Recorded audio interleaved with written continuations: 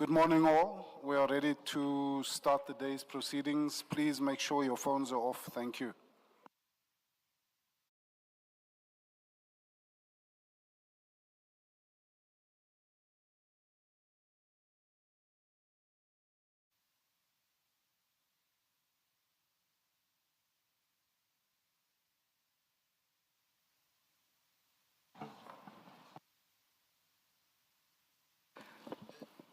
Good morning, Mr. Chaskalsin. Morning, Chair. Good morning, Mrs. Van den Heever. Good morning, Chairperson, Commissioners.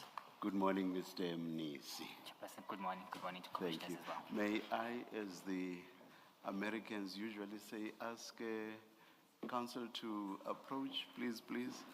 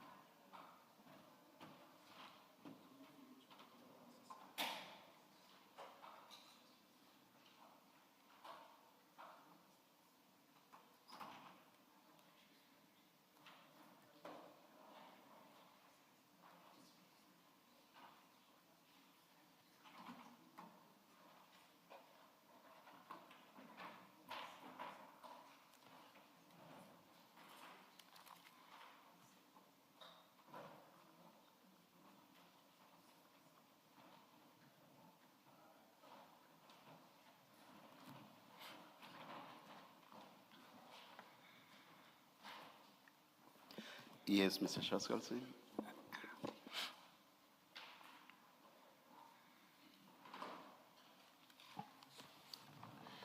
Morning, Mr. Mnisi. Morning, SC. So yesterday we spent the better part of the day dealing with the TMPD-1 tender, and a familiar refrain of yours through that, or through the entire day, was that it was not possible for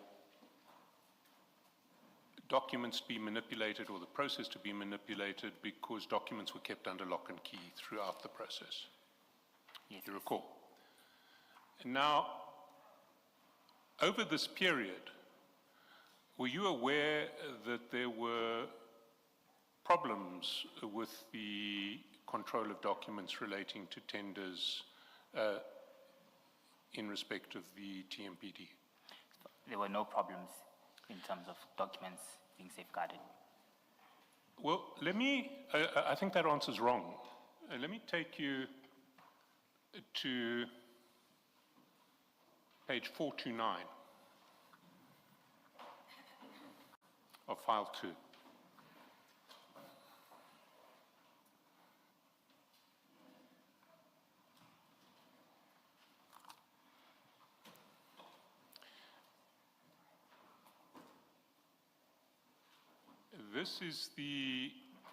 These are the minutes of the BAC, not in relation to TMPD-1, but in relation to TMPD-3. Sorry, SC, I think I lost you. 429 of the second bundle. The second bundle, indeed. My annexures.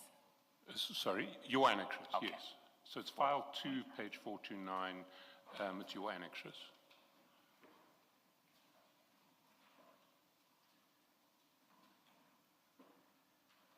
Yes. Now, this is a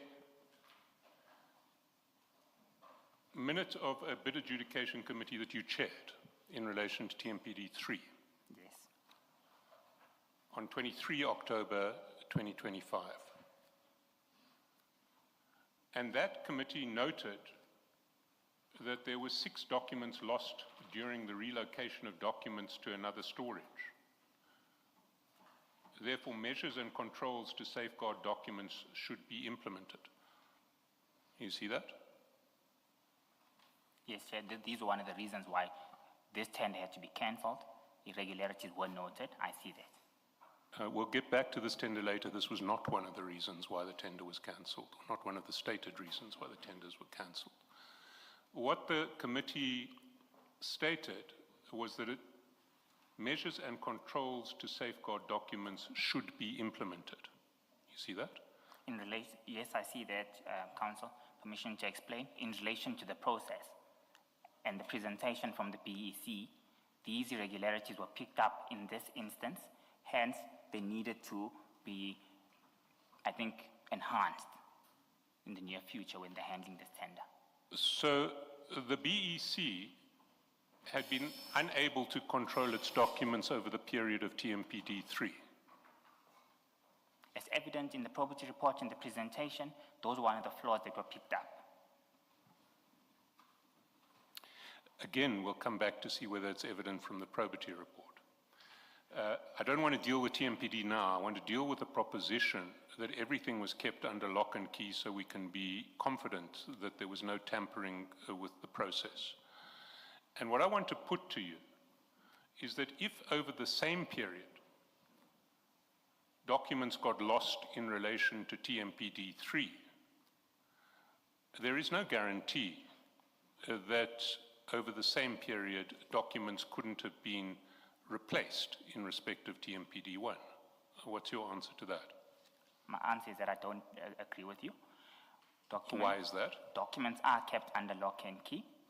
The ability of any committee to pick up any mishap from transferring a set of documents to another is an internal control that's been put in place specifically for that. In terms of transfer of documents, they happen in three ways. Tenders are received, they are stored under lock and key at demand management section. From that point in time, evaluation commences. Same documents are handed over to the bid evaluation committee, still stored under lock and key. Once the probity process starts, similar transfer happens, an individual signs off for it, they are responsible for who can access that particular storage facility, and when they are transferred back again, a similar exercise is done. So in this instance that you are referring to, the BEC came to BAC, presented probity report. Over and above that, they indicated that during the transfer back, either from probity back to BEC, they noted that there were 6 documents that were outstanding. So I disagree with the notion, SC, that documents are never under lock and key. I didn't say the documents weren't never under lock and key.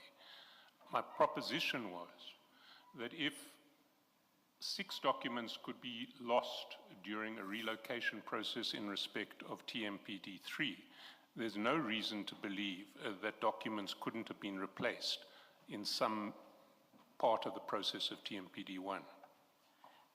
I respectfully disagree with that again, SC. Reason being, you're referring to documents lost at this stage.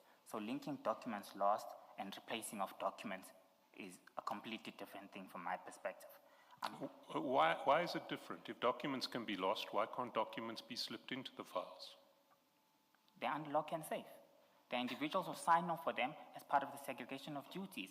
They accept and they make a vow to ensure that they will safeguard these documents and they will ensure that there's nothing that occurs in the form of tampering. So we rely on the delegated powers that we send to various officials as well. Yes, but in this case, despite that vow and despite the protocol of lock and key, 6 documents disappeared. Indeed, and this was a positive thing that we were able to pick this up because it showed that the internal control processes were in place and they're working adequately. We were then able to hold the process accountable. Between probity and BEC upon transfer, we're able to hold an individual accountable for documents that have been lost. And who was held accountable here? I don't recall. Was anybody held accountable? So at this stage, we make recommendations and we send them through to the accounting officer. At this point in time, I don't recall. The recommendation isn't that anyone should be held accountable. The recommendation is that measures and controls to safeguard documents should be implemented. That's true. We are BEC, and as a BEC, we have to make recommendations that will enhance the procurement processes, SC. And what that recommendation presupposes is that the proper measures and controls to safeguard documents had not been implemented in the time leading up to 23 October 2025. Yes, SC, I agree with that, but I would like to make an explanation that documents were lost or could not be found between Probity and BEC after the process was done. Sorry, after? Yes, it was between the transfer process where the Probity report was available. And this is the So it was after Probity had made its report. All of the documents were given to Probity, but they disappeared between Probity and BEC on the way back from Probity. Is that what you're saying? That's the report I received. Well, let's look at the Probity report. Because one of the things that Probity says is, if you go to page 419,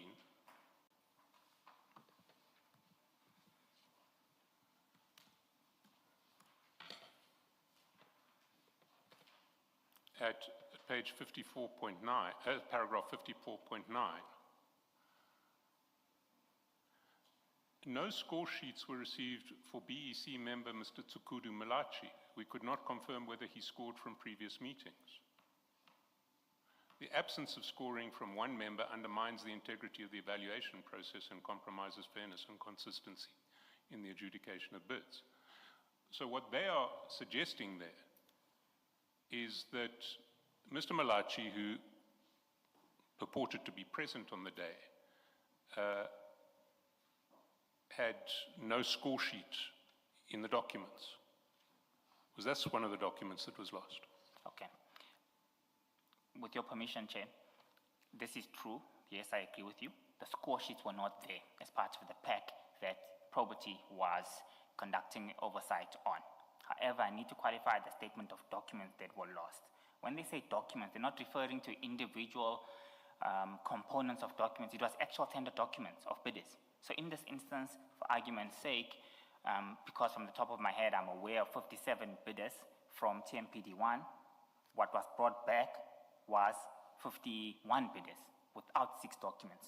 So the resolution in the BAC-SC does not refer to individual documentations.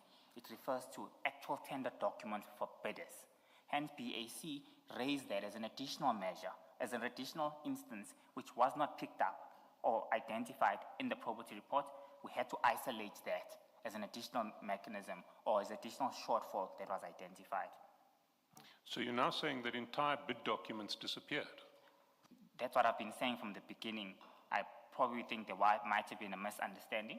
The 6 documents were 6 bidders' documents that couldn't be tracked back between handover from Probity to BEC or vice versa. And are the score sheets supposed to be kept under lock and key? Score sheets are within the same room under lock and key. They should be. So if a score sheet can disappear under lock and key, why can't something else disappear under lock and key? You see, this is where now members of BEC must be accountable for safeguarding certain documents. And these were the major shortcomings that were picked up at this point in time. Yeah, you see, I agree with you. There were major shortcomings. My problem is that when we talk about TMPD1, you want us to approach the issue as though there were no shortcomings at all in relation to the document control process under the BEC. SC, with your permission, I could equally refer you back to the Probity report of TMPD1. And the Probity report of TMPD1 did not identify any shortcomings of that nature. That then, of course, gives me assurance that for TMPD1, there were no shortcomings, documents were validated to be under lock and key, and there were no instances of irregularities that were picked up. Upon evaluation on TMPD3, however, the same exercise is repeated. There must be a test to ensure that documents were still under lock and key and they were safeguarded. For this instance, that test failed, which was then as a result, which was then one of the key factors that led to disqualification. Well, how would Probity ever pick up if there had been a tampering of the process, not in respect of documents disappearing, but in respect of documents being changed before they went to Probity? There's no suggestion that documents were tampered. Well, that's not my question. How would Probity pick up if that had taken place? So as far as I'm concerned, property they utilize a number of systems when they do their work. Within that, they evaluate documents as well. Within that, they could probably have systems to see whether there's been an amendment or a tamper of a document that was there. Now, you see, if one looks at what Sergeant Nkosi was doing and wanted,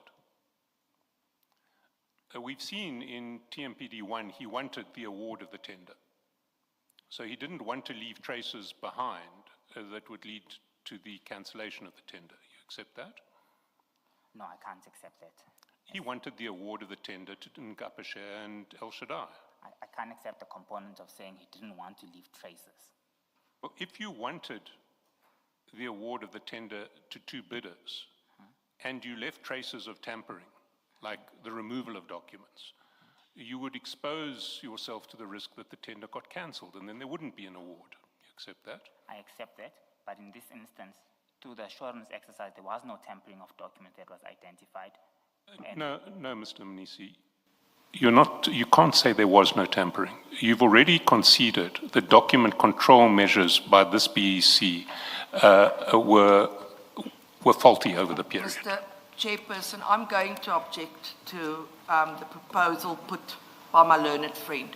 If it's my learned friend's case that there was indeed tampering, then he should deal with it in that regard. He's currently speculating and putting speculations to the witness. And that's not my understanding of what the Commission's work is. The Commission's work is not to speculate when you put proposals to witnesses.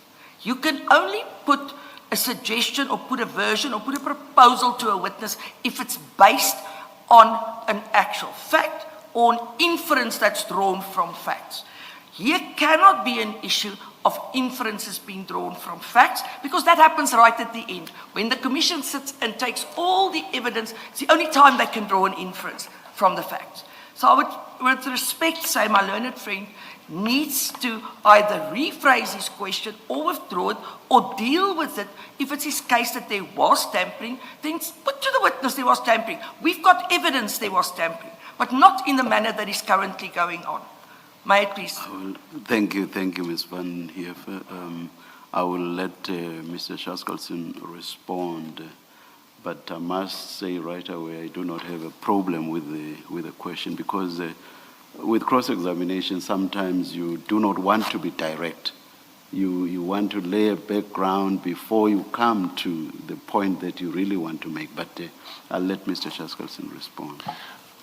Chair, I'm simply testing the proposition that the witness, the refrain of the witness from yesterday, that none of this could happen because everything was under lock and key.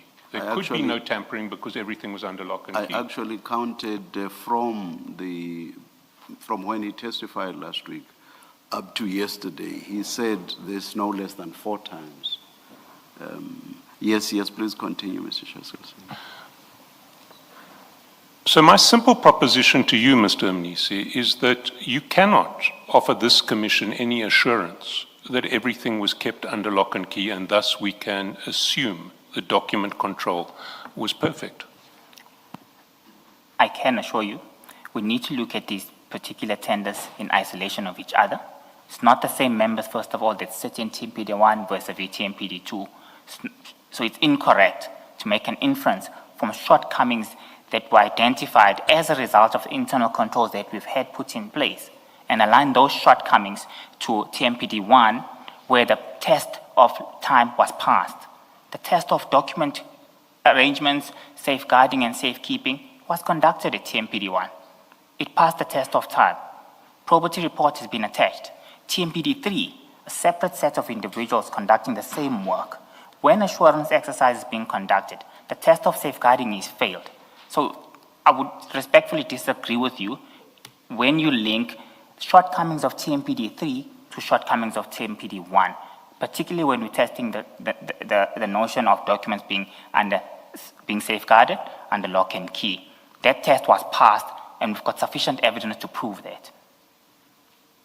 Well, I'll leave it here. I've put the proposition. I'll leave the commissioners to reach whatever conclusions they want to reach. I want now to go to TMPD3 because there is a fundamental difference between TMPD 3 and TMPD 1 in relation to Sergeant Nkosi.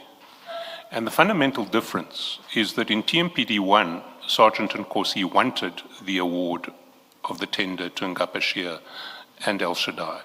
And in TMPD 3, he wanted the cancellation of the award. Let's look at the chronology. And the easiest place to see the chronology of TMPD 3 is the probity report on TMPD, which is GM20. It's at page 403, where it starts. And it deals with the chronology from page 416. So I just want to get clarity first on the chronology, and if you have difficulties with any of the stages in the chronology that I'm going to put to you, indicate them. Paragraph 46, the bid was advertised on the 12th of December 2024 with a closing date of 21 February. You confirm that was correct? What page are you on, SC? 416. 12th of December, 21st of February, yes. The bid expiry date at the foot of the page, 47.3, was 21 May. I agree. If we go down to 418, we see that the BEC met on numerous days starting on the 24th of March and ending on the 7th of May. Can you confirm that's correct? I confirm that as per page 417. Well, ending on the 7th of May is incorrect because there was a meeting of 28 May where the recommendation was made. 54.5. Signed minutes for 28th May where the committee was recommending tender. You see that? I see that on page 418.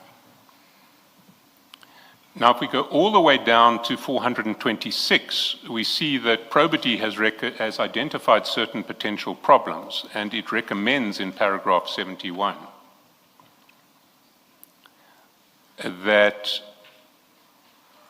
the BEC considers our observations with the intention of curing them before submitting the report to BAC, and BAC satisfies itself that the observed defects have been sufficiently cured when the BEC report is tabled. So the position of probity was that nothing that it had identified was irreparable. I disagree with you, SC. What would the purpose of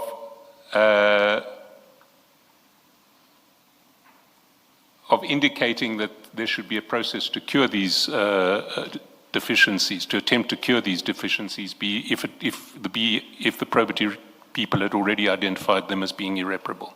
Perfect. SC, firstly, 406 gives a detailed summary of the findings that were identified by a probity report. In terms of those findings, the recommendation is cure matters that are curable. There are instances where matters can't be cured.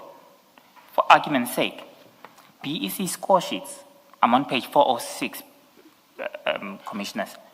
It states, BEC score sheets are dated 29th of May. However, there are no minutes to support the assumption that there was a BEC meeting on the 29th of May. This is not curable. The only way to cure a finding of this nature is to recreate minutes and then attach them. So, which wasn't a plausible mechanism of regularizing a tender with shortcomings. Just raising this as one of the obvious matters which are uncurable. The second one I want to bring... Can I take you up there? What if it turns out, as it seems to be, that there were in fact minutes, their minutes were just incorrectly dated 28th May, because the minutes of 28th May reflect the recommendation. And unless there was an out-and-out fraud in this case, and a very clumsy fraud, it is not possible for the recommendation to have been made before the score sheets, the scoring process had taken place. As in normal instances, probity reporting team as well as the BEC meet before the reports are finalized. Findings are put towards them.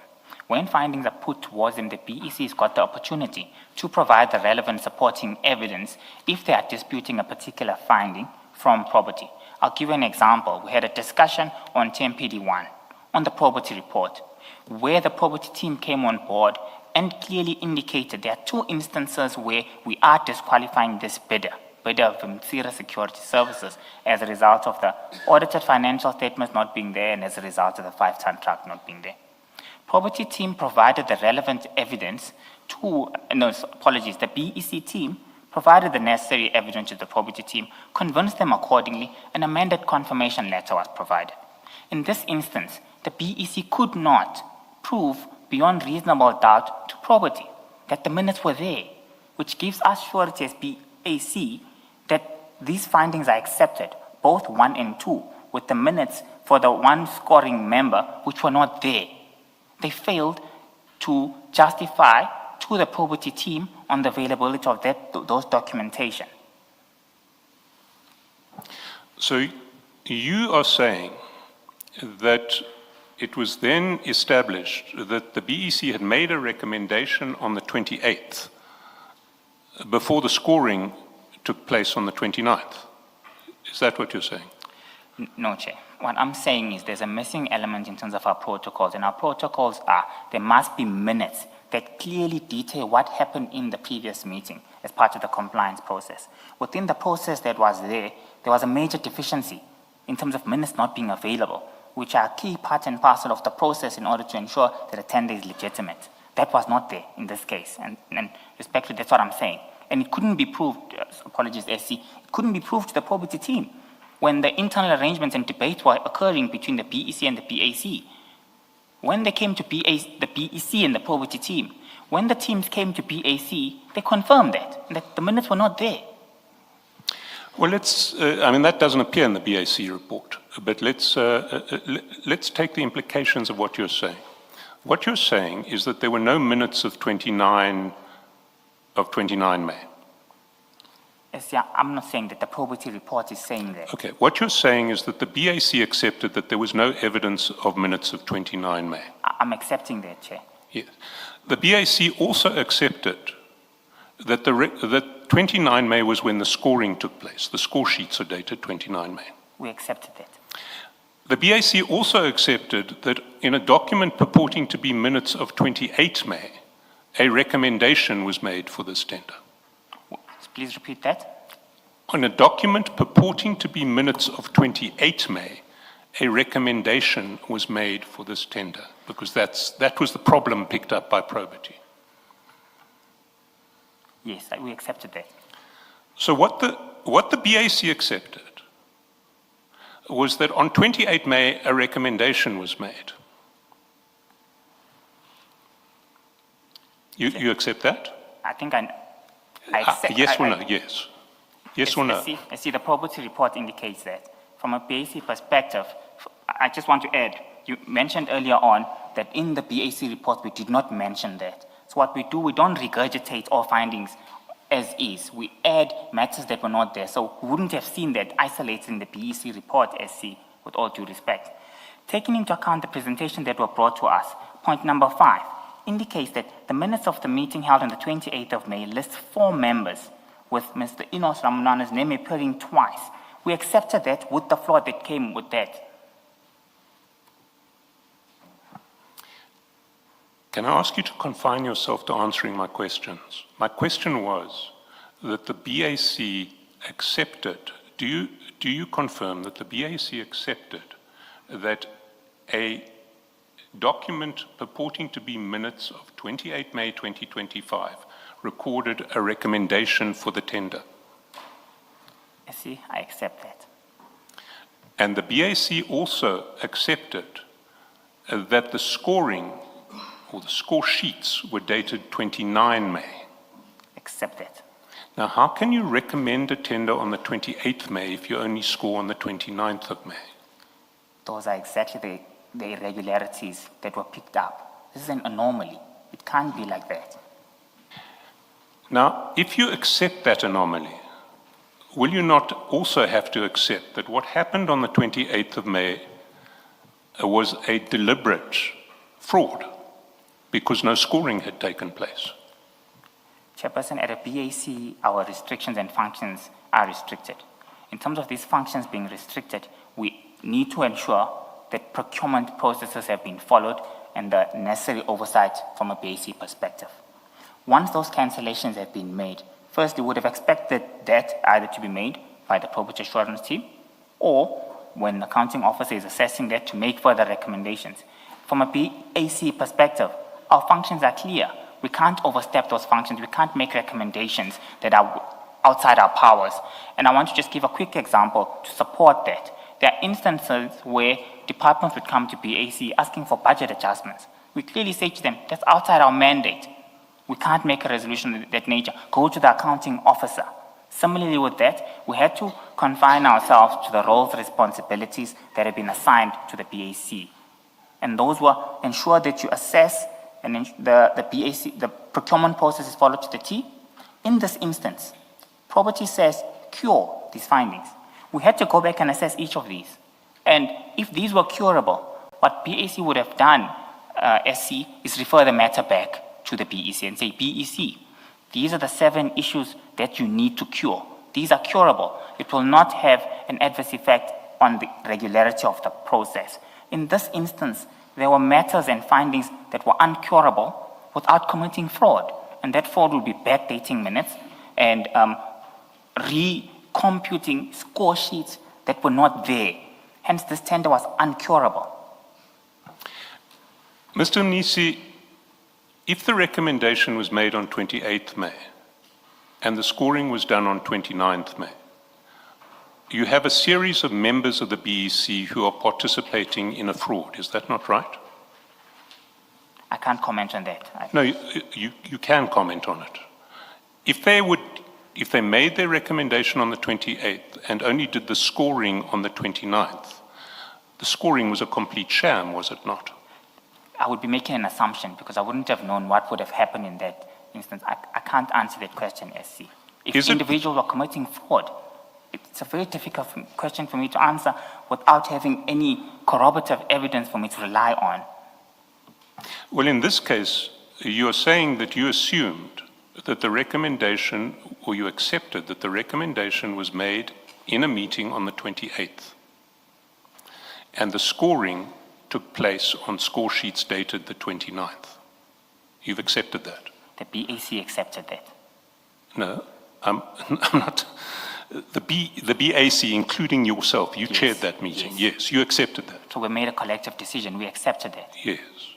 So you accepted that scoring took place on the 29th, although the recommendation had already been made the previous day. Now, how can you make a recommendation? Don't nod, Mr. Mnisi, please. Sorry, Commissioner. I understand the nod to be a yes. Oh, apologies. I'm trying to concentrate, Commissioner. Apologies. Yeah. No need to apologize. Thank you. So you accepted that a recommendation was made on the 28th. And then the next day, the people who had made the recommendation purported to score the bids that they, in respect of a tender where they'd already made a recommendation. We accept that, and it's an anomaly. Now, let's assume that those facts are correct, because you've accepted them. Are we not looking at a fraud? The facts are correct, because Yes. we've seen this having been validated by the third party. There's no way that a report can be produced on the 28th, but the minutes are scored on the next day. It's a major anomaly from our perspective. For me, there needs to be an investigation firstly on that, which will now give me guidance that indeed fraud was committed. I don't have sufficient evidence to make that conclusion. The only conclusion I can make is that there's an irregularity here. It's a major cause of concern. Did you instruct any investigation? No, outside the BAC, I didn't. Sorry, Mr. Mnisi, I find that very difficult to accept. Are you suggesting to me that when the BAC sees prima facie evidence of fraud and makes a decision on the basis of facts that prima facie indicate fraud, you can't instruct any investigation? At this point in time, there's no prima facie evidence except for a finding. The finding that is raised is that as the probate team would pick this up, if there was prima facie evidence, the probate team would have raised it and made those attachments accordingly, which would have then empowered me or us as BAC to act on that accordingly. You see, Sir, I don't understand that answer. You are in the BAC, you have the probity report. Yes. It tells you these facts that are being put to you.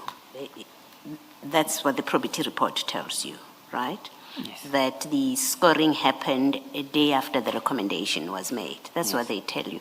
I don't understand why you have a difficulty with conceding or accepting that with those facts, if that's what happened, what the probity has established is a fact, which you accepted at the BAC as what has happened, that constitutes a fraud. That must be investigated, not only because you're chairperson of the BAC, but also as CFO, you are responsible for the procurement, the integrity of your procurement processes. Why are you struggling to accept that it constitutes a fraud if it happened the way that probity has recorded it to have happened and that the BAC accepted to have happened? Commissioner, I'm not struggling. Yes, the answer is yes. In the context of us sitting at BAC, we received finding number 1 on 406. It says the BEC score sheets are dated and signed on the 29th of May. However, there are no minutes to support the assumption that the BEC meeting that there was a BEC meeting on the 29th of May. Yes. We accept that it raises alarms for us, Yes. and those alarms lead to a cancellation confined to the roles and responsibility of BAC. When we are discussing this matter now, of course I need to further have prima facie evidence to escalate the matter further, but I'm agreeing with you that when we are having more discussions and deliberating further in this matter, it does seem like it's constituting fraud. Yes. I'm just at a stage where I don't have prima facie evidence You as a do- result of this finding to You conclusive. do have prima facie evidence. You've got probity assurance, right? Yes. Which is part of your system, so of your evaluation system, or even adjudication system. You have them. They've done the work. They've looked at the documents. They report that there is this irregularity, and they report it as a fact, irregularity. That's prima facie evidence that requires you to investigate, that requires an investigation, 1. 2, that qualifies you to say it looks like fraud was committed here. We may need to investigate it further, but surely you have to easily be able to say, yes, it does suggest a fraud. I'm battling with why are you struggling to accept the proposition that is being made to you, because it seems to be a reasonable proposition being made to you that it suggests a fraud. I agree with that. Okay. My answer is yes. All right. Thank you. Thanks, Mr. Jaskalson. Commissioner, if I can Yes, just you may. expand with Yes, your you may. permission, please. At the point of BAC conducting our work, this led to the cancellation. So we took that into account and we acted accordingly.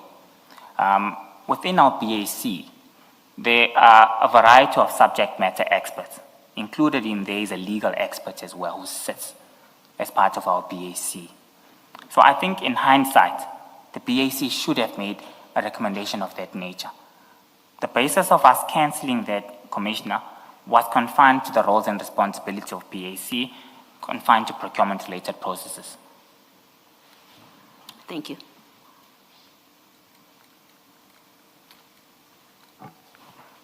if we go to your BAC cancellation report, I've already indicated to you that it was noted that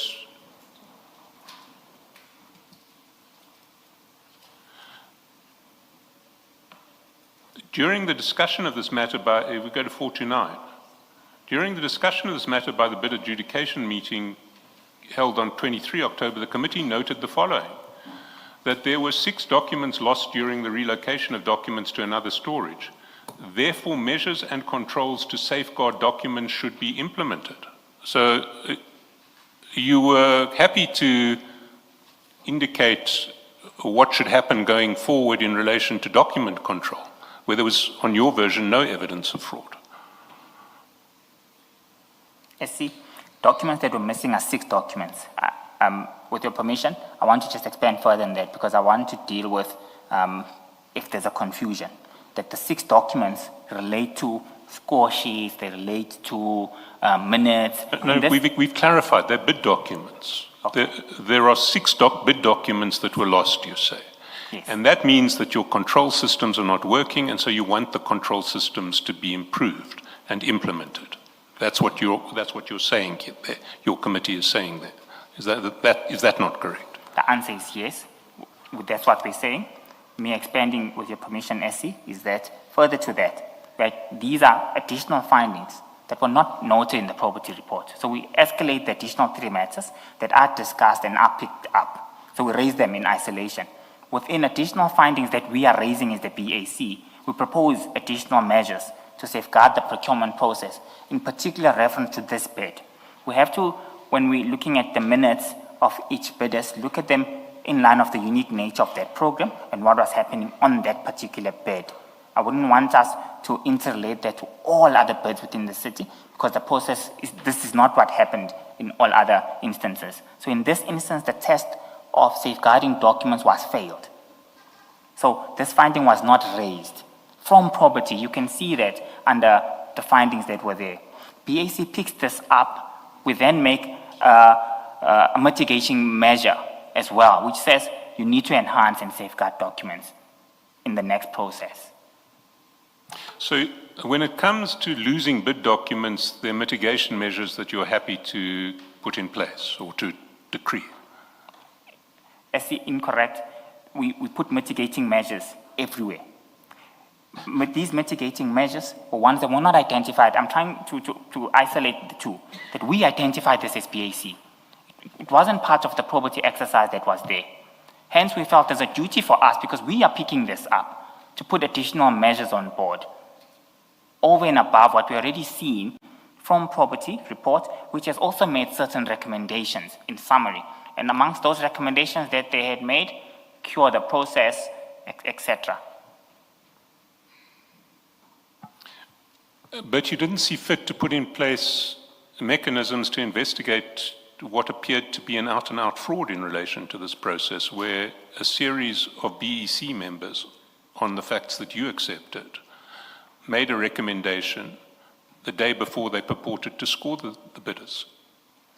See, at that point in time, we confined ourselves to procurement-related matters. In hindsight, I'm agreeing that as a BAC, we should have considered that, and it's a matter that should have been raised.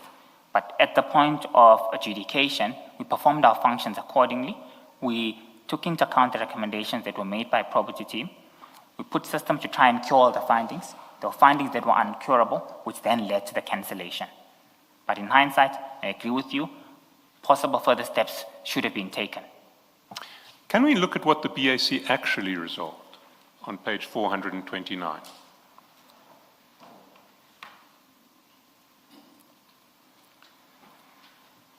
So there's a recordal of what the BEC discussed. During the discussion of this matter by the bid adjudication meeting held on 23 October, the committee noted the following. First bullet point, there were 6 documents lost during the relocation of documents to another storage. Therefore, measures and controls to safeguard documents should be implemented. We've dealt with that.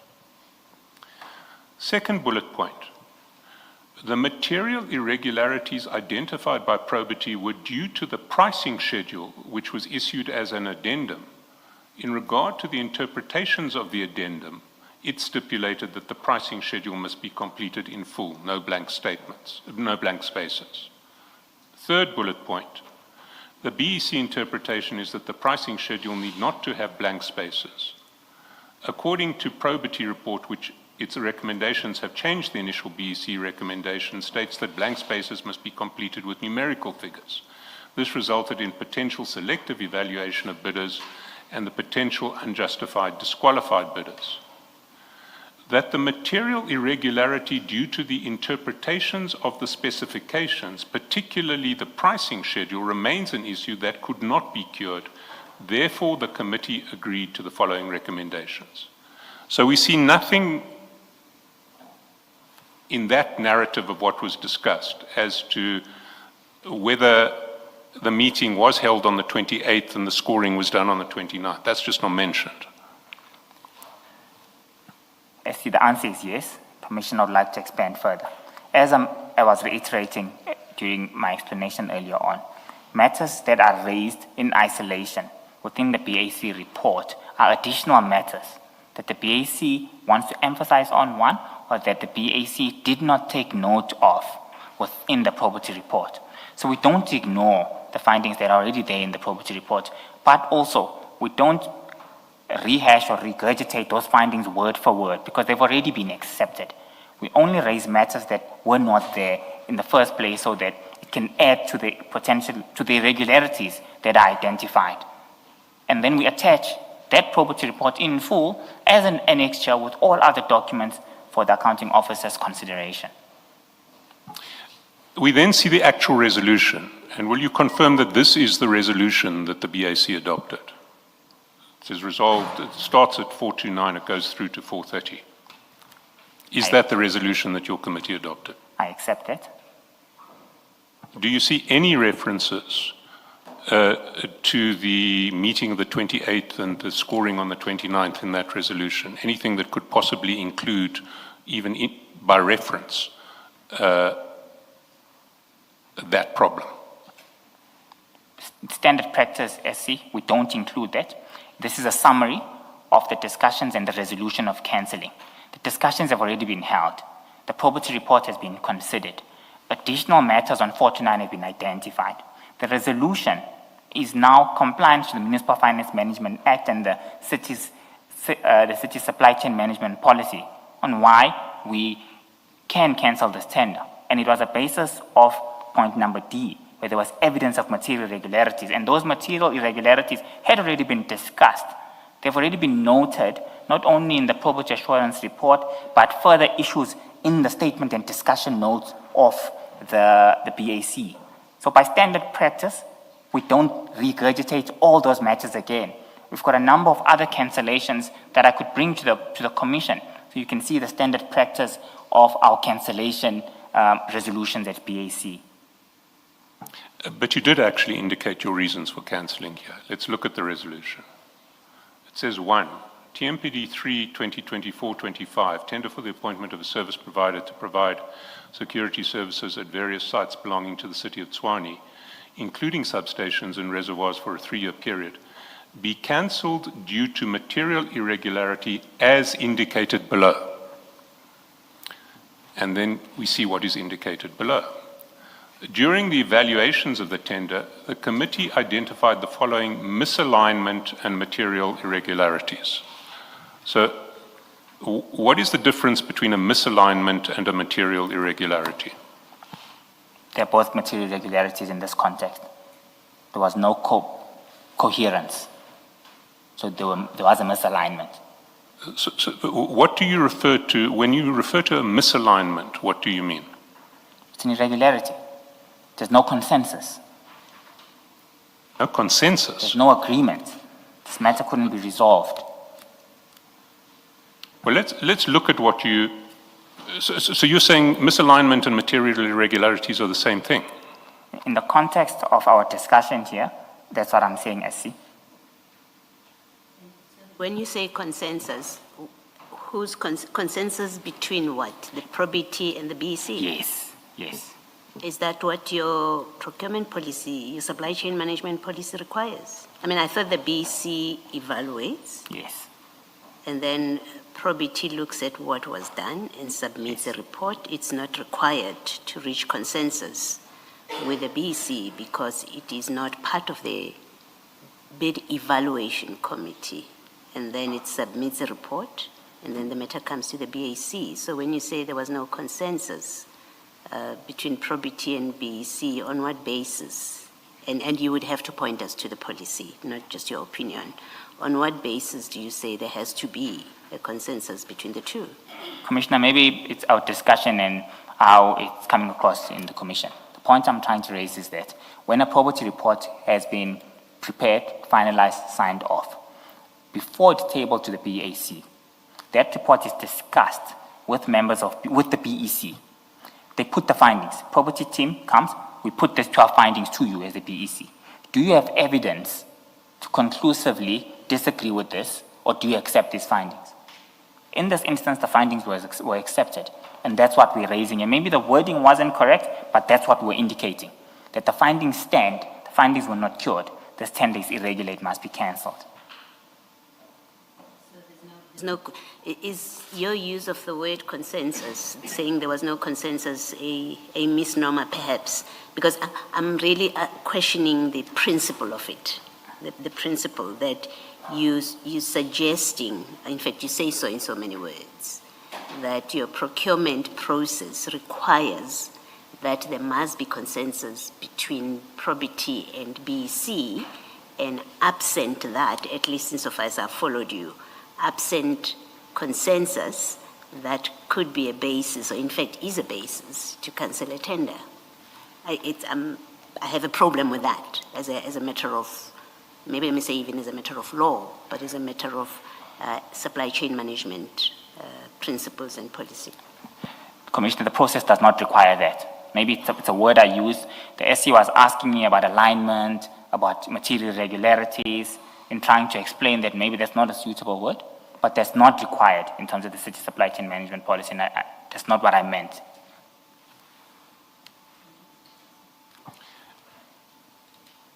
Your resolution says that your decision to cancel was due to material irregularity as indicated below. And there are 3 bullet points which provide the indication. The first says that during the meeting between the BEC and probity teams on 26 August, it became apparent that there were multiple interpretations of the specifications, particularly the pricing schedule, which was issued as an addendum. In regard to the interpretations of the addendum, it stipulated that the pricing schedule must be completed in full brackets, no blank spaces. The BEC interpretation is the pricing schedule need not to have blank spaces. According to probity team, the blank spaces must be completed with numerical figures. So there is a dispute as to what the requirements are between BEC and probity. Probity says you've got to fill in a 0 when your pricing on a certain matter is 0. BEC says provided you don't leave blank spaces, for instance by just drawing a line through the space where you have nothing to price, that's compliant. There's that difference between the two. You see that? I see that. And is that what was being referred to there? As additional findings that were not clearly articulated in the probity report, these were additional measures that we were isolating as the BAC. That's not what the resolution says at all. What the resolution says doesn't refer to the probity report. It refers as forming the primary basis. It says the tender be cancelled due to material irregularity as indicated below. And then this is the first one. It doesn't say be cancelled due to material irregularity as set out in the probity report and in addition as indicated below. So I'm trying to clarify that there was no need to say that it was already accepted. The probity report was not disputed. The probity report was already accepted by the BEC included. And in actual fact, the report when it came to BAC, it came with an acceptance of the findings and an acknowledgement by BEC of the shortcomings that were there. When it comes to BAC, it does not come with a recommendation, SC. The BEC reports already come to BAC having acknowledged the shortcomings that were agreed upon, that were presented to them by probity. BAC, through the discussions, notes that there are additional issues that we've captured on page 429 and at the top of 430 that need to be emphasized on. Add those. It already came to BAC as a cancellation. So BAC did not change the decision of BEC. It came to BAC, agreed that it must be cancelled because those matters can't be cured. That's not what your resolution says at all. Let's look at what your resolution says. We've dealt with the first material irregularity or alleged material irregularity identified in the resolution. Can I just look at this? Why was this an irreparable problem? One of the interpretations was going to be right, the other one was going to be wrong. Why couldn't the BAC take a decision on which the right one was and then act accordingly? We did take a decision, the right one was that of probity. Okay, and so then you can cure. You can disqualify the people who should have been disqualified according to probity, and you can mark the rest. However, there are two findings that were raised that are uncurable. It would be a fruitless exercise referring a team back to go and cure matters in isolation, where other matters can't be cured. So even if BAC took a decision to refer this back, cure these irregularities, it would have came back and been cancelled in any case as a result of findings number 1 and 2. It would have been a time waster. Well, I'm confining myself to what the resolution actually says, as opposed to what you'd like us to believe the resolution meant. The first reason for cancelling is a difference in interpretation between BEC and BAC, BEC and probity. You have confirmed that BAC accepted that probity was right. So, can you confirm that? I can confirm that. Now, if just looking at this in isolation, not looking at anything else, if probity was right, this was a curable problem, looking at it in isolation. You're nodding your head. Can I get confirmation that this is correct? No, I'm listening. Apologies. I think it's a bad habit that I have when I listen, I nod my head. Apologies. So if probity was right, and if BAC agreed that probity was right, this was a curable problem. You could disqualify the people who probity said should have been disqualified, and you could have marked the rest. The answer is yes. Can I please explain further? I'm taking them each in isolation. You can explain at the end. Please allow me to do that. I need to state this point. It's extremely important for me. So SC, when you are doing supply chain management processes, you can't look at matters in isolation of each other. So I just want to give that overview that indeed you are correct. This is a matter that could have been cured. However, procurement process is the entire picture. It's not certain aspects. That's why we have administrative, mandatory, and evaluation-related criteria. That if an individual is compliant in one aspect, we can't just look at that aspect in isolation of the entire picture. So with this instance, with all due respect, we had to look at the entire picture, and the entire picture included the uncurable matters as raised by probity team. Yeah, we'll get to the entire picture at the end. For now, I want to focus on each of the individual reasons given by the BAC in its resolution. We've dealt with the first one. You've accepted the first one was curable. Let's look at the second one. The specifications stipulate that some areas do not require armed guards, whereas the mandatory requirement dictate that bidders who do not submit firearm licenses as part of their bid would be disqualified. Therefore, it is disadvantaging those who do not have firearm licenses. So that was your second reason. Now, this is something that presumably should have been picked up in the bid specification committee a year previously. What's your comment on that? My comment on that, SE, is that I can't say it could have been picked up at that point because that BSC committee is made up of a multitude of individuals, specialists as well, including TMPD. So I'm not aware of the reason behind them not including that at that point in time. However, I just want to add that whilst we are looking at these matters individually, I agree with you. However, these are not the only reasons that led to this cancellation. You're going to have the opportunity to explain that at the end, but I now want to confine myself to what the resolution says as opposed to what you might have wanted it to say. So the second one, it says, the mandatory requirements dictate that bidders who do not submit firearm licenses as part of their bid would be disqualified, so it's disadvantaging those who don't have firearm licenses.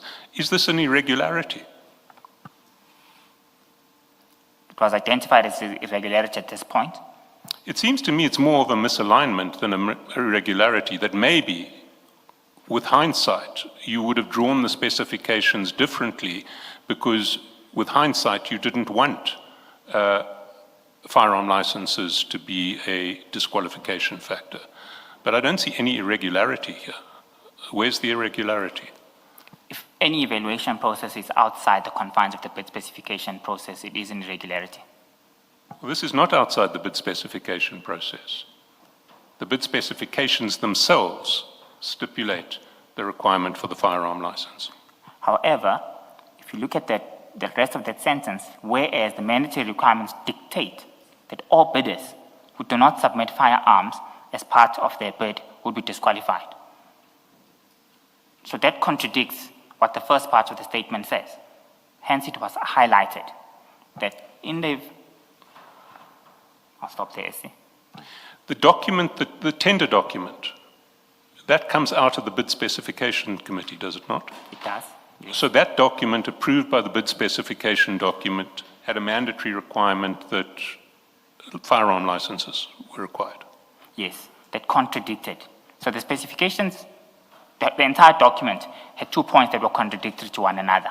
The first is that specifications stipulate that some areas do not need armed guards, and it must be clear. However, in the mandatory requirements, the same document now dictates that bidders who don't submit firearm licenses must be disqualified. The problem was that there would be bidders who say, I will refer you to clause 3.5, imaginary, of this specification and this document. It says here, not all areas require firearms. So why are you now disqualifying us as a result of the second mandatory requirement? But that is a mandatory requirement that the bidders are alerted to. In the bid document, it says, mandatory requirement firearm license. Yes, it's part and parcel of that. Within the specifications, the requirement of firearms within this mandatory was also a requirement.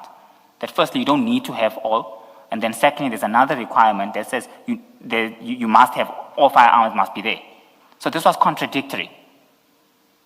And is that not something that should have been that it was capable of being clarified at those meetings where you, I forget what they're called, but you know, where you call all of the bidders in to get an explanation? The briefing, the tender briefing. I'm not certain. I don't sit in those If you are a meetings. bidder and you are confused, do I need a firearm license? Do I not need a firearm license? Is it not incumbent on you to raise that at the briefing meeting, the compulsory briefing meeting that you must attend? In some instances, yes, some bidders raise that. However, in some instances after the fact, when a bidder has not been awarded and has been disqualified for this reason, it might be an issue for the city. Why would it be an issue for the city? The bid specification document has a section where it says mandatory requirements. And in those mandatory requirements, it says firearm licenses required. If you're a bidder and you look at the document, you look at what the mandatory requirements are. Even if the mandatory requirements don't make sense, you know that if you don't meet those requirements, you're going to be disqualified. Is that not correct? That's correct. However, I would like to add, please, SC. The reason why I'm adding is that if the document on its own is contradictory, if a bidder is unsuccessful, and these were amongst the reasons that were outlaid as part of their disqualification, unhappy bidders, unfortunately, are highly litigious. We've seen in the past that this exact same tender was taken to court, irregularities were identified, it was, I think, cancelled from that point. From a high court perspective, I'm not sure of the details, but I'm aware of a situation of this nature. So in this instance, we had to make sure that all issues of concerns and all gaps have been covered accordingly. So this was a major contradictory, which could have opened up the city to litigations. It is a highly litigated tender. We've seen in the past the interest that it goes along with this. Hence, the contradictory could have been an issue that's problematic, particularly for bidders who are not awarded and were disqualified for this reason. They would want to take the city on. Mr. Mnisi, which document was contradictory? The tender document You say itself. if the document is contradictory, which document is contradictory? It was the actual tender document. The invitation to tender. The invitation to tender, the specifications within the evaluation criteria, the actual tender documents. So the specification that says some areas do not require armed guards, You're saying that was in the published tender? Yes. Yes, but why is it contradictory that you've got that which says some areas don't require that, and yet the client says we require everybody to have a firearm as a mandatory requirement, even though some sections or some sites they have determined would not require firearms? Why is that a contradiction? The contradiction came in the form within those discussions that you now need to be clear which of those sites wouldn't require firearms. This is taken into account that you might need 100 firearms. Some companies might have 50 firearms. If that distinction is not there, it could be an area of concern. So the distinction in terms of the mandatory requirement, there needed to be a split. In terms of the areas which would require firearms and the areas which would not require firearms. Then it will be easy for the bid evaluation committee to look at a bidder's submission and say, you have submitted a document with 100 firearm licenses. You, however, have submitted a bid with 50 firearm licenses. Yes, you've got firearm licenses, but it's not sufficient. That distinction needed to be there. No, I'm still at the contradiction. If the advertised tender informs bidders what is required, yes, it has a line somewhere which says not all areas will require armed guards, but the bid document, that same document, is very clear to all bidders, everybody who bids, that everyone who submits a bid must submit firearm licenses. What is the problem? I don't understand the problem that you're raising about that, because bidders, as a rule of fairness, fair procurement, bidders must be informed what is required of them. That bid document does inform them that you must submit firearm licenses. I don't see why you have a problem with the fact that elsewhere that document has said something to the effect that some areas won't require armed guards. I don't understand that, and that becomes a reason, another reason to cancel this tender. Well, Commissioner, I think these were discussions that were held at BAC.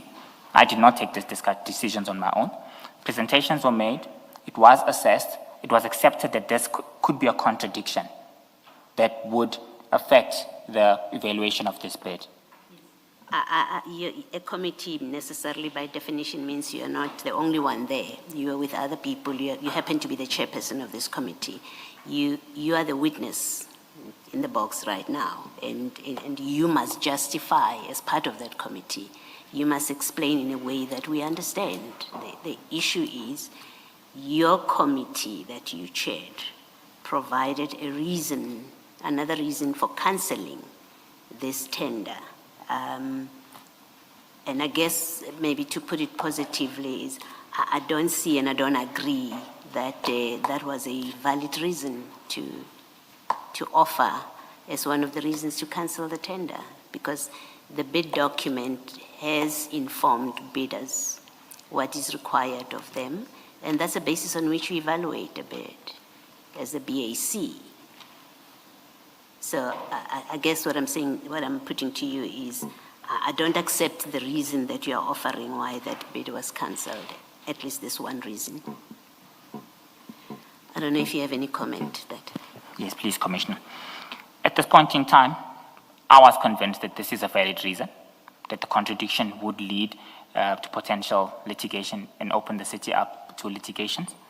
I was further convinced that it would be an additional matter to accept and to highlight as part and parcel of the myriad of other irregularities that were identified at this point in time. Thanks. But let me take it further. This is for ad hoc security services, is it not? You're going to appoint a panel, and then you can call on them to perform security services as and when needed at various properties of the city. As far as I'm concerned, this is for watchman services. It's an ad hoc security service. My answer is, as far as I'm concerned, this is watchman services. TMPD chooses whether they would like to use this for ad hoc security services or advertise another tender for ad hoc security services. But the content of this tender was for watchman services and replacing the existing tender that was there, not specifically for ad hoc. It was to guard all 30 sites. All 30 sites.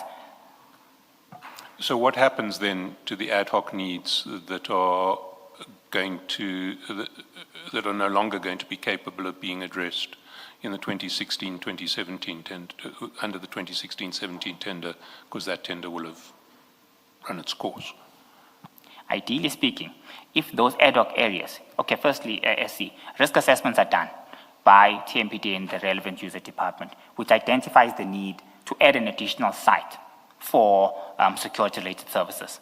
So at this point in time, risk assessments have been concluded. All sites that are deemed important have been included on this.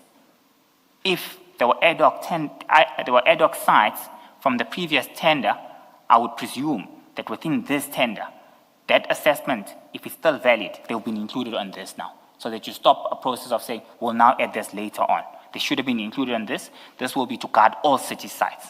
And if in the near future, if this tender was successful, another site which wasn't included as part of this bid is identified, TMPD and the relevant user department have discretion to conduct their own risk assessment and decide whether it is a valid point to have another ad hoc service on that point. But for this tender, all key and essential sites would have been taken into account. Even so, why is it an irregularity to say some of our sites are going to need armed guards, some are not? We want a security company to be able to service all of our sites depending on where we place them. I see, my answer is that at the time when the report was being considered, this was a valid contradiction from mine and the BAC's perspective. And this was a valid flaw that needed to be highlighted as part and parcel of the myriad of other matters that had already been raised. Well, I want to put it to you that this is not a material irregularity at all. Certainly not one that in its own right would justify cancellation of a tender. What's your response to that? I respectfully disagree with you, SC, on the basis that when we looked at this, it was a valid contradiction. The presentations, I might not recall verbatim what the outcomes of the discussions were and what the main reason was that led us to isolating this as an additional issue. But it was of high concern, and that contradiction was raised at that point in time as a key issue that must be highlighted, which might not have received the necessary highlights from the probity team. And this, just to add, it was an additional matter. There were more than 12 other findings that had already been raised by the probity team. Amongst those, there were essential matters that couldn't be cured. So this is now raising every single issue that's there. This is another issue. We have to raise this thing accordingly. This is why I'm saying that. Some instances were also taken to court for cancelling tenders. So we need to ensure that we have covered all angles and all loopholes that have been identified. So you throw in every single additional issue that you think is a reason that's valid to justify this cancellation. You keep on speaking about additional reasons, but if one looks at the resolution, which is the decision of the committee, these are the only reasons given. I did respond to that matter, that the probity report BAC has already discussed all findings that were there. As standard, we don't regurgitate and repeat all those findings again onto this report. The BAC report is just a summary of the discussions that were raised. The attachments, which include the detailed BEC report as well as the actual probity report, are part and parcel of the entire pack. So this doesn't mean they're disregarded. So I'm explaining it in that way, that these are additional matters. It might not be clear in terms of the writing that's there, but the context and sequence of events were raising additional matters that were not raised in the probity report. You talked about being taken to court on other cases in relation to cancellations. You must then know that when you get taken to court for an administrative act of cancelling a tender, your decision stands or falls by the reasons that are given for it. And if we look at these reasons, the only reasons that are given for it are these 3 bullet points. These are not the only reasons. These are additional reasons. They are reasons. I'm just trying to put a point. Sorry, Mr. Mnisi, look at the document. This records the decision of the committee. Where do you see any other reasons reflected in the document that records the decision of the committee? I respectfully disagree on that conclusion. I'm trying to explain how BAC operates and how we do. Don't disagree, just answer my question. Where in the document do you see any reference to reasons other than the 3 bullet points? With all due respect, SC, I will refer you to the probity report, which is an It's attachment. not in the document. Refer me to the decision of the committee. Where in the decision of the committee do you see a reference to any other reasons? SC, my answer to that is the reasons to that are not there. I can't refer you to a page. With respect, may I please Thank you, that's all I qualify? needed. We've had the speeches already, that's all I needed. So nowhere in the document that records the decision of the committee is there a reference to any other reason other than these 3. SC, my answer to that is yes. May I please have permission to expand?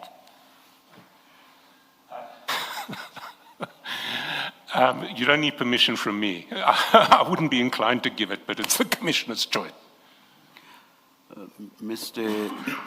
Mnisi, I will allow you to explain, but you make a habit of giving explanations for all the responses or answers that you give, even to questions that do not require explanations.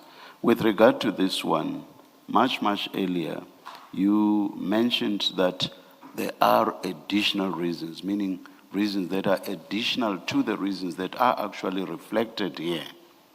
Now, Mr. Shaskalson is asking you a simple question as to whether there are reasons that are additional to the reasons that we see here. Yeah, I just find the need for an explanation in this context not understandable, but I've said I will allow you to explain. Do you want Mr. Shaskalson to repeat the question, or can you go ahead and give the explanation you want to give? Can I please go ahead, Chair? Yes, but please, Mr. Mnisi, bear in mind what I've said at the beginning of this comment, which is that try to avoid giving explanations even where they are not necessary. And quite a number of times, explanations have not been necessary at all. Don't understand this to be a gag on you and on the testimony you want to give, but we have limited time. So please do not explain what does not need to be explained. But go ahead with this explanation. Chairperson, first let me profusely apologize to you. I in no way or fashion intend on wasting the Commissioner's time at all. And I want to emphatically apologize on that. The reason for explaining is when the conclusion from the Senior Counsel disregards the explanation that I had given. For the record, I would have just requested that permission to clarify that yes, he is disagreeing with that. I can't falter him on that, but I need to explain the business of the day. Please go ahead and explain. Thank you, Chair. And in this instance, I agree with the Senior Counsel that on the resolution, it's not there, I've agreed. My explanation further was that may we please, Senior Counsel, consider that with the probity report and the explanation that I've given. For the record, so it's clear that, yes, this is how we're resolving. However, that's how BAC operates, and that's how we do the business of council. And I thought it's very clear, it's very wise for me to also bring that for the Commission to understand. Do you mean this is, when you say this is how you conduct the business of the BAC, do you mean when the BAC makes resolutions, it does not include in those resolutions some of the reasons that informed the resolution? So it states some, but deliberately leaves out some, or others rather.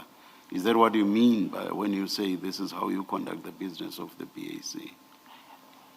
Chairperson, yes. They raise additional matters that were not raised in the probity, but the probity report is an attachment. So you don't disregard them. We just don't repeat them. Yes, Mr. Shaskalson. Let's look at your third additional reason. The specifications were silent on the CRF pricing guidelines that should be considered. So what does this mean?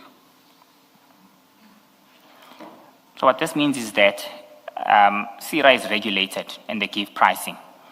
So the document in its own was not clear whether that would be taken into account. Again, this was one of the additional reasons that were just brought on board, and that's what it meant. Why is that a material irregularity? Because this is a regulated area from a pricing perspective, so we need to be clear that we're not going to follow those potential pricing that are regulated by CIRA. Sorry, you're not going to follow potential pricing that's regulated by CIRA? The specifications were silent on the CIRA pricing guidelines that should be considered. The document in itself and the specifications did not have a clear indication on what happens on the regulations of CIRA and the prices that are there. So what? I mean, why is that irregular? You're going to assess these bidders on price and BE after you've excluded people who don't qualify. So you will see what the best price is and you will award to the best price. Why do you have to refer to CIRA guidelines? It was an additional issue that was raised over and above the myriad of issues that were there. Hence, at that point in time, it was deemed valid that when the new specifications are presented, and the reason why we bring them on board is that when the new specifications are being compiled, because this tender is being cancelled now, they need to ensure that all potential loopholes would have been covered, including these. So at that point in time, this was an additional reason that was identified. I can understand half of that. If you're thinking ahead and you're thinking to how you want to rewrite specifications in a new bid that will come out after this one is cancelled, I can understand you may want to refer to CIRA guidelines. So that I can understand. What I can't understand is why you regard the failure to refer to CIRA guidelines as an irregularity that justifies cancellation of this bid. Thanks, SC. During these discussions, these were additional issues that were identified. And there was a consensus and agreement amongst members of BAC, chaired by myself, that this should be highlighted as an additional matter that must be improved upon and would lead to the material irregularities and cancellation. Sorry, but why is it, I mean, we've heard that answer several times now, but you haven't addressed my question, which is, why is it a material irregularity? What is irregular about it? It's a loophole in the specifications. What is the loophole in the specifications that renders this irregular? CIRA has got strict guidelines on how much you need to pay per guard. If the document of the city is saying, regardless of the strict guidelines that we have, we will accept our own prices on this matter. Though that was silent on the city's specification document, and all this is saying is that what should have been clearly indicate, because these are specialists of CIRA, they are aware of how the industry operates, to avoid a situation where we award a bidder, then comes award date, he then tells us, CIRA says, you need to pay me this amount of money, these are the regulations. So it was a form of binding bidders to whatever price that they'll bring on board to the city. Because in most instances, I will suspect that there will be, the reason the city didn't have or go with CIRA rates is that we wanted to get cheaper prices, wanted to get a competitive bid. So that was there to safeguard the city in the instance of that as well. That we need to be clear that when it's time for anniversary, bidders don't take us on in terms of guidelines of CIRA.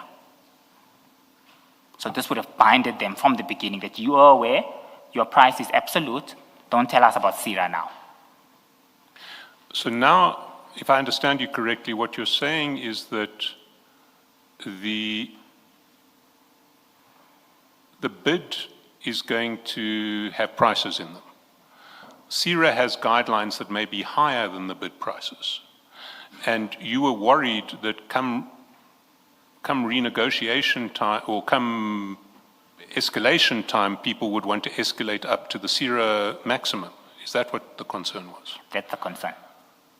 Well, first of all, I want to put to you that that is not an irregularity, a material irregularity in the bid. It's not an irregularity. At best, it's a specification that you should have drawn differently. You've changed your mind on the specifications. What's your response to that? As the legal experts, I'll take your assertion on this matter, and I agree with that. But when we looked at it at BAC, it was a necessary additional matter to bring on board as a shortcoming which would lead to that. But you'll accept it's not an irregularity that would have justified cancelling the tender as an irregularity. I can't accept that, Chair, because pricing is Let me key. put the proposal to you this way. Assume you award the tender and there is a losing bidder who is dissatisfied with your decision. And that losing bidder goes to court and says, I want to have this tender reviewed and set aside because it doesn't, it is silent on zero pricing guidelines. Would that losing bidder succeed? If the city's tender was silent, well, I don't know what would have happened in the proceedings, but there could be something that might be considered. Why would it go to the regularity of the bid that there was nothing said about zero pricing guidelines in relation to the specifications in this document? Why is that an issue of regularity? I see, with your permission, on this same document, can I request that we go to page 38? It's going to be, it might be able to answer this question that we're raising here. Page 38, GM4. Sorry, page 38? Page 38 of this bundle that we're looking at, my bundle with my annexures. Page 38 of this pack that we're currently on now.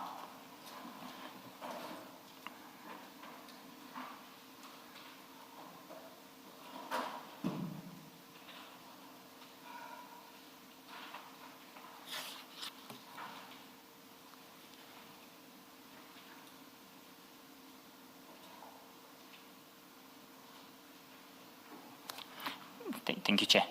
So on page 38, what I would like to bring to the attention of the Commission is resolution number 4. Well, it was not resolved, but this was a request from the department. The circumstances around this was that the department was coming to BAC. This tender had closed. They were coming to BAC saying, we want to extend this bid because the previous tender had not closed. Recommendation number 4 states that they also want an approval to be granted for any envisaged price escalation subject to verifiable annual cost calculation in line with the Private Security Industry Regulation Authority CIRA rates that may result from the period of appointment. So we had seen instances of this nature when dealing with this tender. Raising that as an additional area of concern was to cover inconsistencies of this nature, so that it's clear from the onset that when you apply within the city of Tshwane, you apply at your rate that you are given. You will not be giving any further motivations on CIRA escalations at any point in time. Well, but that's clear from the tender document. If they don't give you a right to escalate in accordance with CIRA in the document, then your bid is your bid. And in this case, there was no reference to CIRA guidelines. Yes. So that was the flaw that was identified, SC, that we need to be clear, we need to be certain, because even in the previous tender, there was no guidance provided in terms of what will happen on CIRA rates. Yes, there was no guidance, and so people asked for special dispensation to escalate by CIRA, and you said no. So in some instances, they take us to court. When we say no, they take us to court, and I'm aware, as we speak now, there are litigations on this matter.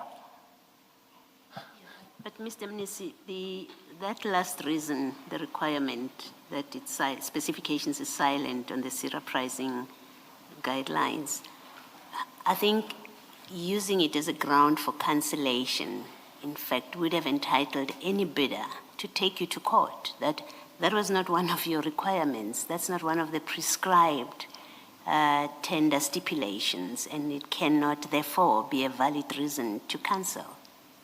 I think it's simply that. Okay. That your BAC, in its, you're being inventive and thinking we should have had this in the first place, we should have it in the future, doesn't have any consequence for this bid, for the validity or regularity of this bid. In fact, you are open to being challenged. I think the city is very lucky that no bidder took you to court on this ground, that there was no such requirement in the tender, therefore you can't cancel on this ground. I'm putting that to you as a, I want to say as a correct position of law, that that's not a valid reason to have cancelled this tender. Okay. Thank you. Again, you are nodding, Mr. Mnisi. Are you agreeing with the proposition by Commissioner Baloyi? I'm agreeing. She's Thank a you. specialist in law. I can't. Thank I'm you. agreeing. Thank you. You see, Mr. Mnisi, what I want to put to you is that if we look at these 3 bullet points, none of them justify a decision to cancel. You've accepted that in the first one, it would have been possible to, well, not it would have been possible, the BAC accepted that Probity's interpretation was right and it was possible to go back and apply Probity's interpretation. You've accepted in the third one it wasn't a ground for cancellation, and there seems to be some debate in relation to the second one, but I want to put to you that the second one in its own right is not a basis for cancellation. So we have a situation where each of the 3 reasons stated by the BAC, and the only 3 reasons stated by the BAC for cancellation, are bad reasons. What's your response to that? I don't agree to that. These were not the only reasons that were stated by BAC. We considered. Sorry, let me the stop you there. report. Where did BAC state any reasons other than these? Where in the document do you see a stated reason other than these? Commissioner, I have to expand on this. But I'm Answer also the very question mindful- first. If the answer to the question is nowhere in the document, say that, and then we can move on. The answer to that question is yes. These are the 3 reasons that are mentioned. In me expanding, it's not the only reasons. No. The question is, where in the document do you see any other reasons? These are the 3 reasons that have been allocated in the BAC report, SC. So there are no other reasons in the document? Yes, Mr. yes, Mnisi? Commissioner, that's what I'm Thank you. saying. Thank you.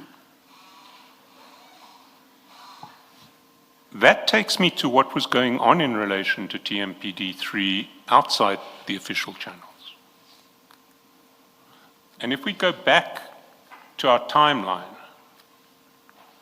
we see that the first meeting of the BEC was 24 March. We've been there before. That's recorded in the probity report at paragraph 54.3. The day after the first meeting, if we go to page 158 of file 3,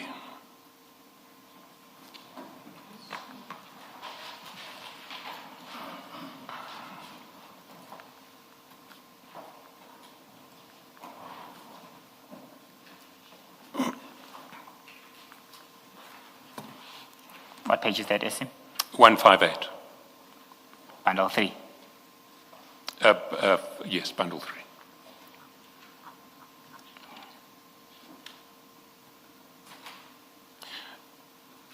You'll see that on the 25th of March, Sergeant Nkosi sent you that document that you describe as a draft report of the BEC on this tender.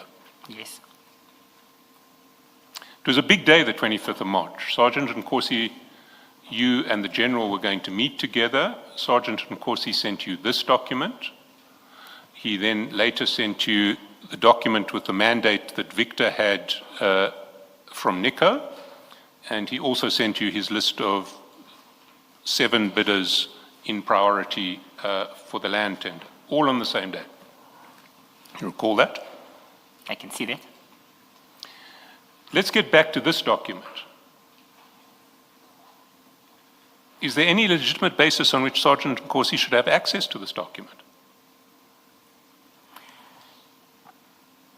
This is a TMPD, no. Permission to expand? Go ahead. I'll be very quick. The TMPD report for 03 draft admin report, it makes reference to the closing register items. So on this, when I evaluated this document, there was nothing sensitive that had been done. But my answer is yes. There was no need for him to get this. He could have just got the closing register, which would have been published. It was there on the website. That would have been the best document to get. Yes, but he didn't get that document. He got this document, which was a draft prepared by someone inside the BEC process. I can't confirm that. I don't know where he got this document. Well, It was a draft prepared by someone inside the BEC process was the proposition I was putting to you. A draft administrative report on TMPD3 could only emerge from someone inside the BEC process. Is that not correct?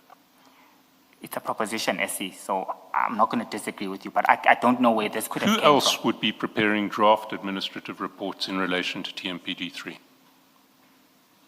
SC, I don't know. I can't give an answer to that The right now. only body that could produce draft administrative reports in relation to TMPD3 at this stage was the BEC, surely. Okay. Does the okay mean I agree? Commissioner, I don't agree. My answer is I don't know, but I'm accepting the proposition that the senior counsel is bringing on board. I just don't want to speculate. Which other body could have produced this report other than the BEC? Which other body? Certainly could not have been the BAC. No, it's not the BAC. So which other body other than the BEC? I don't have the full report. I can't see the contents of it. So it's very difficult for me to give a conclusive answer and bind someone at this stage. Can I ask you to look at page 175 where we get past the list? Yes.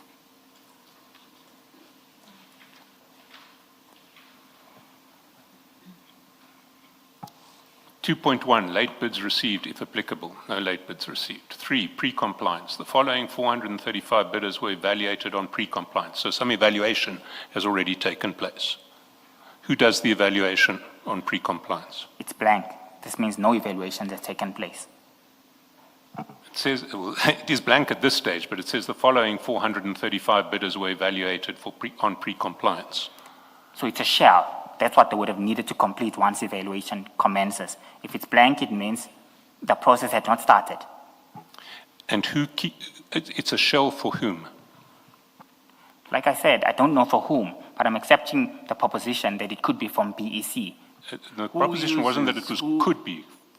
Ordinarily, Mr. Mnisi, who within Tswane would use this blank? Ordinarily. And please don't be cagey. Ordinarily, who would use this blank? This blank would be used by members of BEC. Thank you. Yes, Mr. Shaskal. Anybody else? It's incomplete. I don't know. I can't say. But it looks like it could be used by that SC. Anybody else, I don't know. Well, it's not entirely incomplete because if we see the list contains 435 bidders and pre-compliance, the item 3 refers to 435 bidders. So someone has taken a template and done some change to it in relation to this bid. You see that? They've loaded the closing register, the contents of the closing register. Yes, they've loaded the contents of the closing register and they put it onto a template which I am assuming is a template used by the BEC. Yes. Right. So let's get back to lock and key. Despite lock and key, a document, a template that is used by the BEC has made its way to Sergeant and Corsi. Should that be possible? And these are the reasons. It shouldn't be possible. The answer is no. But these are the reasons why this tender was cancelled. This is not the reason why this tender was cancelled. Nowhere in any of the reports does it say Sergeant and Corsi received a template from the BEC, the process was compromised. I was saying that the test of safety and ensuring that documents were safeguarded was one of the reasons why this tender was cancelled. Not specifically that Sergeant Corsi, but the test for documents being kept safely was one of the reasons that were identified. That's the 25th of March. You now know that a template used by the BEC in relation to this tender has been sent to Sergeant and Corsi. That's going to taint the process of this tender, is it not? No. So then it's not a reason why the tender was cancelled. The documents that were lost was the reason. We just agreed, SC, that this was not the reason that Sergeant Corsi received it. We agreed on that. Yes, it should have been, but it wasn't. Yes. But you knew from the 25th of March that this was happening and that this, objectively viewed, would taint the regularity of this tender. I had received this from my evaluation of the document, it contained information of the closing register, which was published. There was no additional sensitive information that was brought on board through evaluating, assessing this document that I had received. But you knew that the obvious inference to draw from the fact that Sergeant Nkosi sent you this document is that he had someone inside the BEC who was giving him documents. I didn't know. I don't know where that comes from. So I did not know where he received this. The obvious inference to be drawn from this was that Sergeant Nkosi had someone inside the BEC who was giving him documents. Is that, do you take issue with that? I do take. That's not true. Well, what other inference could you draw? The truth of where he received this. And the truth of...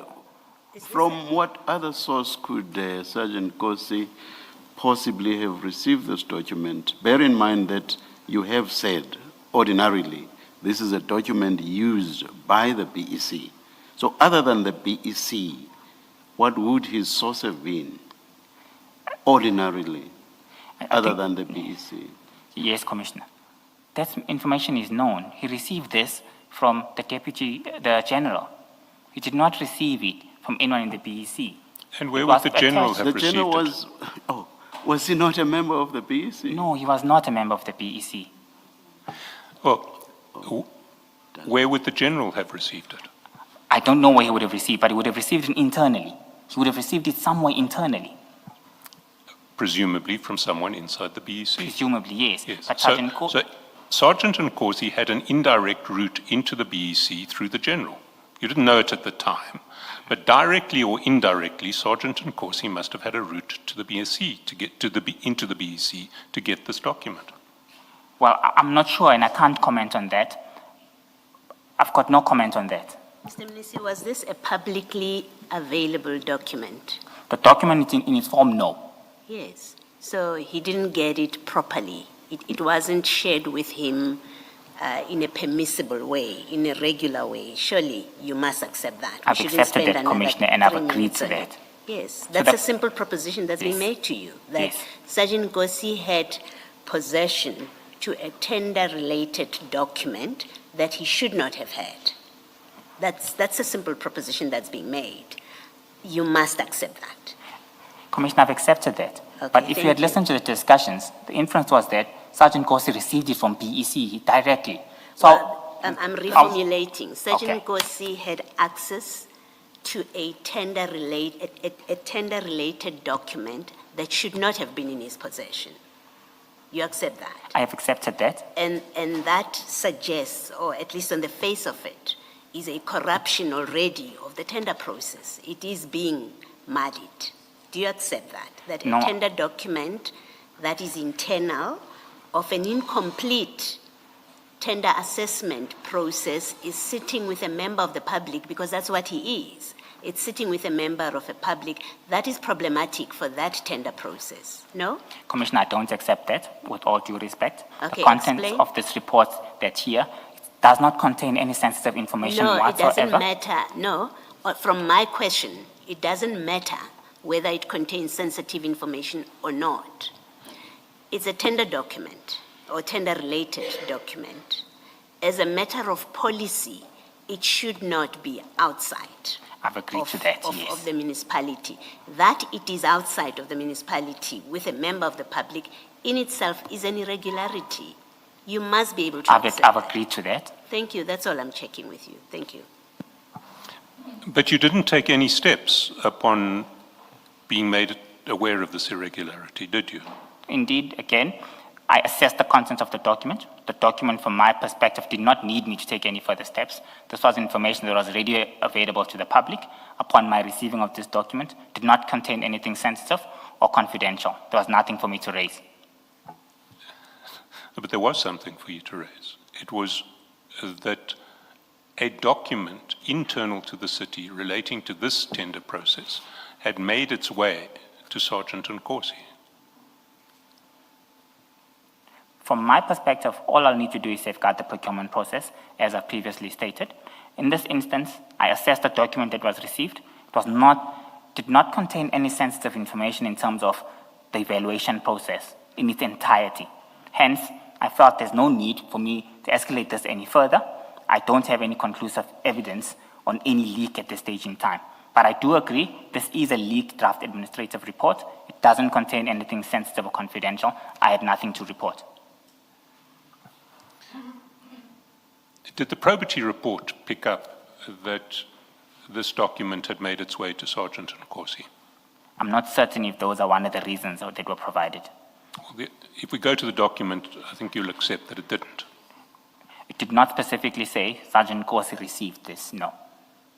It didn't specifically speak of leaking of any documents to members of the public, did it? Nope. So the probity report was unable to pick up the leak of members of the of this document to members of the public. No, it was unable to. It didn't focus on that. So the probity report didn't have mechanisms that enabled it to identify potential leaks of information. This was a closing register, firstly. There's no sensitive information that's contained in this. And as far as I'm concerned, there are sufficient processes that are designed by the probity teams to test any potential leaks within the system. But they didn't pick up this one. As far as I'm concerned, the process and systems are there. At this point, Mr. Chaskalson, I think we should take the adjournment. Let's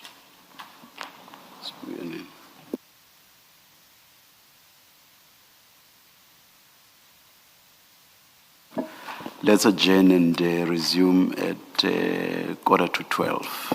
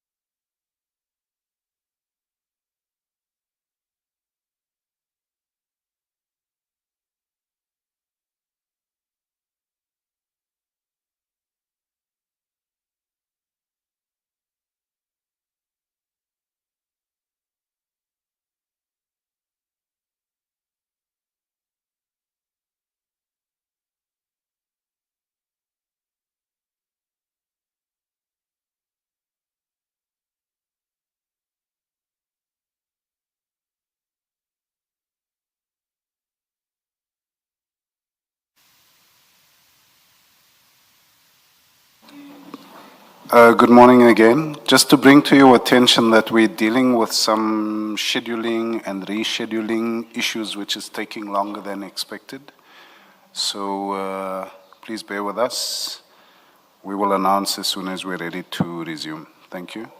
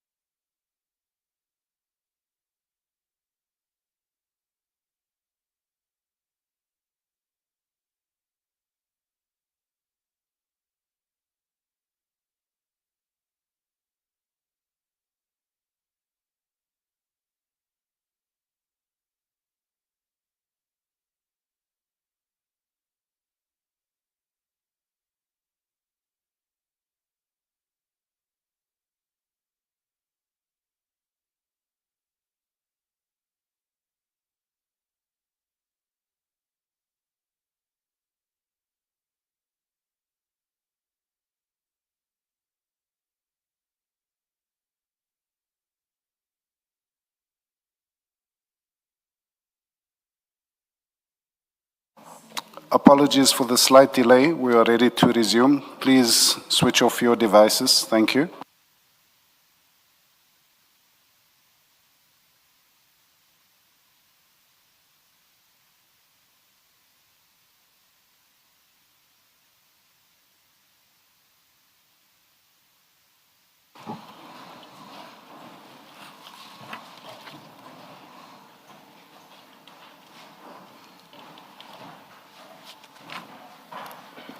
Yes, Mr. Chaskalson. Chair, my learned friend has indicated she'd like to address the Commission. Chairperson, Commissioners, thank you for the opportunity. As a legal team, we want to address you very briefly on the following. And what we say with the utmost respect to yourselves, to my learned friend, and to the work that you do. We believe that to put to the witness that he's wasting time of the Commission by the manner in which he answers is unfair to the witness. And to edit his responses is equally unfair at the end of the day. Of course, you're entitled to agree as Commissioner or disagree with what he says, and that is accepted. I think Chairperson or Chairperson Baloyi, you indicated that the only person of the BAC that's here today that can comment on the workings of the BAC is the witness. And yet, we see that he's not given, in our respectful opinion, proper time to answer and explain what actually happened during the deliberation to come to this decision. None of us were there. The only person you are correct, that were there, that can enlighten us on the process and the reasoning and what transpired is indeed the witness. And we respectfully request that he be given an opportunity to explain why he answers in the way, or to allow him to answer the questions in the manner that he believes is a way in which he can convey to the Commission what transpired.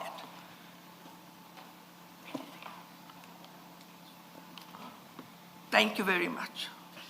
Can you please, Ms. Fanny, substantiate the point that says Mr. Mnisi's responses should not be edited?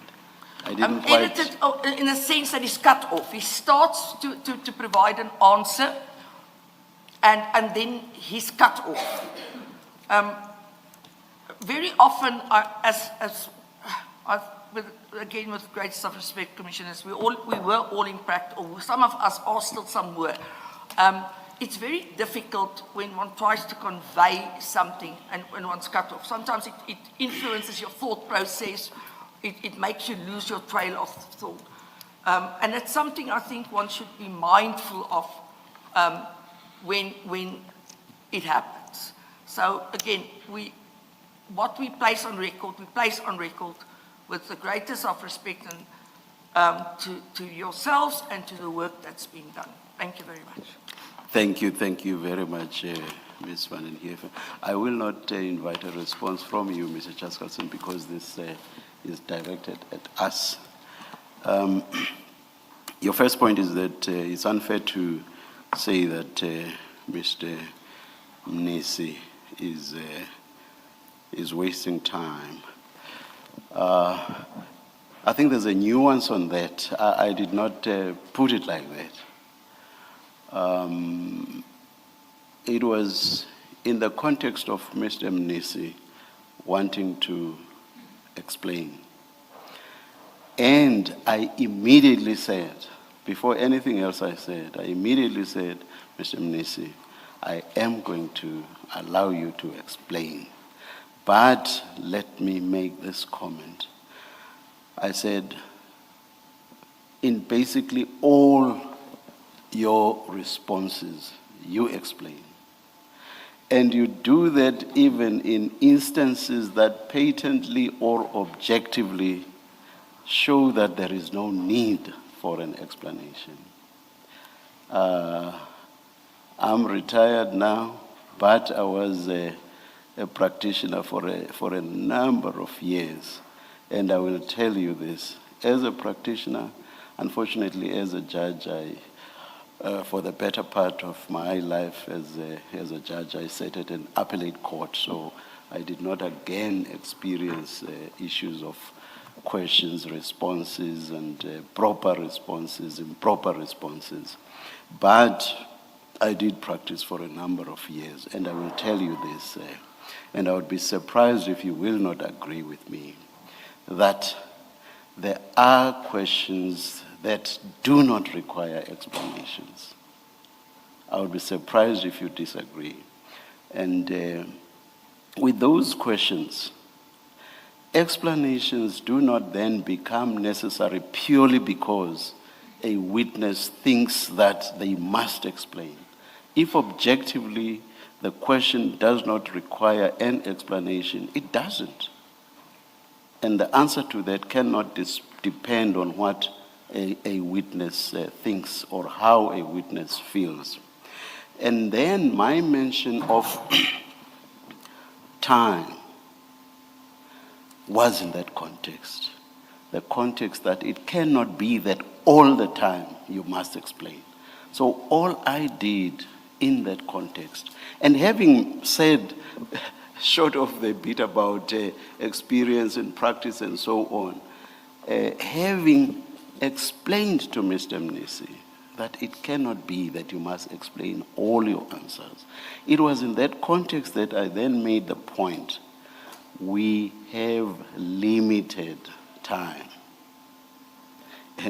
When I started, I referred to a nuance. It may be a distinction that lacks a difference, but I think I did not quite say you are wasting our time. So it was in the context of what I've just explained that I then said, we have limited time.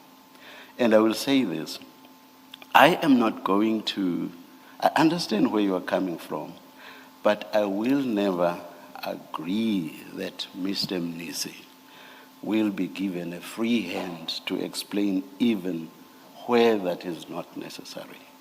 But I agree, and I will be the first person that allows him to explain when that is necessary. And most times, in fact, because he has been explaining since the probing questioning started, he has been explaining basically on each and every response. And we were patient with it. But at some point, or rather, we must reach a point at which we say to him, Mr. Mnisi, you cannot explain each and every response you give. And I do not think there's anything wrong with it. If you say there is, as I said earlier on, I would be surprised.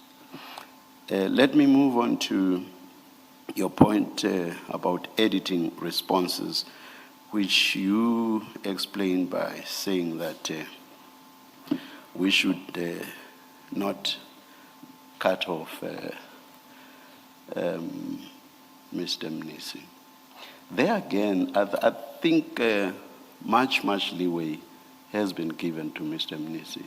But there are times when you will ask a question, and from the moment he opens his mouth, you see that the response he's beginning to give has nothing at all to do with the question that's being asked. So must we listen, keep quiet, whilst Mr. Mnisi is going on and on and on about a response that has nothing to do with the question?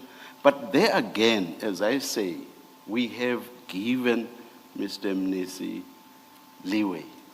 And I doubt that we've given any other witness as much leeway as we have given Mr. Mnisi. Lastly, you say that he is not given, or rather he was not given sufficient time to explain what transpired at the adjudication process. And I did not finish my note here, but I think you were saying that you are asking that consideration be given to all of the issues that you have asked. There again, to the extent that perhaps you felt that he was not given sufficient opportunity, from where I'm sitting,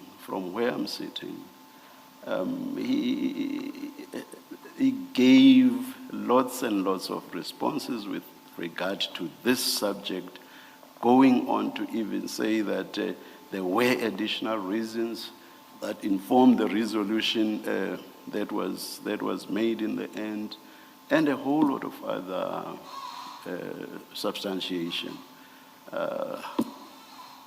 I am not sure that he was shortchanged on that. But, and more importantly, I think, to the extent that you feel that he was shortchanged, you have a right to re-examine and traverse whatever ground you feel ought to have been traversed, insofar as he may have been shortchanged. Thank you, Chairperson. Thank you very much, Ms. Van Heerden. Mr. Schatzkelsen? Thank you, Chair.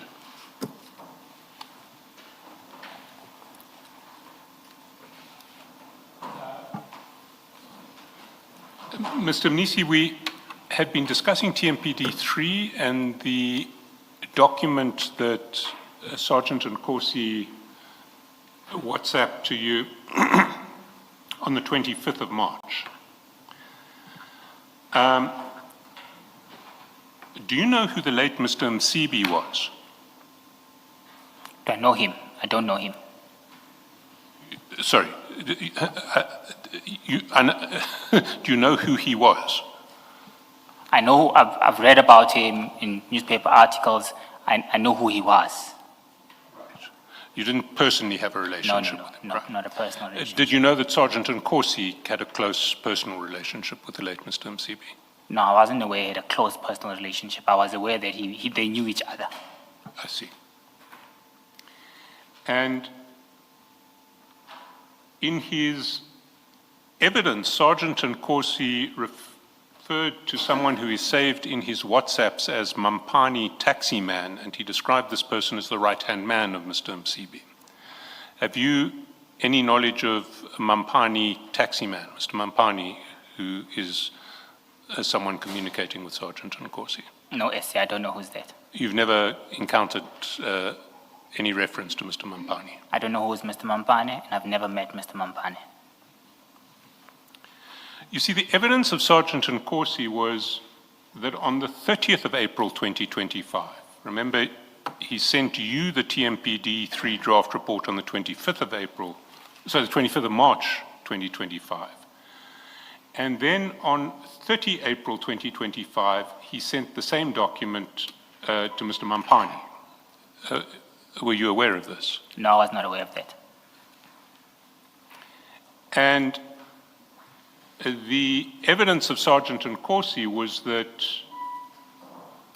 shortly after receiving this list, still on the 30th of April, Mr. Mampani wrote back, WhatsApp back, saying, and I quote, "Booty, please let him say no to that appointment. Booty, please let him say no to that appointment."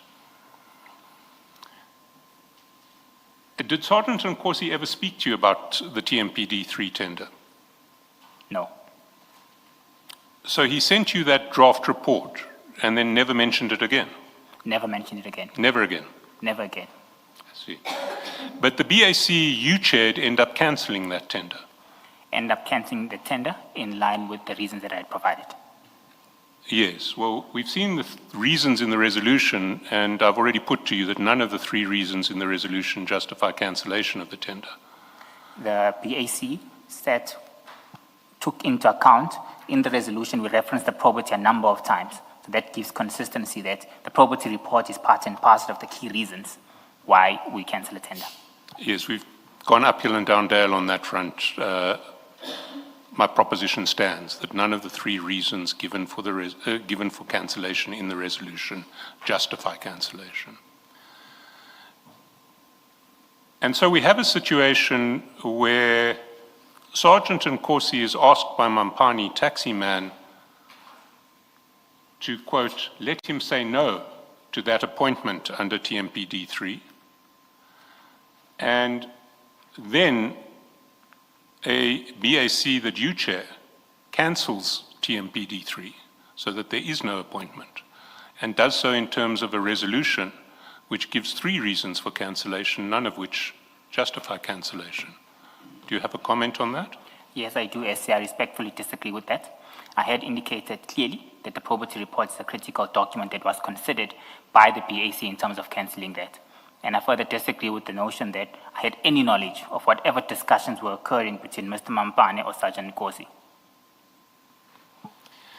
Let's get to a different topic now. Can I ask you to go to page 131 in file 3?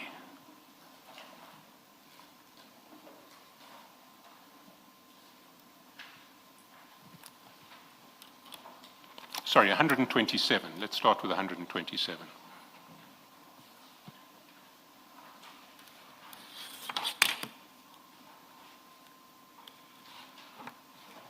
Do you have 127? I've got page 127 within my bundle, third bundle. That's correct. And at the foot of page 127, you send Sergeant Nkosi a picture or a screenshot that says collecting my weapons. It's a screenshot from a chat with someone who is described as Ntando Mfowethu. And lower down, there is another screenshot of the back of a man holding 2 weapons, 2 rifles that look like automatic rifles to me. Who sent you these pictures? These are pictures that I saw from a status of a friend. Sorry, these are pictures that you've These are got? pictures that were sent from a status of a friend. From the status of a friend? Yeah. Which friend? I don't recall which friend it was. You don't recall the friend whose status this was? No, the status is clear. The status is Ntando Mfowethu. Sorry, I think I'm mishearing you. Can you repeat? You got these pictures from where? I think it was clear, and you're aware of the details that these were forwarded messages.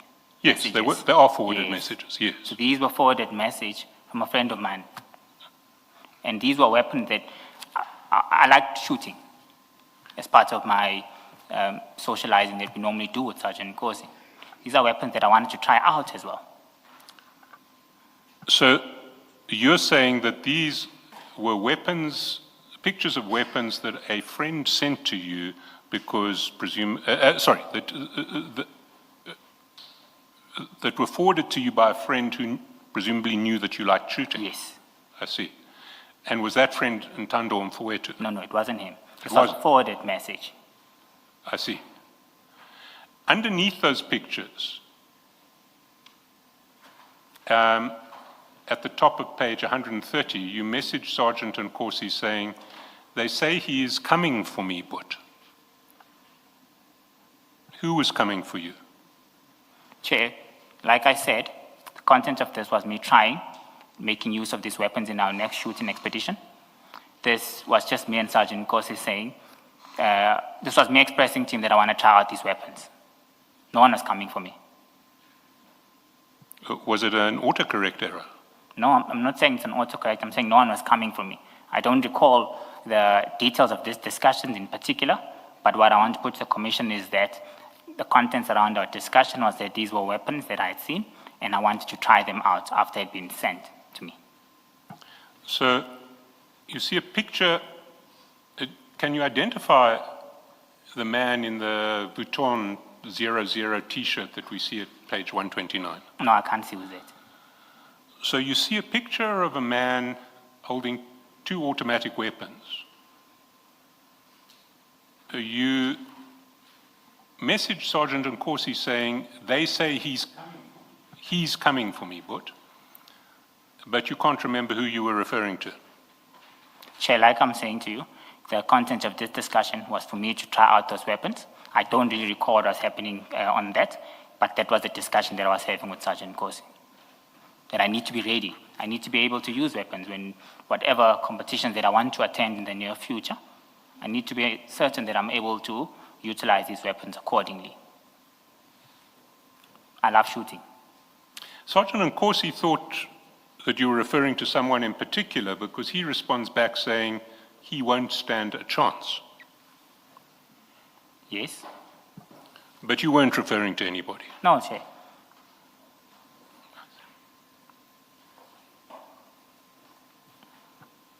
You spoke earlier about the removal of your security by, I think it was officers in Nkomo and Mabunda of the TMPD. You said that's why you asked Sergeant Nkosi who they were. Yes. And you stated then that your security was removed in December 2024. Roughly December 2024, yes. Yes. What security arrangements did you make following the removal of your security? I didn't make any additional security arrangements. From a time-to-time basis, when I had to go to various events, I would ask Sergeant Nkosi to accompany me. What I had done is requested him for services of a driver. Services of a driver? Of a driver. To recommend me someone who can help me with driving. And no one other than a driver?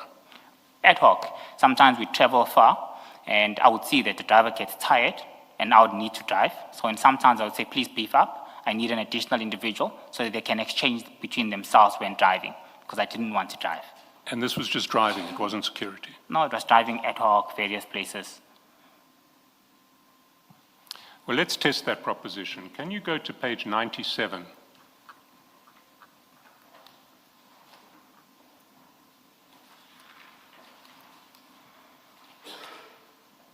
There you text Sergeant Nkosi and you say something is off with Bonkosi today. Yeah. Who was Bonkosi? The driver, my driver. The driver, right.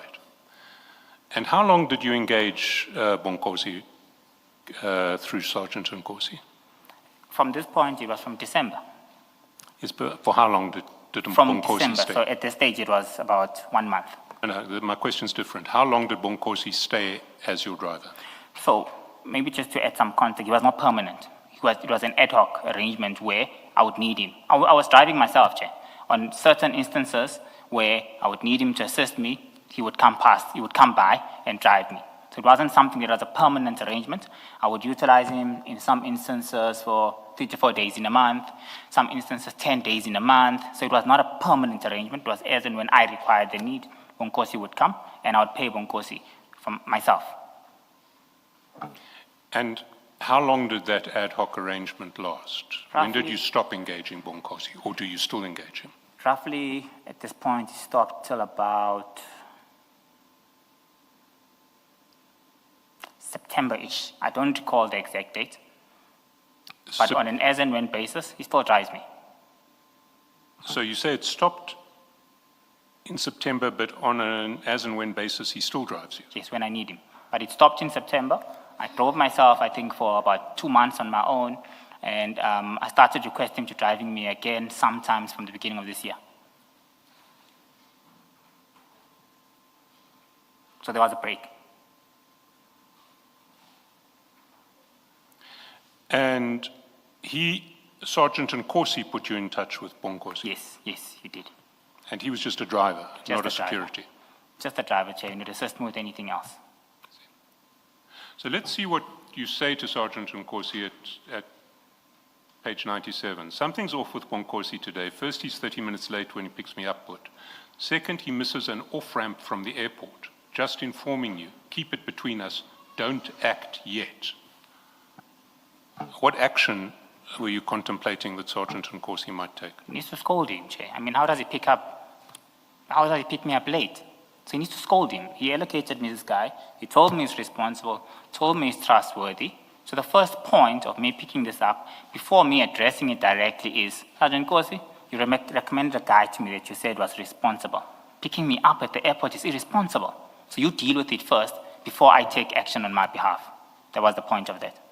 So You understood Bonkosi at some level to answer to Sergeant Nkosi. Well, he introduced him to me. He indicated to me that he's responsible. I'm not saying he had to answer to him, but he's the one that recommended him for the job. But if he wasn't responsible for Bonkosi, what role would he have in disciplining or chastising Sergeant Bonkosi? Well, he introduced him to me. So he needs to be there to provide guidance when there's anything that goes wrong. Because the next action for me was to fire him and get someone else. So I always give people an opportunity, Jay. It's a fair opportunity that you need to give everyone. Could have been an honest mistake on that particular day. So the individual who introduced him to me needs to address the matter. Well, why don't you address it directly with Bonkosi? He's the one. Yes. So at that point in time, there was no need for me. It was the first instance.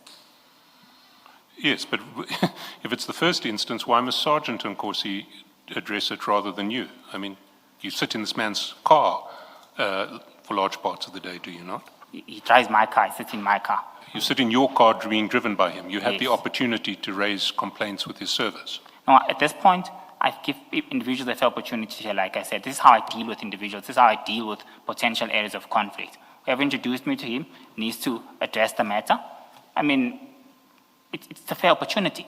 Because my next action from there is the second opportunity, and most likely I'll need to dismiss the individual. So it's how I do things.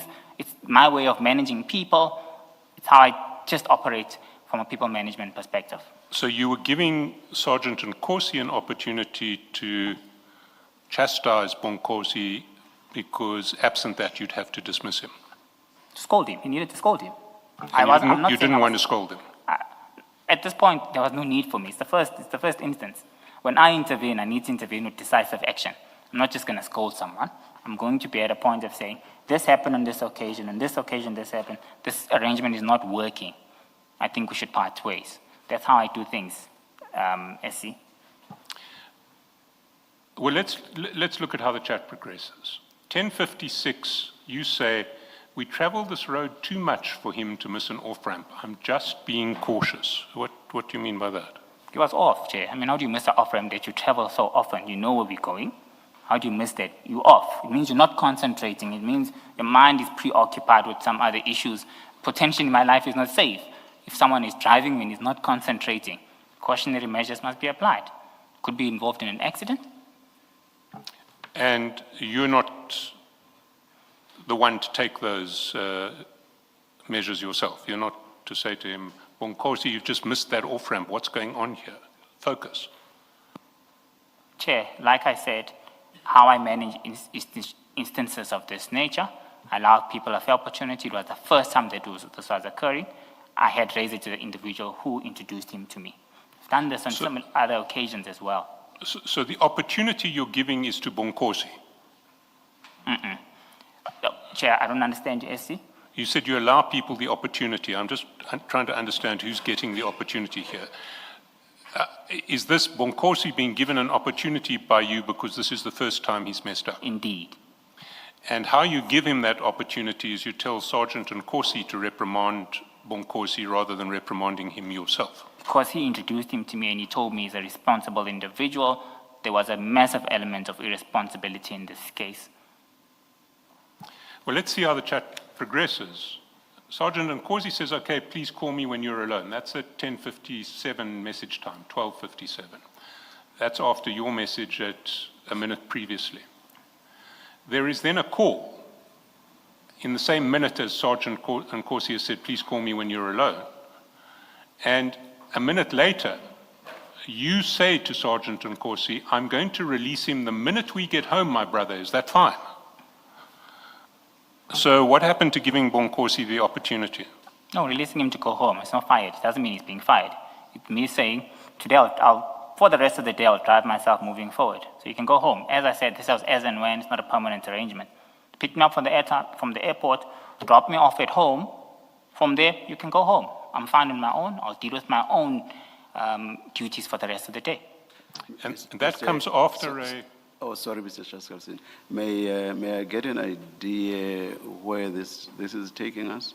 It's taking us to the relationship with Sergeant Nkosi, and it's taking us to the relationship with Sergeant Nkosi, and to the witnesses failure to disclose the full extent of that relationship. Okay, all right, thanks.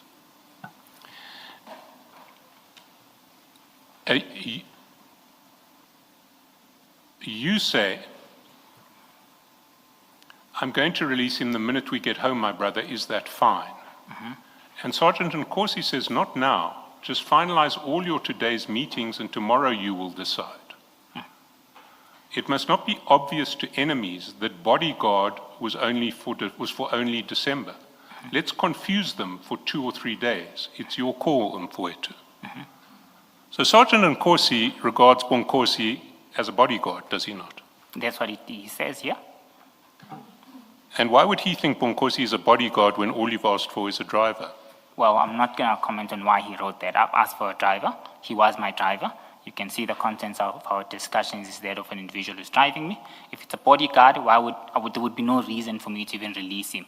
Also, to be quite frank, a driver can't be a bodyguard because he's concentrating on driving. How is that guy safeguarding my life if he's focusing on driving and concentrating on the road? So I requested him for service of a driver, and that's how I viewed that request. So Sergeant Nkosi clearly regarded Bonkosi as a bodyguard. He was speaking of enemies, and enemies needing not to know that you would be without a bodyguard after December. I can't comment on Sergeant Nkosi's message. I can comment on what I requested for, what this relationship was about, and how I understood it at the time of request, and how I still understand it now, SC. So your response to Sergeant Nkosi, immediate response, okay, my brother, in order. So he's saying, let's confuse your enemies for 2 or 3 days.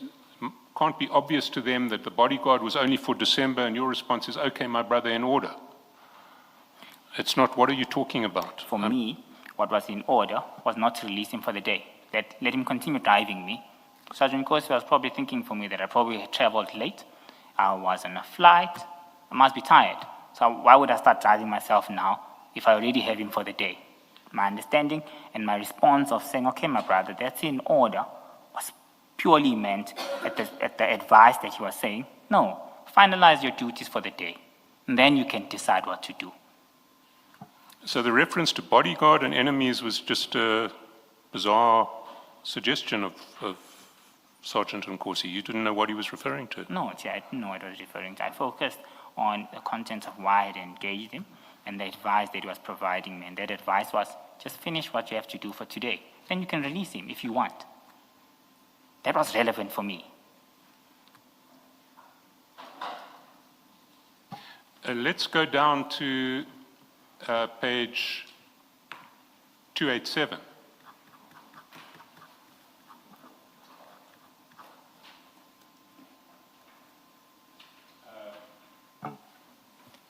Top of page 287 on the 17th of May, 6:58 p.m., 8:58 actual time. Sergeant Nkosi calls you and says, Mfowethu, how's it? I'm told tomorrow you got a trip. I'm arranging extra personnel.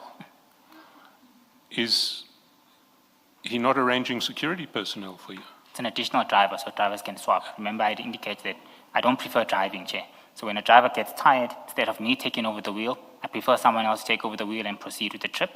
I prefer not to drive at all. I had noticed that when it's just Bonkosi and myself, I would see that he's tired throughout the driving process. Of course, then we have to swap. There was a major inconvenience for me. I don't like to drive. Hence, I said it was preferable to bring someone else so that they can exchange between themselves, so I can sit back and do what I normally do. And let's go to page 307.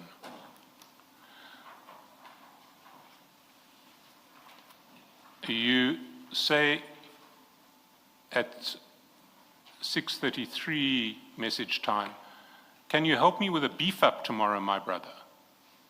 I need Bonkosi to drive the madam to Sosh tomorrow, May about 11. Is Sosh Soshanguve? Yes. And he says, okay, cool, on it. 2 guys will do, or more. Why would you need more than 2 people to drive to Soshanguve? All right. I think you need to understand, Chair, that if you were to drive the madam, they need to drive on their own. I'm not going there. I had other responsibilities to do. So if you bring 2 people, the other one must drive with me, while the other one drives the madam. That's why you need 2 or more people. Why would you ever need more than 2? If it's a long trip, Chair, sometimes if it's a long trip, you need more than 2. From where? It depends. It could be from Joburg to Nelspruit. But in this instance, the more than 2 was that one would continue driving the madam, while the others would drive me. So what trip were you talking about? Where was the madam? What was the trip that involved the madam going to Soshanguve? Where was she starting? Chair, that's a private and confidential matter. I will not answer that question with all due respect. No, it's not a private confidential matter. It's testing what seems to be a very implausible answer to a question that I put to you under oath. For me, answering where an individual was driving the madam, was driving her to Sosh. To Sosh, from where? From Joburg. You need 2 drivers, more than 2 drivers, to drive from Joburg to Soshanguve. So the other would drive me. To where? To the office and all my other responsibilities, Chair. Yes, we've got 2 drivers now. We've understood that there is a need for 2 drivers. Why do you need more than 2 drivers? Because one would be driving the madam and 2 would continue to drive me. To drive you back and from the office, you need 2 drivers. Not only for the office. What if I was going to a trip outside the province? You see, Mr. Mnisi, what I want to put to you is that your answers on this line are actually false, and that it's quite clear that Sergeant Nkosi was providing protection for you. Okay. What's your response to I that? disagree with that. He was not providing protection for me. Did not pay him in any instance or any form. I would pay the individuals that he would allocate or recommend to drive me on an as and when basis. So I completely disagree. We're not with talking about payment at the moment. We're talking about whether these individuals were providing security to you. that. From my understanding, these are driving services. And when he refers to enemies and bodyguards, he's just got it wrong. He'll need to answer that for himself, Chair. I see.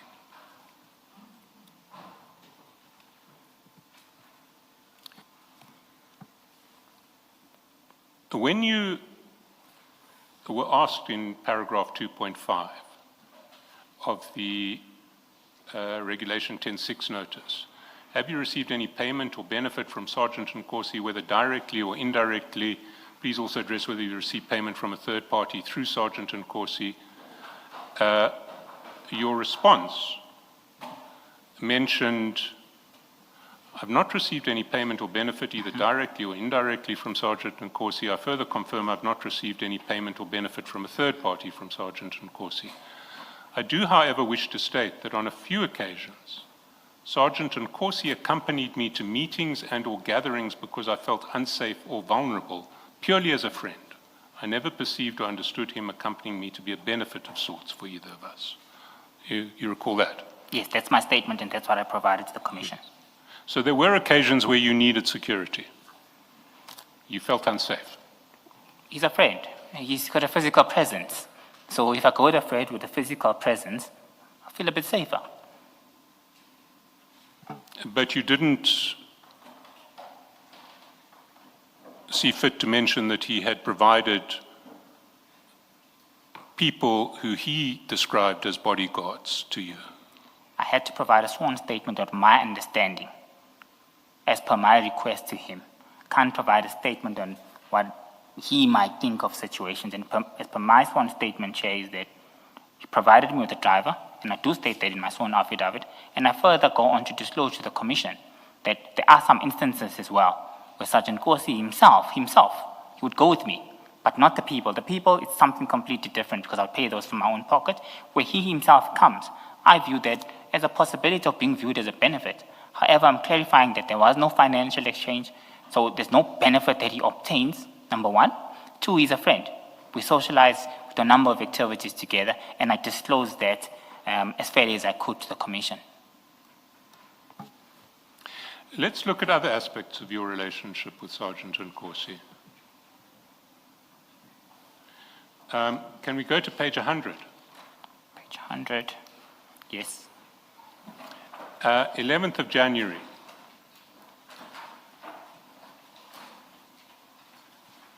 You actually, 6:17 a.m. message time, 8:17 a.m. actual time. You message him, off on an urgent meeting in Durban, will be back later today, just an in and out. Morning, my brother, go well, he responds. You say, cross your fingers, Mfowethu, going for a massive business deal that side. Do you recall what the business deal was? Yes, it's a personal matter that I had to go to. Yes, well, can you tell me what it involved? I'm going to object to my learned friend's line of questioning. The meeting is private and confidential, and if my learned friend's case is that it's relevant to the work of the Commission, I would respectfully request that he motivates why this is relevant to the work of the Commission. Thank you, Chairperson. It's relevant to the work of Commission because Sergeant Nkosi's answer is, my man, I'm crossing my fingers. I know when you grow, I will grow too. I stand by the question, Chair. I respectfully stand by the submissions that I made in this regard. To disclose here his private, financial or business affairs with respect is not part of the work of the Commission. Mr. Chaskalson, without more, my inclination is to disallow the question. Chair, I won't persist then. What did you understand? Well, my next question then is, did Sergeant Nkosi know that you were talking about a private business deal? Of course. Yes, SC, he did know. And his response is, I know when you grow, I will grow too. He's happy for me. If he gets a promotion at work, I'm happy for him. It's friends being happy for each other when there's growth in their respective lives. I see. No, Mr. Minister, that's not what that message is. You can read it and consider it again. That response that says, when you grow, I will grow too. It's clear that he's saying your growth will lead to his own growth. That's what that message says. So do reconsider your answer. No, Commissioner, respectfully, I don't reconsider my answer. I read this message. I understood this message to mean, I'm happy for you, my friend, in the same way I would say to him as well. It's a form of expression. We had a deep friendship with Sergeant Nkosi. So I respectfully stick to the answer that I've given. I read this message, I understood it, that he's happy for me. He's not just happy for you. He says your growth will lead to his own growth. Yes. You can't say your answer, therefore, your answer cannot be that, well, when I succeed, he congratulates, and when he succeeds, I also congratulate. The message doesn't convey that. The message conveys on its own terms. It conveys that whatever growth you are going to be reaping from this business, big business deal that you are going for, he knows that that growth for you will lead to his own growth. That has nothing to do with his employment. There is a clear relationship that he's creating. You may want to say he had no business to create a relationship, but the text creates a relationship. That you must accept. No, Mr. Effer, I am asking the witness a question, and the witness can answer. And if you want to re-examine, you can do that. But I will not allow you to interfere with my question. And if the witness doesn't want to answer, that's it. That's his answer. But I must insist the witness must answer my question. Mr. Mnisi, answer my question. Commissioner, I respectfully disagree with you. I understood this message to be a friend, happy for a friend. It even says, "Phakama mfowethu ixesha lifikile." That for me is a guy who's happy for me. That's how I understood the message at the time. That's how I still understand it now. And that's the answer that I'm providing to you as the Commissioner. Thank you for your answer. And we've already established that you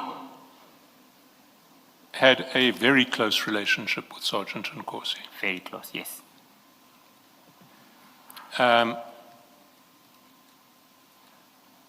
He described you in his New Year's message, I think we may have been there, as he says, compliments my brother, indeed in you I found a true brother. What page are we on, SC? I'm on page 96. 96. Yes, I see that. It's preceded by me sending him a message first. Yes. Yes. And then 281 in July, he says, good evening, my brother. Remember, you are my brother forever. And you respond, good morning, Mfowethu. I know my brother. And some thank you emojis. Spot on. So, a brother forever. Yeah, we were friends. Now, I want to go back to huffing and puffing, because you have this incredibly close relationship, but essentially, you're telling this commission that to someone who you regarded as a brother forever, you were willing to create the false impression that you were going along with his requests to appoint Ngapeshaya and El Shaddai, despite the fact that you had no intention of doing that whatsoever. Spot on. So you were misleading him in relation to your texts to him on Ngapeshaya and El Shaddai on your version. In the same way as I had presumed that he was misleading me, yes. Sorry, how was he misleading you? He was constantly sending me reminders that he needs me to check for compliance. I then established on my own that this is more than that. But it's after that you exchange your messages about being brothers for life. It's within the context of those discussions. These are not isolated events, SE. They are interrelated. Sorry, what's interrelated? You're speaking about me huffing and puffing. Yes. I'm explaining to you how that came about. Firstly, I'm agreeing with you. Yes, I did huff and puff. I did create a false impression that I would check for compliance, as he would constantly request me to. However, due to the persistence, I had indicated that it was clear to me, even though he's not saying it verbatim, that I need to assist in checking for compliance. In my mind, it rang a bell that this looks like it's more than that. I took a decision in my mind that he's also misleading me in some way or not. I'm going to play the same game. But it wasn't to check for compliance. By the time that you were huffing and puffing, it was quite clear that he was giving you a list of bidders in priority and our list. So he was no longer misleading you. If he, at the beginning, was asking for compliance, if that's what he was doing, by this stage it was clear that he was asking for something more. It was clear, Chair, but not verbatim. He did not at one point state that. Throughout our discussions on 148, 152, and 157, right through 177, the discussions were clear. Please check for compliance, please check for compliance. In my mind, it rang a bell that this is more than compliance. He does not say at any point, but I realized that from my own due to the persistence. Hence, on 177, I start misleading him intentionally to stop this matter from proceeding any further. I just want to correct something that you've just stated. There is no text ever where he asks for compliance. I did mention to the Commission that we had a discussion. He phoned me on 148 when he initially sent me that. We had a telephonic discussion. I indicated to the Commission that there are various modes to communicate with one another. The first mode would be via text message. The second mode would be via telephonic discussion. In this instance, he raised that via a WhatsApp telephonic discussion.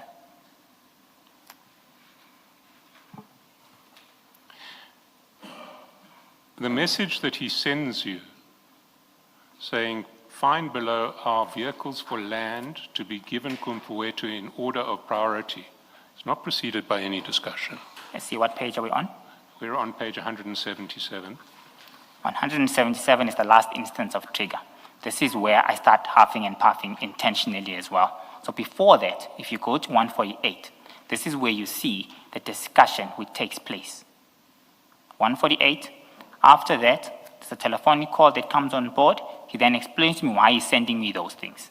I clearly indicate to him that, Sergeant Nkosi, there's nothing I can do for you. I can't check for compliance on 148 after he had sent me that. That's the evidence I had provided yesterday.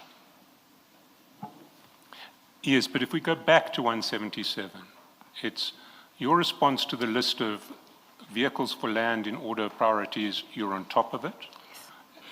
And it's more. This is our Mfowethu, this is the final list, right? Question mark, and your response, and his response is yes, it's our final list.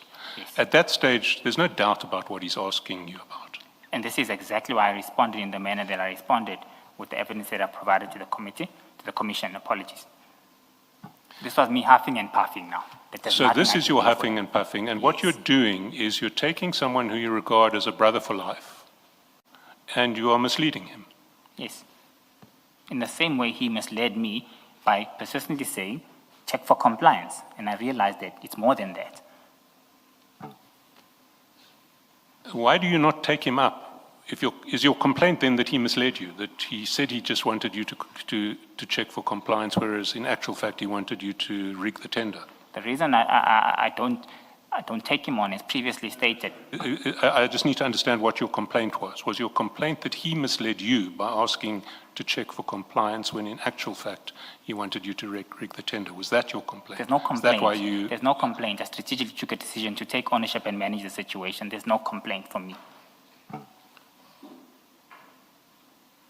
You said you started misleading him only after he had been misleading you. Spot on. And the misleading of you was that he asked you to check for compliance when in actual fact he wanted you to rig a tender. Is that what you're saying? That's exactly what I'm saying. And so despite the fact that he's misled you, you mislead him, you regard you regard each other as brothers for life. Yes. Is this how you deal with your brothers? Yes. That's how I dealt with the situation. And I would deal with it in the same way again. You see, what we have, if we step back and we look at the overall picture, is you and Sergeant Nkosi have an incredibly close relationship. You describe each other as brothers for life. He clearly cares about you very much, and you clearly care about him very much. You accept all of that. I've accepted that, SC. In respect of TMPD 1,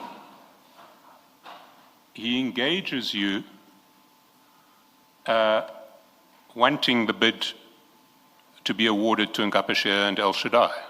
He engaged me asking me for compliance. No, but at a certain point, he moves from compliance to rigging the tender. That's what you've just said. He doesn't move, I assume, because of his actions.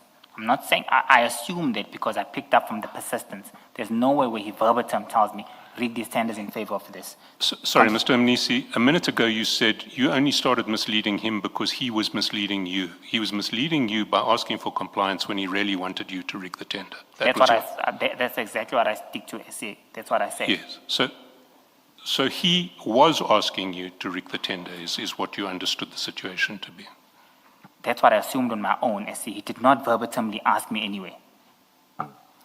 And he wanted you to rig the tender in favor of Ngapesheya and El Shaddai. From my reading of that, he wanted me to prioritize that, yes. Yes. And out of the 57 bidders who initially competed in this tender, 2 of the 7 ultimate successful bidders were Ngapesheya and El Shaddai. Through the rigorous procurement process that was undertaken and the probity report from external parties, that's true. Then we come to TMPD 3. And there we know that Sergeant Nkosi has been asked to get the award cancelled. Which is something I know nothing about. I don't know the gentleman who sent him that request. There's no certainty that they are speaking to is me. Secondly, he doesn't even forward me that message at all. And lo and behold, TMPD 3 does get cancelled in terms of a resolution that provides 3 reasons for cancellation, none of which justify cancellation. As well as the probity report, which is a critical part of the procurement process. I'm putting to you, Mr. Mnisi, that if one looks at the objective facts, as opposed to what you say happened and what you say documents actually meant, it looks very much like your very close relationship with Sergeant and Corsi tainted both of these tender processes that you presided over. I respectfully disagree with you. There was no bias or any impairment of my objectivity in terms of handling both tenders.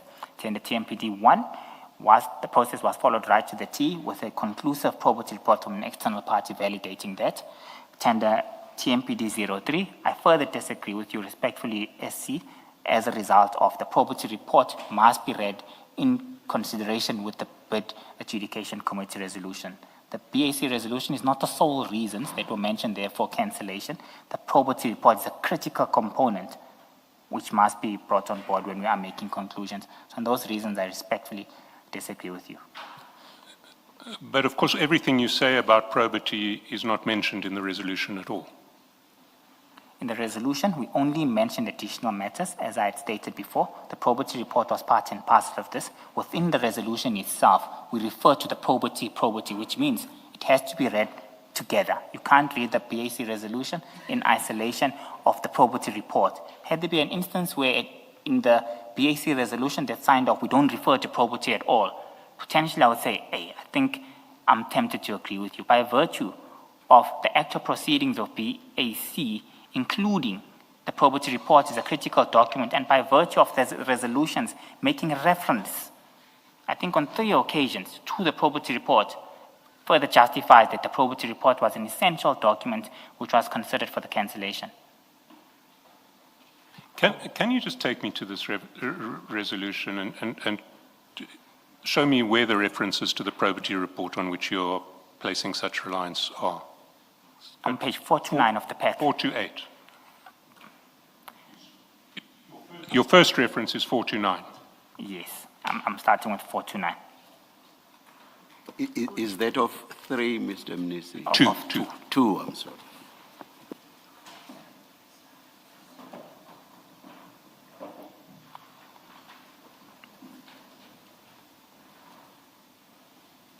What's the reference you're relying on? What the references to probity? Just waiting for the chair to have the same page. Thank you so much, Chair. Firstly, on page 429, paragraph from the item number 4, bullet point number 2, says the material irregularities identified by probity, which means the probity report. Sorry, keep reading. Yes.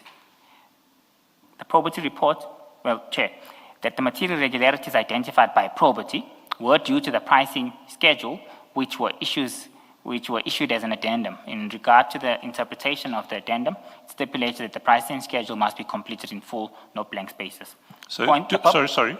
Are any of the probity complaints that you are placing such reliance on linked in any way to the pricing schedule? I'm bringing your attention, SC, to the word probity, that the probity report was considered, that this BAC did not take place without reviewing that. By referring on bullet point number 2 to the word probity, there's only one probity report that's there, and that's in reference to the previous GM20 that was just prevented. It's the only feasible resolution that we can refer back to within the sequence of these events. Secondly, if you go down, there's another reference to probity. Bullet point number 3, the BEC interpretations is that the pricing schedule need not have blank spaces according to probity report, which its recommendations have changed. The initial BEC recommendations stated that blank spaces must be completed with numerical figures. This resulted in potential selective evaluation of bidders and the potential unjustified disqualification of bidders. The second line of bullet point number 3 clearly references the probity report, which is GM20. Yes, and it's referring to the issue of blank spaces versus numerical figures, is it not? Over and above a probity report. No, not over and above probity report. It's saying that the probity recommendation states that blank spaces must be completed with numerical figures. That's the point of that reference to probity. It says according to the probity report, which references GM20. It's the entire report. You don't just look at this without considering that. So by virtue of this second bullet point, well, the third bullet point and the second sentence referring to a full probity report, this probity report, in all fairness, can only be referenced to GM20. It is GM20. It's obviously GM20, but the point is what you take out of GM20. Out of GM20 is the issue of the blank spaces, not anything else. And that's what I was trying to explain from when we started this discussion, SC, that if we agree from the beginning to look at the BAC report in isolation of the probity report, we will have issues of this nature in the end. And so now I want to bring it back on point again, that the BAC report that considered this cancellation was read in conjunction with the probity report, and it was referred to GM20, the entire probity report. The additional elements that are raised here is as the result of BAC picking up additional matters that must be emphasized upon. But the probity report in its entirety is the baseline document which leads to cancellation. Sorry, let's look at the only reference to the probity report in the actual resolution. It's not an additional issue. It's an issue raised in the probity report, the issue of blank spaces versus not blank spaces. You know, numerical insertions versus deletions. That's mentioned in the probity report. During the meeting between the BEC and probity teams on 26 August, it became apparent that there were multiple interpretations of the specifications. That's an issue that comes out of probity. It's not an additional issue.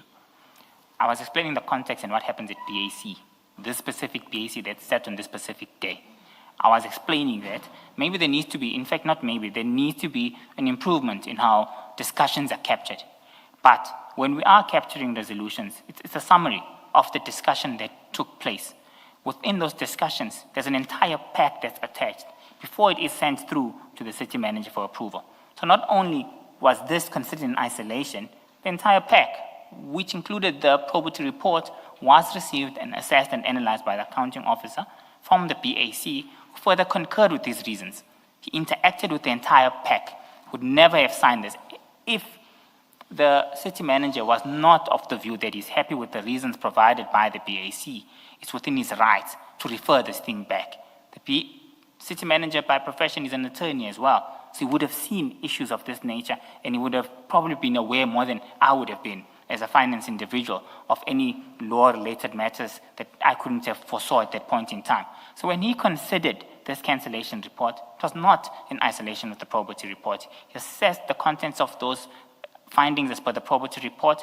He then agreed that the reasons within the BAC report, coupled with the probity report, are sufficient. We don't want to incur irregular expenditure as a city.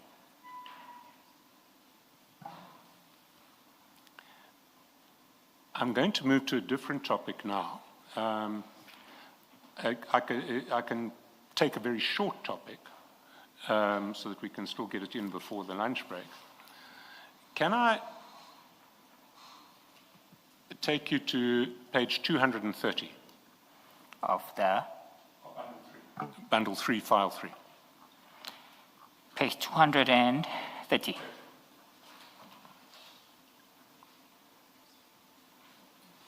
Yes. And there you'll see that from page 230 to page 275, there are 45 pages of pictures of two SUVs. Yes. Can you explain what these pictures are about? Well, these are pictures of cars. He was asking me for advice in terms of which is a nice car. So he sent you a nice car for what? Well, I presume he was contemplating on purchasing it, but I don't know. He sent me a picture for cars to give him my comment and my views in terms of which car do I think is nice. So you understood him to be advising you to be asking your advice on which car he should buy. On which car is nice.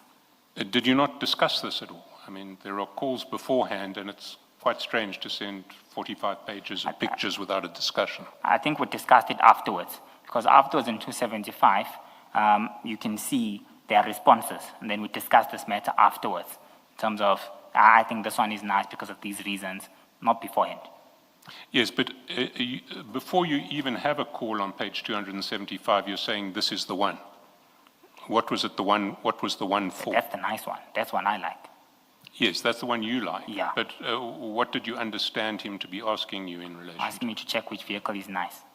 And that presumably came before the exchange in relation to this car. Well, I say this one, referring to the one above, meaning I like this one. He then obviously either doesn't understand me, then he calls me on the next message. I clarify that for him, SC. Yes, but my question is, presumably before he sent all of these pictures of cars to you, he must have given you some context for it. No, there was No. no context given. So, all right. The pictures of the car in the bundle come immediately before a PIN that he sends you. What page is that? So if you, your exchange ends on page 275, and then on page 276, the following day he sends you a PIN, which is at page, well, at 3:28 on message time, 5:28 on the 30th of April. Page 276, yes, I see that. What was that PIN for? This must be related to page 277 as well. If you look at page 277, there's a screenshot. Yes. On page 277, this is where he was going. I presumably think that was the pen. Where was he going? There we go. He was going to see Mr. Joe Sivagnoni. And why was he sending you a message saying, I'm going to see Mr. Joe Sibagnoni? We probably had to meet, so he was unable to meet me, if I recall correctly. That's the only reason. There's no other reason he would send me that. So in fact, he was telling me we can't meet up anymore. I've got a meeting at this place. If you go down, Yes. you'll see that your message is, okay, my brother, let me know how it goes. Yes. Why were you interested in his meeting with Mr. Sibagnoni? I was not interested per se. I mean, you just canceled our engagement that we should have went to. So just let me know how it goes. So we can go for our meeting. Let me know when you're done, so that we can resume the activities that we needed to do.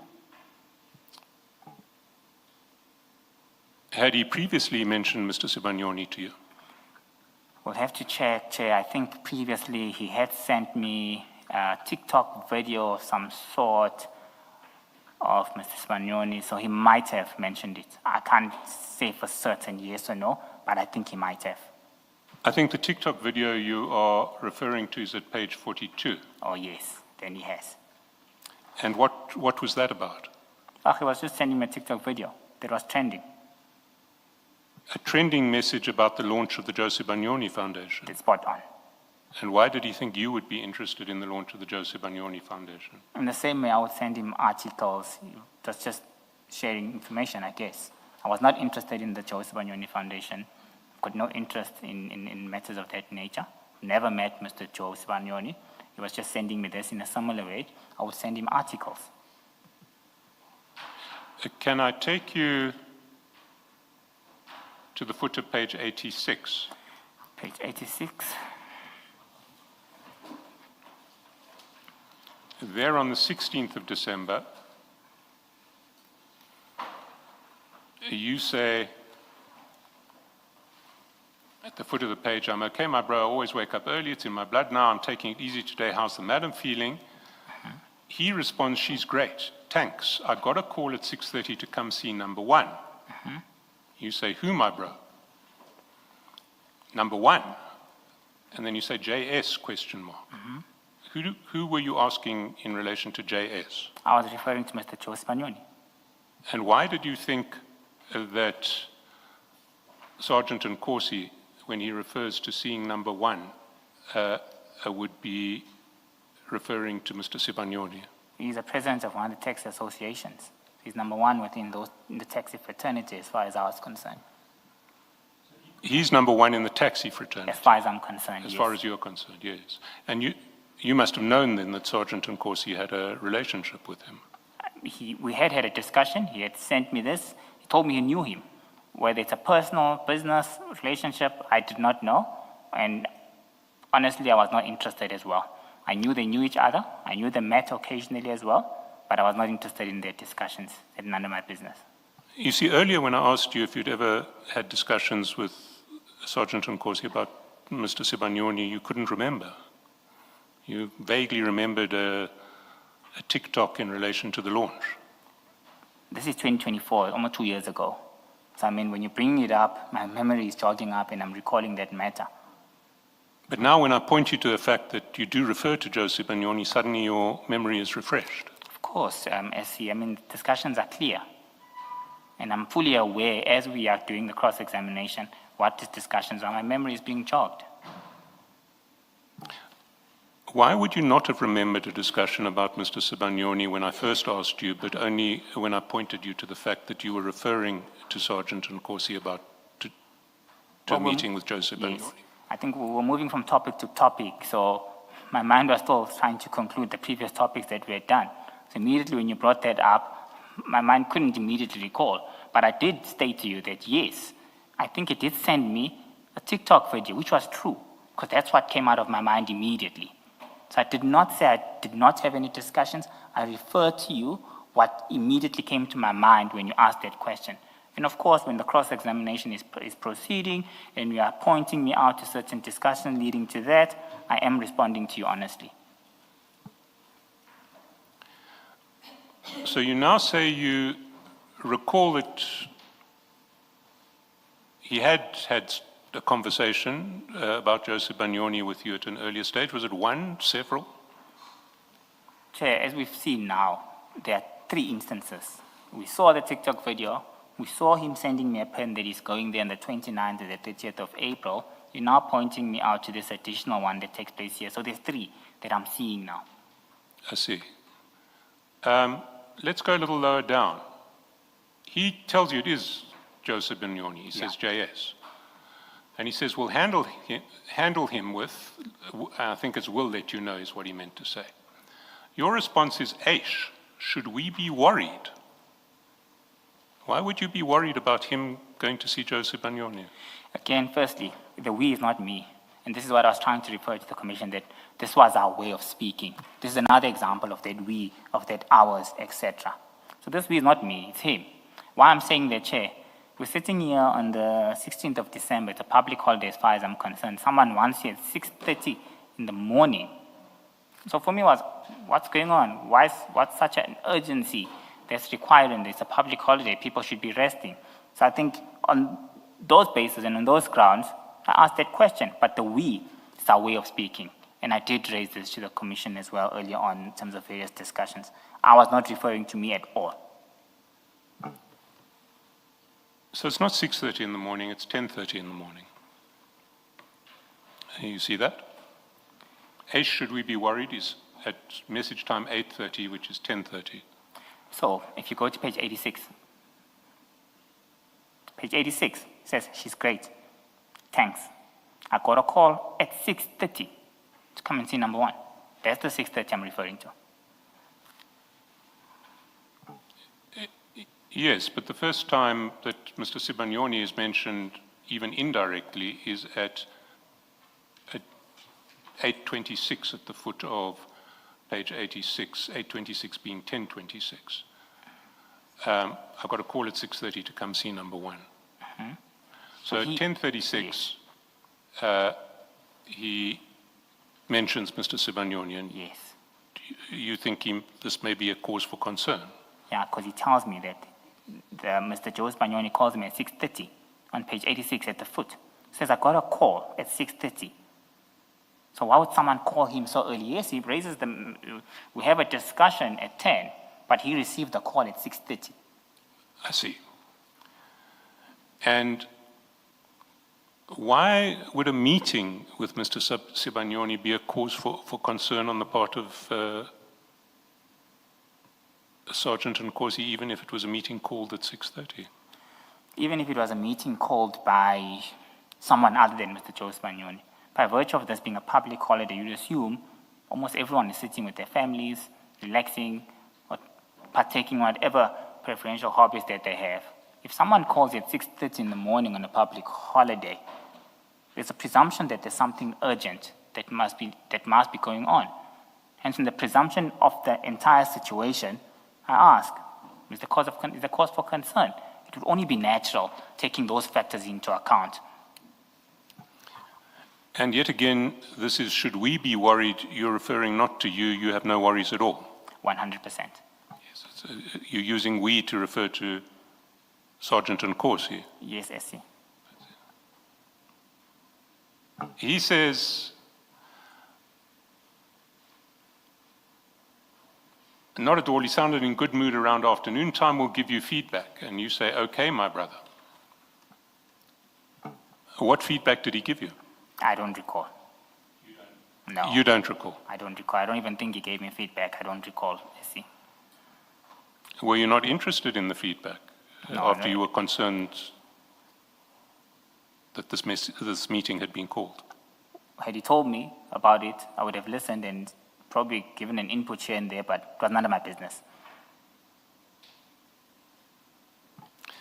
When we asked Sergeant Nkosi about this meeting, he denied that JS was Joe Sibanyoni. You're clear that it was Joe Sibanyoni. When I sent this, that's what I understood. I can't answer for him and how he understood that. I think he needs to answer that for himself. In terms of my communications, I'm clear. When I sent this communication, that's what I understood. And that's what I was asking. Why do you call him JS? It's a short, and it's long to write Joe Sibanyoni. It's informal communications, Chair, so JS would have been easier for me. And Sergeant Nkosi knows when you say JS, you mean Mr. Sibanyoni. I can't speak for him. I hoped he knew. That's why I put it in this manner. I hoped he knew. I thought your answer earlier was you referred to, the two of you, referred to Joe Sibanyoni as number one because he was the president of the taxi association or something? No, we don't refer him to that. That's how I knew. It You was knew him. that that's how he's referred Yes. to? Okay. We don't refer to him as that. I just knew that. So it's more than that's what you thought at the time or that's what you understood at the time. You knew that number one is JS. I knew that, Commissioner, Okay. indeed. All right, thank you. Chair, we've gone past 1 o'clock at this point. I wonder if we should take the adjournment.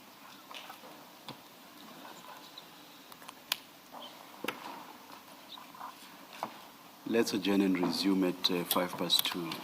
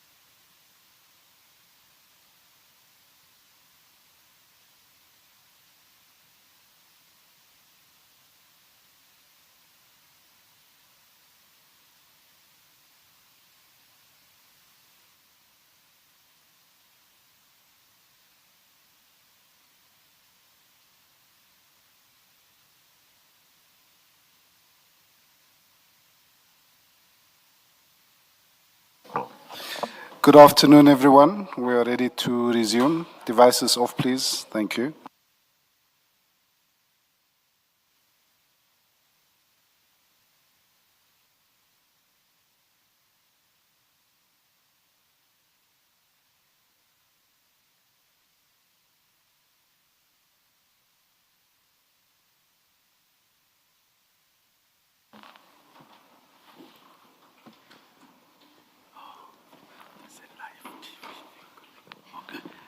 Yes, Mr. Chaskalson. Thank you, Chair.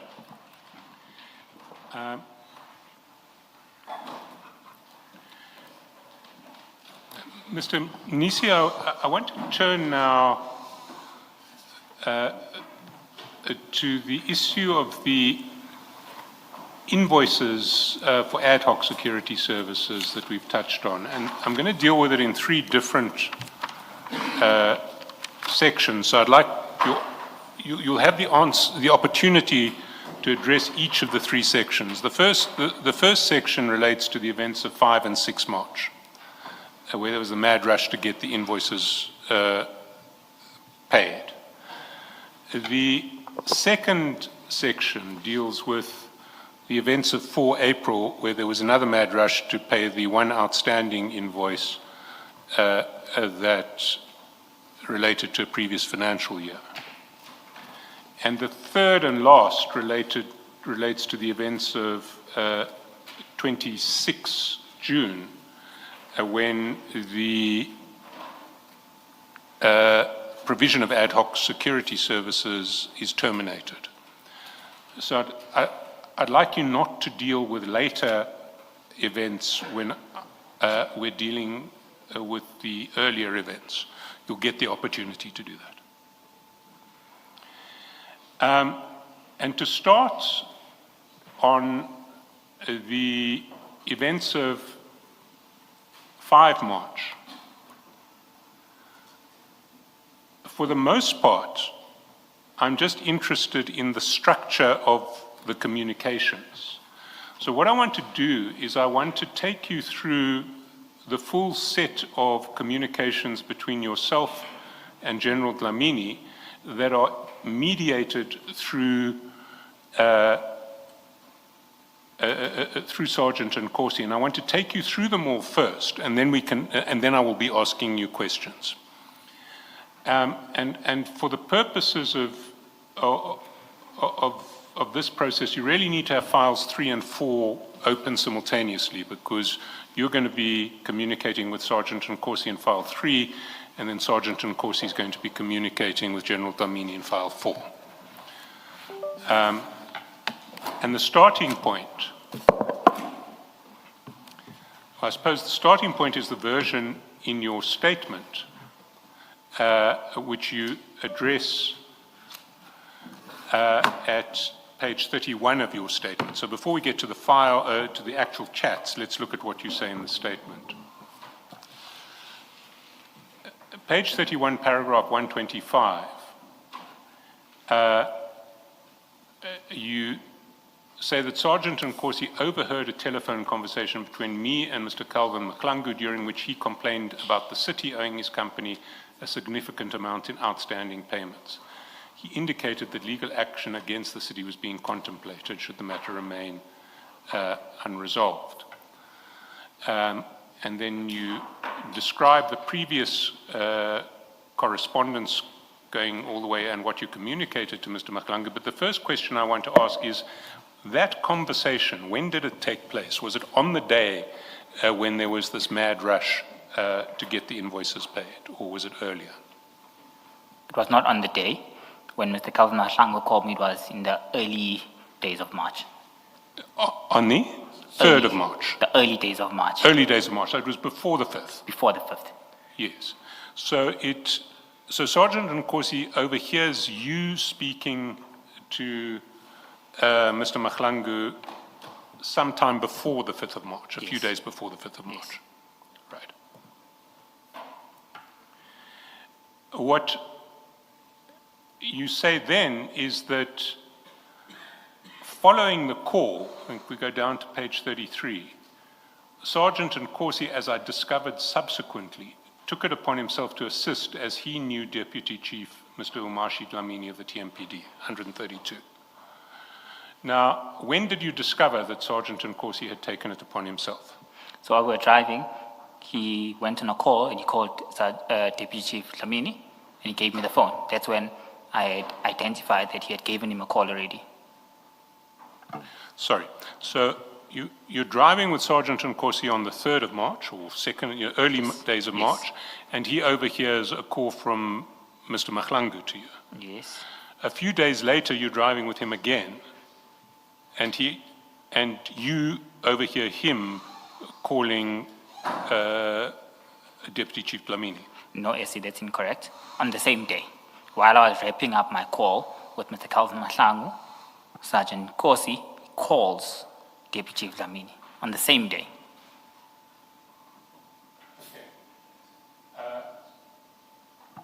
So when you say in 132, following the call, Sergeant Nkosi clearly, as I discovered subsequently, took it upon himself to assist as he knew Deputy Chief. But in fact, you didn't discover this subsequently, you discovered it on the same day.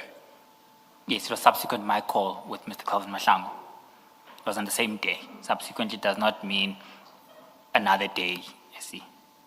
Yes, but you say, as I discovered subsequently. There was no discovery. It was happening right in front of your eyes, or ears in this case.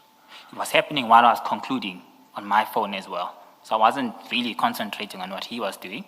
I was concentrating on wrapping up what I was doing. Okay, so while you're speaking to Mr. Madlanga, Sergeant Nkosi is speaking to Deputy Chief Dlamini. Yes.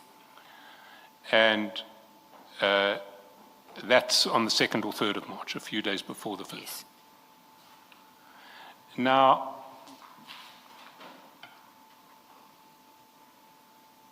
what we then see is the texts, which start on page 141 in file 3, and at the same time have page 503 open on, well, it will be 427 and 503 as we jump through file 4. So on the 5th of March, towards the foot of page 141, at 9:38, you message Sergeant Nkosi saying, "Is the general winning?" Yes. Now, this is at least 2 days after you have had the call from Mr. Madlanga, Yes. and you understand what the issue is. Yes. Now, you're asking Sergeant Nkosi, is the general winning? So you know he is engaging with the general. Yes. How did you know that? On the day when he called Deputy Chief Dlamini, he handed me the phone. I spoke to the Deputy Chief Dlamini. I expressed to him the concerns on the call that I just received. He said he was not aware of this matter. However, he will look into it accordingly. Then I requested you will then give advice, and the call ended.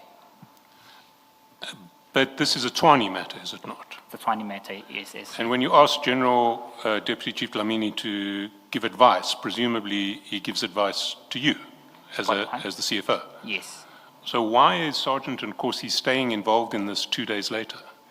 So at this point, after the call had been made, Sergeant Nkosi was already involved.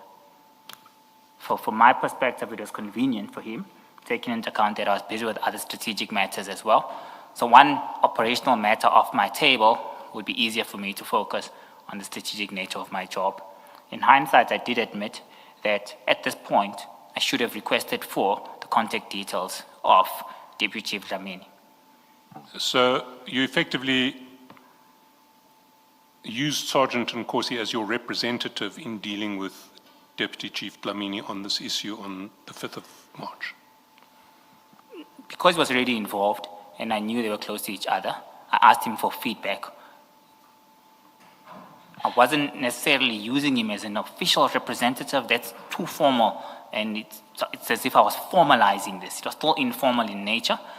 I took advantage on the convenience for me because I could then focus on other essential work that I was to do. So this was just an issue of convenience. Sergeant Nkosi was offering to do part of your job at the city.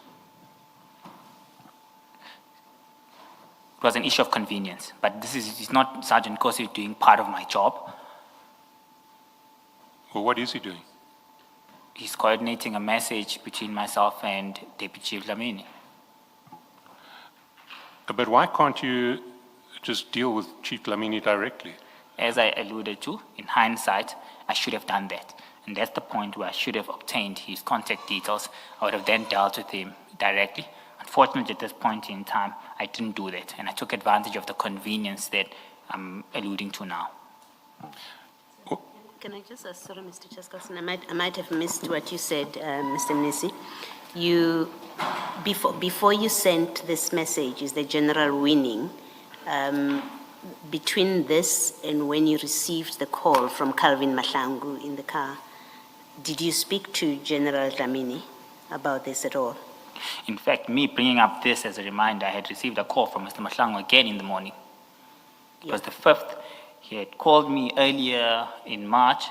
There was presumably nothing that was proceeding. He called me in the morning. Hence, I requested Sergeant Nkosi. It's the general winning. What prompted me to send this message was me receiving a call from the service provider requesting for feedback. Yes, my question was, did you speak to General Dlamini? So you got the first call from Mr. Madlanga, you say, the very first time he calls you. Yes. My question is, after you got that call and before you asked Sergeant Nkosi whether the general is winning, in that intervening period, did you speak to General Dlamini about this inquiry from Madlanga? Yes, Sergeant Nkosi handed me the phone. While we were driving, just as I was about to conclude my discussions with Mr. Calvin Madlanga, Sergeant Nkosi was already phoning the Deputy Chief. At that point, he gave me his phone and I spoke to the Deputy Chief. I see, thank you. Can you just clarify this? Afternoon, Mr. Mnisi. You just said a few minutes ago, Sergeant Nkosi getting involved was one operational issue off your table. Yes. What does that mean? Have you delegated an operational issue to Sergeant Nkosi? No, I have not delegated. So what do you mean when you say him getting involved is one operational issue off your table? Because it suggests to me it's an operational issue you had to deal with, but now Sergeant Nkosi was dealing with it. Correct? So what I mean, and I said, it was convenience. The only reason I asked Sergeant Nkosi to send the communications to the Deputy Chief Dlamini was an element of convenience for me. In hindsight, I would have done that directly with the Deputy Chief Dlamini. I was not delegating anything to Sergeant Nkosi. He's not an official of the city. He can't in no way have any delegations to deal with any matters. I'm concerned with what you mean when you say it's one operational issue off your table because Nkosi is now dealing with it, which is what you said, and you confirmed that that's what you said. Let me go back. An operational issue is something that you, as CFO, have had to deal with, correct? Correct. And now Nkosi was dealing with it. He was not actively dealing in the matter. He was Deputy Chief Dlamini was dealing with the matter, actively. The individual who was actively dealing with the matter, analyzing documentation is the Deputy Chief Dlamini. Nkosi was not actively dealing with the matter. Nkosi was the individual who was sending the message on my behalf. He was not actively dealing with this. He didn't even have the details of what was going on in this. I used this as an element of convenience for myself. So he was inactively dealing with the matter because you deliberately chose the word actively. Are you saying he was inactively dealing with the matter? I'll say he was, but not on delegation as a means of convenience.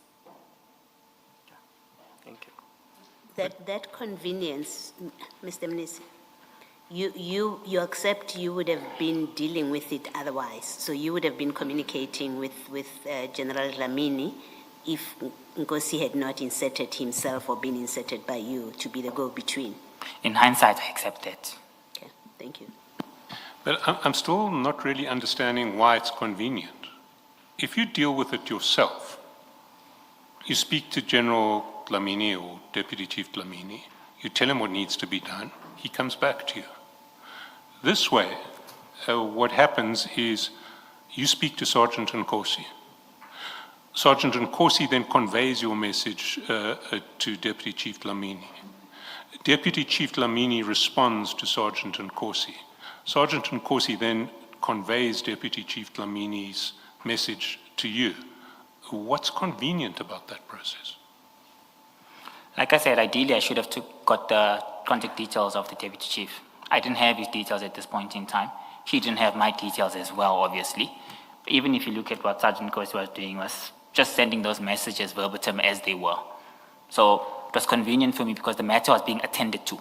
But in hindsight, I do agree that I should have got his numbers directly and had the communications with him initially from the matter, when the matter was raised, Chair.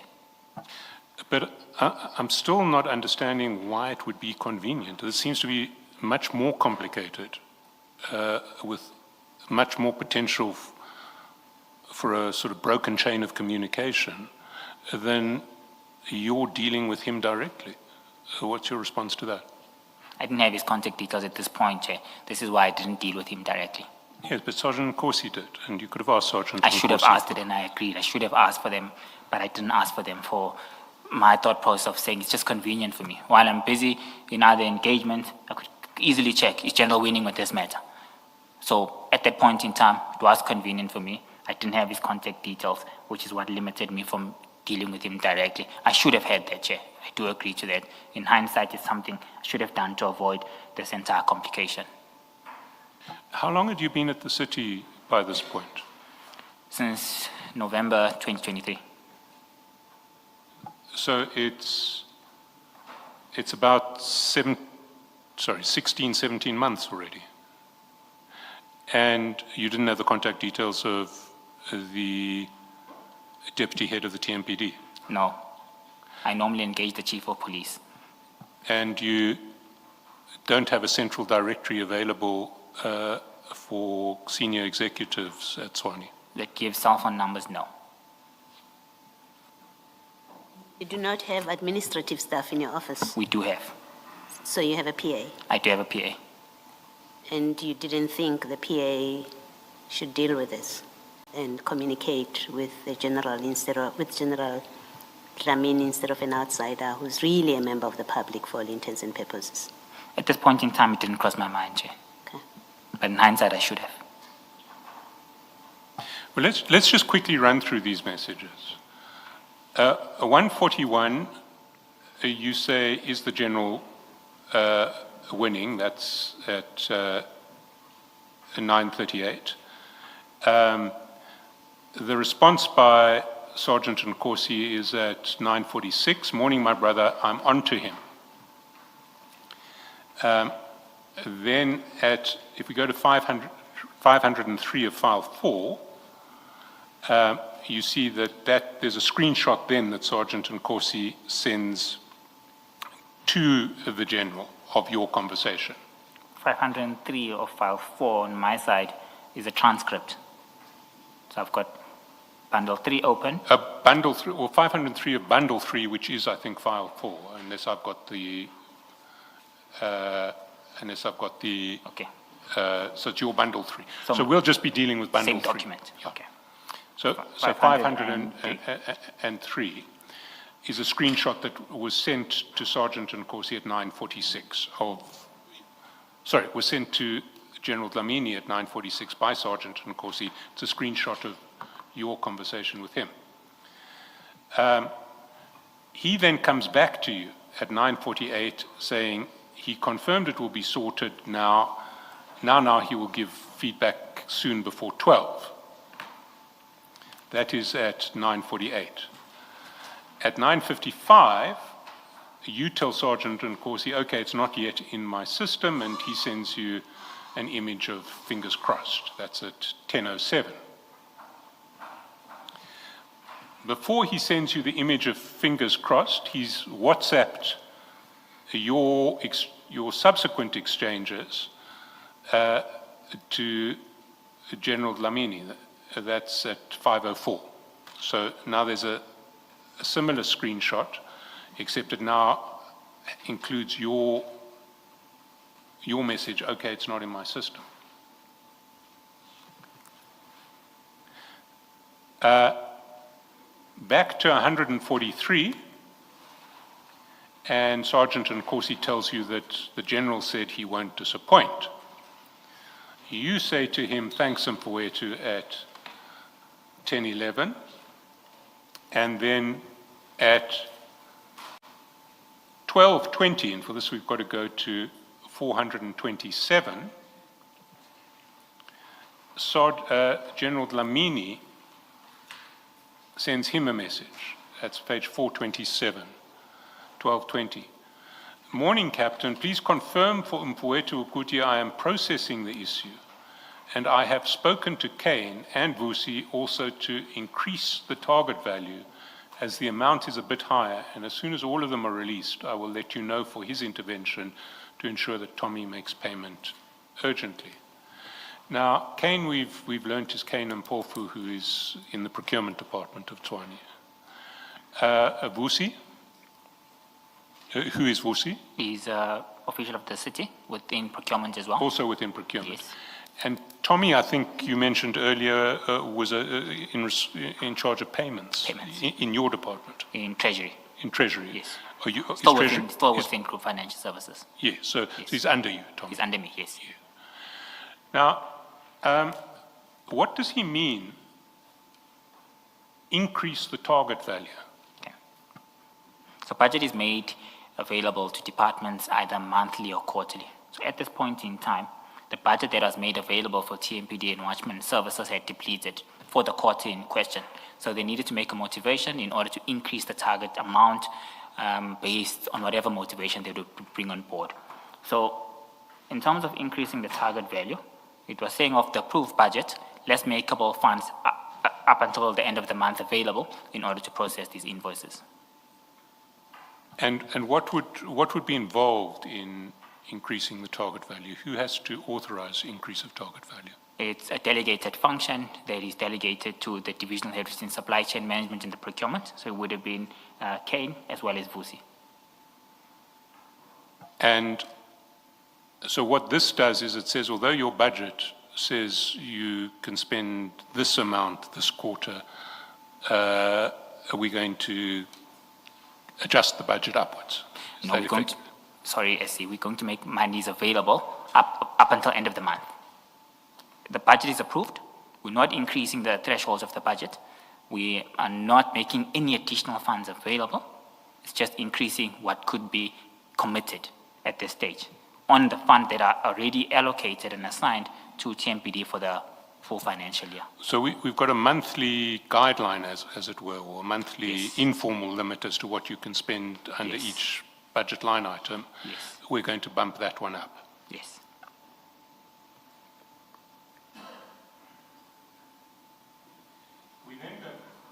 We then go back at 143, and that message is then forwarded to you by Sergeant Nkosi at 12:52. So it comes at 12:20, it only gets to you at 12:52, more than half an hour later, and you respond immediately at 12:56, thanks Mfowethu, thanks. Can I just pause there? What we're seeing in this example is how the allegedly convenient mechanism that you're using to address this situation actually results in delays in your getting the information that you would otherwise get. So so the General communicates this at 12:20. You only learn about it from Sergeant Nkosi half an hour after that, at 12:52. You're nodding your head.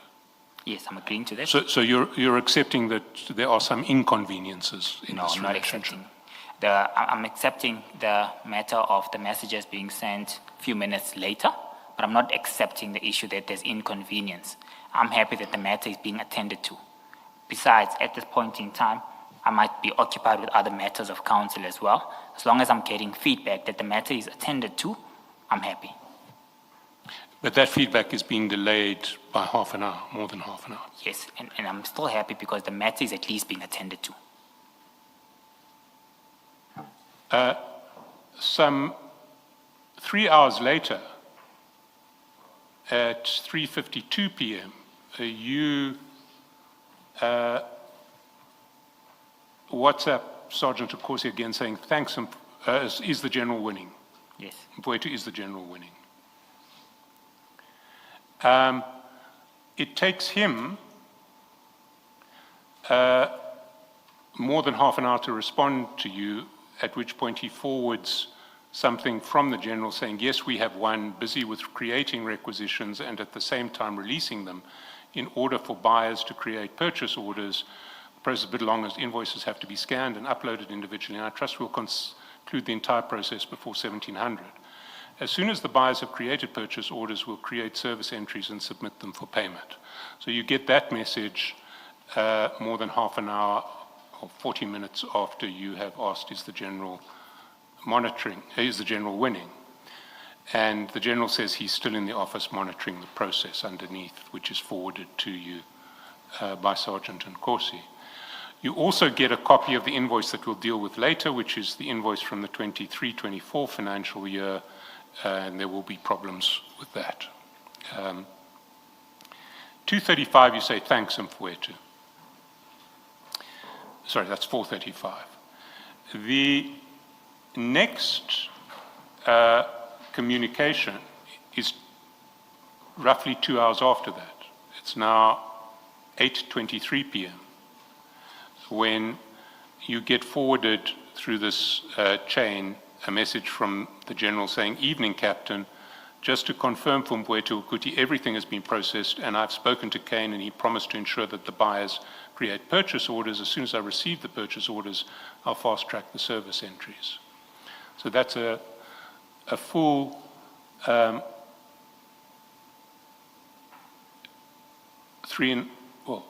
almost 4 hours later that you get that message, and then you say, thank you, Mfowethu, much appreciated. Let's push to finalize everything tomorrow so we can pay those guys before Friday. And on it goes until after 11, until the next morning. Your last exchange with Sergeant Nkosi is on that day is at 11:24 p.m., a call at 11:24 p.m. And the next morning you hear from, you message Sergeant Nkosi saying, please extend my gratitude to the General, he has delivered. Purchase orders as per the request have been approved, see you later. That's at 11:32 the next day. That is then forwarded to Sergeant Nkosi, by Sergeant Nkosi to the General, and at 11:45 at the top of page 146, you see that the message comes back from the General. Morning, Captain, I can see that Mfowethu is happy and we are also grateful that we have assisted. So over these 24 hours, through Sergeant Nkosi's intervention, you've managed to have a conversation with the General that has resulted in these invoices being paid. Yes. Your version is that you just used Sergeant Nkosi because it was convenient. Maybe just to make a quick correction, not invoices paid, purchase orders processed. Purchase orders processed, yes. Sorry. I accept that. Your version is that you use Sergeant Nkosi because that is convenient. It was easy for me, Chair, and I needed to ensure that the matter is being dealt with, and it was being dealt with. But in the process, what you've effectively done is you've taken an outsider to the city and you've involved him in communications relating to city payment processes. He had involved himself, Chair. What I should have done, which I've conceded, was that I should have, at the point where he involved himself and called the Deputy Chief, requested for those contact details, which was a flaw on my side on that matter. Can I just ask, when you say he's involved himself, at which point does he involve himself? Because on your account, you're both in the car, he overhears the Madlanga conversation, he speaks to General Dlamini in your presence, and you become aware of that because you're all in the same car. and then a few days later, 2-3 days later, you ask him, is the general winning? So there is an unexplained gap of his involvement before you ask him, is the general winning? So when you say he had involved himself already before you asked, is the general winning, what did you know about his involvement? Other than what happened in the car when you were together, what did you know about his continuing involvement in this, and how did you know? So firstly, Commissioner, I didn't ask him to phone Deputy Chief Dlamini when we were in the car. He took it upon himself to call him. Once he had made that call, of course, I had a discussion or an interaction with the Deputy Chief Dlamini in terms of the matter that we were facing. Upon that phone call concluding, we concluded on the basis that I'll get feedback. And then Sergeant Nkosi, of course, took it upon himself to be the one to give that feedback. When you say Sergeant Nkosi was already involved, you mean only that he called while you were both in the vehicle? He called General Dlamini and had the conversation with him in your presence? Is that all you're referring to? And also as him already involved? That was the starting point, and also his commitment that he will give feedback. So in the vehicle, as Yes. you are together, he said to you, I'll give you feedback. Yes, And the next thing is when you ask him, is the general winning? yes. Okay, thank you. So now we're going to move to 4th of April. And as I understand it, all of the invoices other than that 23-24 financial year invoice had been resolved by the earlier process. I agree with you. On the 4th of April, at page 443, you'll see that at 2:59:37 p.m., chat number 2, 443. 443, Yes. the general message is Sergeant Nkosi saying, "Good day, Captain. Please check Kumpuetu if he has spoken to Kane about Gubis for processing. He just called me to say Umfuetu has given a go-ahead." What was that about? This message was never forwarded to myself. I've never received it. I can't comment on that. Well, what did happen, that was at 2:59. At 3:34,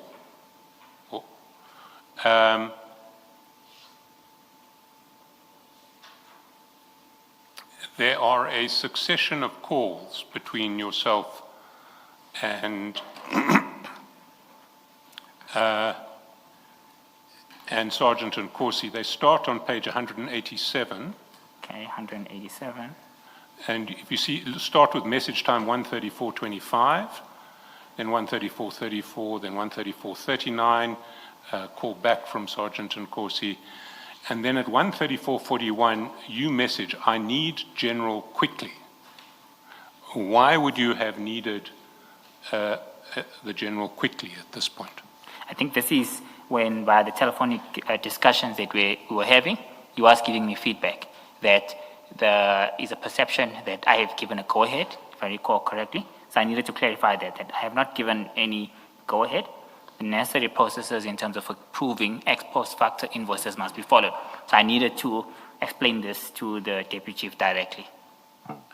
So you hadn't authorized payment of this previous financial year's invoice? No, I couldn't. It's beyond my powers. I had not done that. And what the General understood Kane to have reported was wrong, Clearly. and you needed to communicate that to the General. Exactly.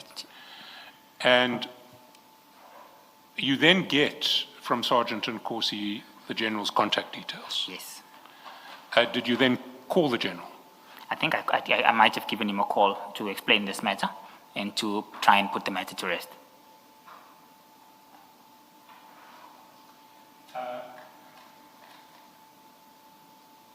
That's at 3:38. At 4:33, you call Sergeant Nkosi, and then at 4:37, you send Sergeant Nkosi a screenshot. In fact, first at 3:37:41, you sent him a screenshot. Sorry, 4:37:41, you sent him a screenshot of a WhatsApp call from Chairman Obonzo, and I presume that's Mr. Modise. That's Mr. Modise, yes, I confirm.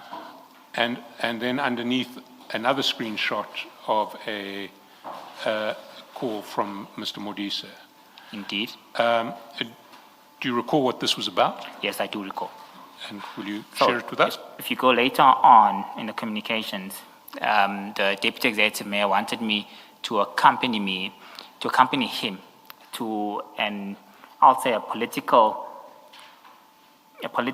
event where they were needed to give feedback on the engagement on the status of Gauteng municipalities. If you go down just a bit on 191 and 192, 193 and 194. This was in relation to that.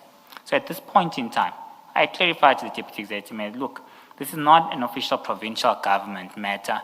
It looks like it's more political party related. I'm uncomfortable to attend to such. So what I can do is just do the report for you and take you through the content of that report.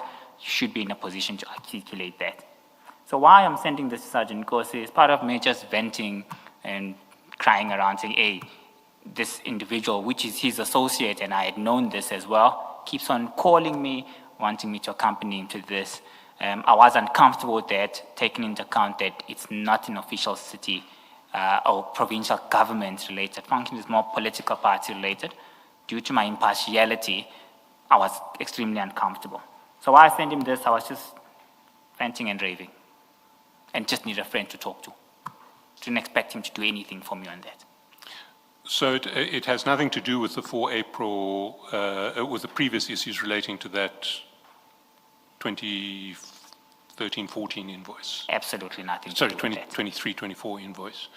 And your need to call the general urgently was to say, I haven't approved payment of this out of your invoice and don't do it on under my name.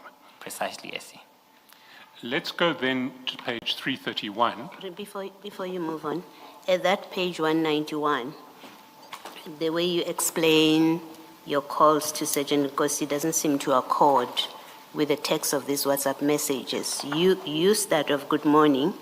Did the Deputy Mayor call you regarding the meeting on Sunday? That's you. Yes, that's me, Commissioner. Yes.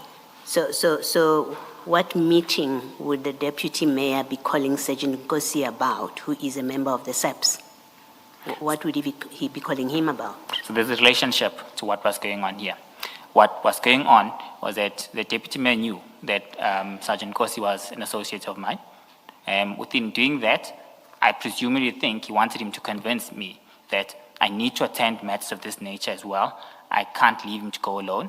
So we'll need to have that discussion to outline that. This was linked and fully aligned to the engagement which I was uncomfortable going, and I had expressed that to the Deputy Mayor previously. And then in the next text, you say, I told them that I can't get hold of you. Yes. You say you told Nkosi, you're telling Nkosi here that you told the Deputy Mayor that you can't get hold of Nkosi. Yes. Why would that be an issue that between you and the Deputy Mayor that you can't get hold of Nkosi? Sorry. He had said I to don't me understand. that in the meeting, I need to bring him. And I said, no, That you need what? that I need to bring Sergeant Nkosi, I think. So the Deputy purpose Mayor- of me saying this was that I told him I can't get hold of you. He must call you himself. I don't want to get involved. I told them I can't get hold of you. So if he needs you to come to this meeting where I must be convinced to sort of engage in the political party related engagement, he must call you himself. So I was expressing to Sergeant Nkosi that he said he's going to call you. I said I'm not getting involved. So did he call you? I was asking out of interest. So the Deputy Mayor invites you, the Yes. CFO of the city, to Yes. come to a meeting on Sunday.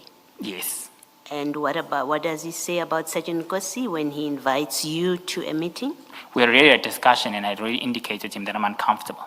Yes. So he didn't express that, but I presumed that Maybe wants Sergeant Nkosi to try and convince me that I need to support him in all aspects.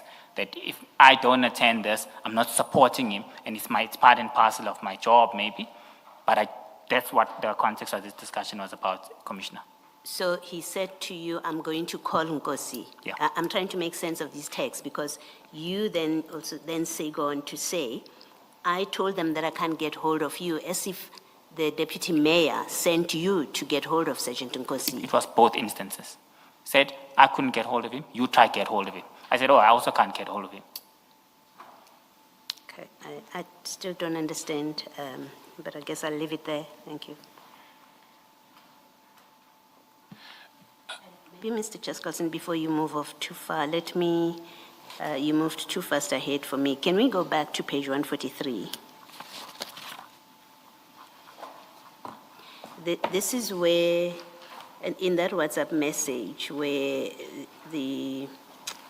that's the third WhatsApp message, where, morning Captain, please just confirm from 482 Guti, I'm processing the issue, and I've spoken to Kane Vusi also to increase the issue, and I've spoken to Kane Vusi also to increase the target value as the amount is a bit higher, and as soon as all of them are released, I will let you know for his intervention to ensure that Tommy makes payment urgently. What intervention by you is being spoken about in this WhatsApp message? Presumably for me to have oversight on the payment process as well. So to have what? To have oversight on the payment process once the purchase orders have been created, taking into account that this is a matter that has been outstanding for the past 7 months, since June 2024, I think. Yeah. Intervention is different from oversight. I think intervention is more an active step by you to do something to ensure that Tommy makes payment urgently. I think it's, in my understanding, it's different from having oversight. Yes, Commissioner. What was anticipated? So it's me reading this. Me reading this and understanding this, I needed to assist in playing oversight so that the matter is completed. Once purchase orders are created, the payment needs to be effected as well. So I understood this as me playing oversight. No intervention that I could do to force payment down. I've got a cash flow management function that operates within the city. Within this instance as well, I can even confirm, I think payment was done by the 14th of March, if I'm not mistaken, in line with the city's normal processes of payments. So I read this as a form of me playing oversight in the payment process. As oversight as inactive, just watching and making sure it's being done. No, watching and ensuring that it's done. Playing oversight so that this does not fall through the cracks again. Yes. Yes. You see, when I read the rest of that sentence, which says to ensure that Tommy makes payment urgently, it suggests to me that you are going to do more than just looking at your computer to see that this is being done. You would unlock whatever, you would play a role in ensuring that Tommy makes payment urgently. That's how I'm reading it, and my reading of it accords with my understanding of intervention being a much more active role by you than just oversight, a passive role of just overseeing. Indeed, Commissioner, I agree to your thought process, but I need to align this to the work that I do as well.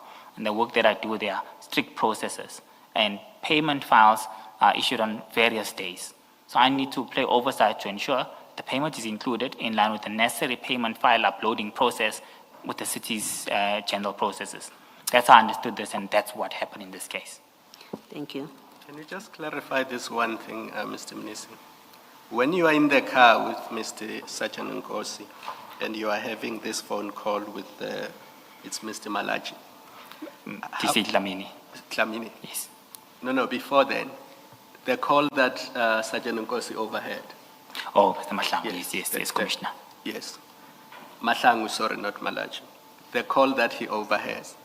How does Sergeant Nkosi know that the person at TMPD he must speak to is Mr. Dlamini, so that the process of payments can move forward? Because you say that's the first time he gets involved. He picks up his phone, he makes a phone call, he knows who to call, and that's how he inserts himself in the payment processes of Tshwane, which you then enable because you allow him to continue doing that. But how did he know that the person he must speak to to make these things happen is Mr. Dlamini. I think Sergeant Nkosi has a relationship with Deputy Chief Dlamini. He knew that he was a Deputy Chief responsible for support and services and finance within TMPD. So by virtue of their own relationship, he had known his roles and functions and what he does. That's how he knew. All right, thank you. Also ask this, this process that is in 143 in these WhatsApp chats and your participation in them, how does it accord with the process that you described yesterday? Today's Tuesday.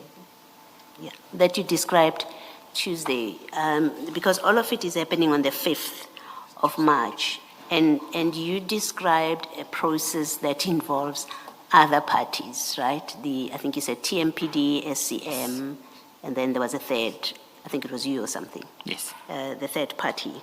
Now, when I look at all of these WhatsApp messages, they don't seem to align with the process that you described, where I think among other things you were explaining that certain documents must be in, they must be checked, verified, the service was provided, was it properly authorized, does it accord with the deployment letters or the terms of the contract, all of that. This process that is happening within hours doesn't seem to align with what you've described yesterday. Can you just explain? Yes.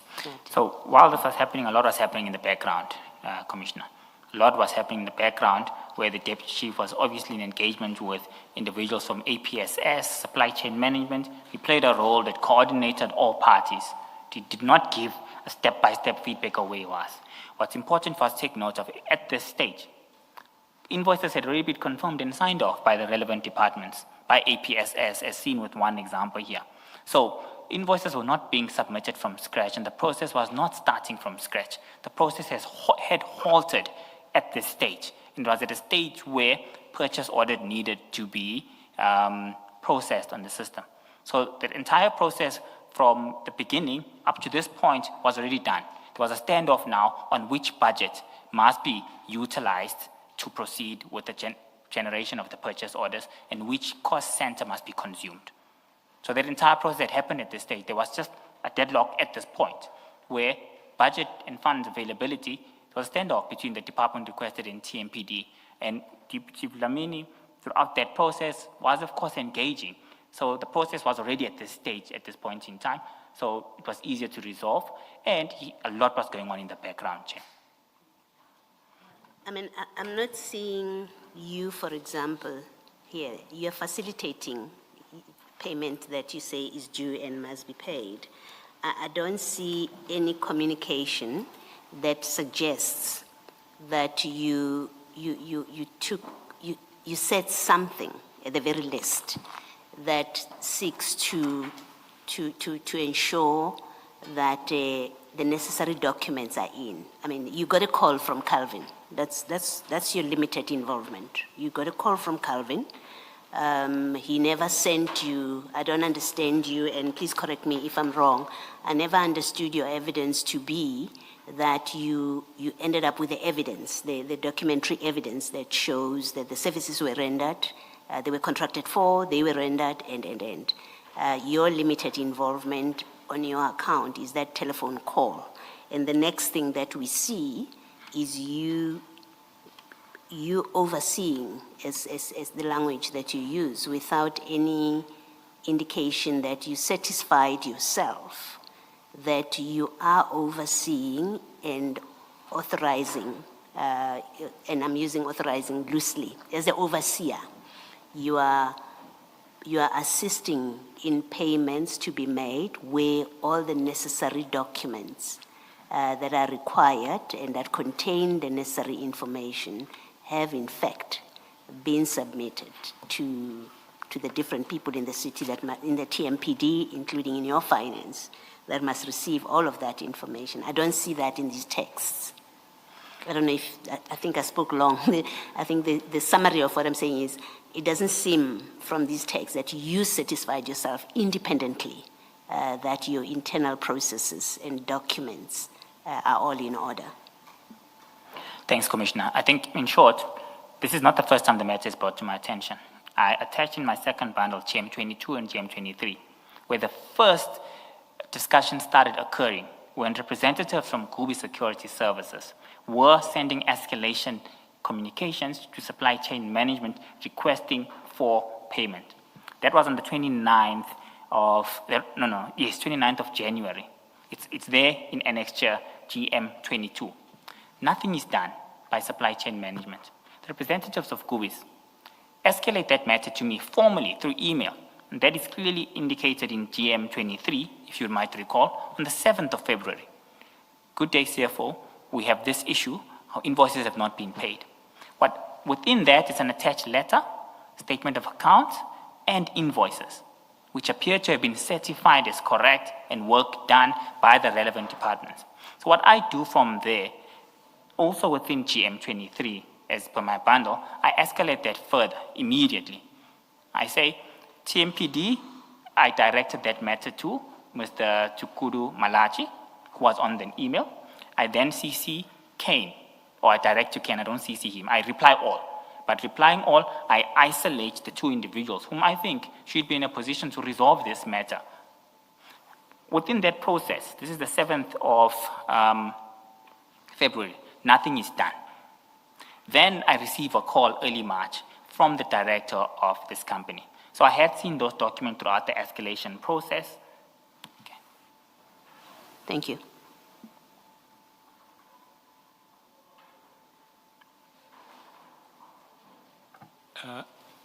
Can we then deal with the events of 26 June? And possibly the best starting point for 26 June is file 4, page 566, which is the letter that Mr. Spiss sends to Gubis Solutions.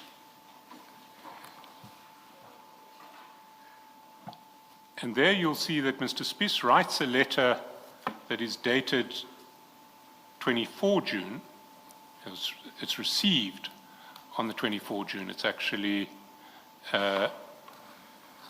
signed for on the as received on the 24 June. It says stoppage of ad hoc security services which have not been approved in terms of any written process. It says, kindly take note that all the sites mentioned on the attached Annexure A were identified by the TMPD as sites belonging to the Department of Water, on which ad hoc security services are being rendered without any approval based on written process. Therefore, the Tshwane Metro Police Department has taken a decision to stop these services with effect from 1 July. To this effect, you are hereby requested not to continue deploying security on all of these sites listed on Annexure A.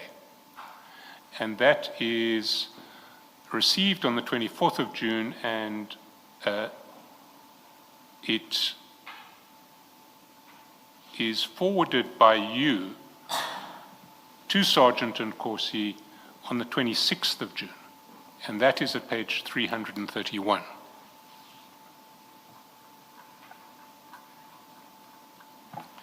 And there at page 331, we see that on the 26th of June at 9:57, message time 7:57, you forward to Sergeant Nkosi the termination letter, and then you say, call him Mfowethu. Who did you want Sergeant Nkosi to call? Deputy Chief Lamini.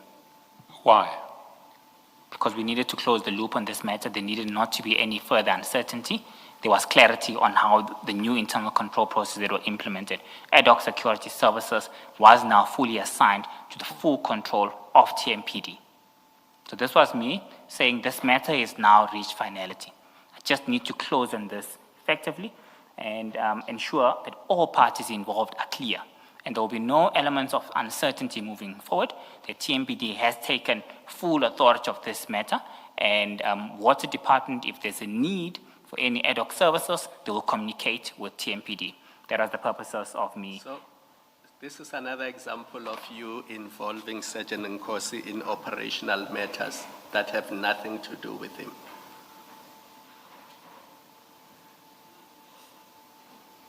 Mr. Mnisi, this is another example of you involving Sergeant Nkosi in operational TMPD matters that have nothing to do with him.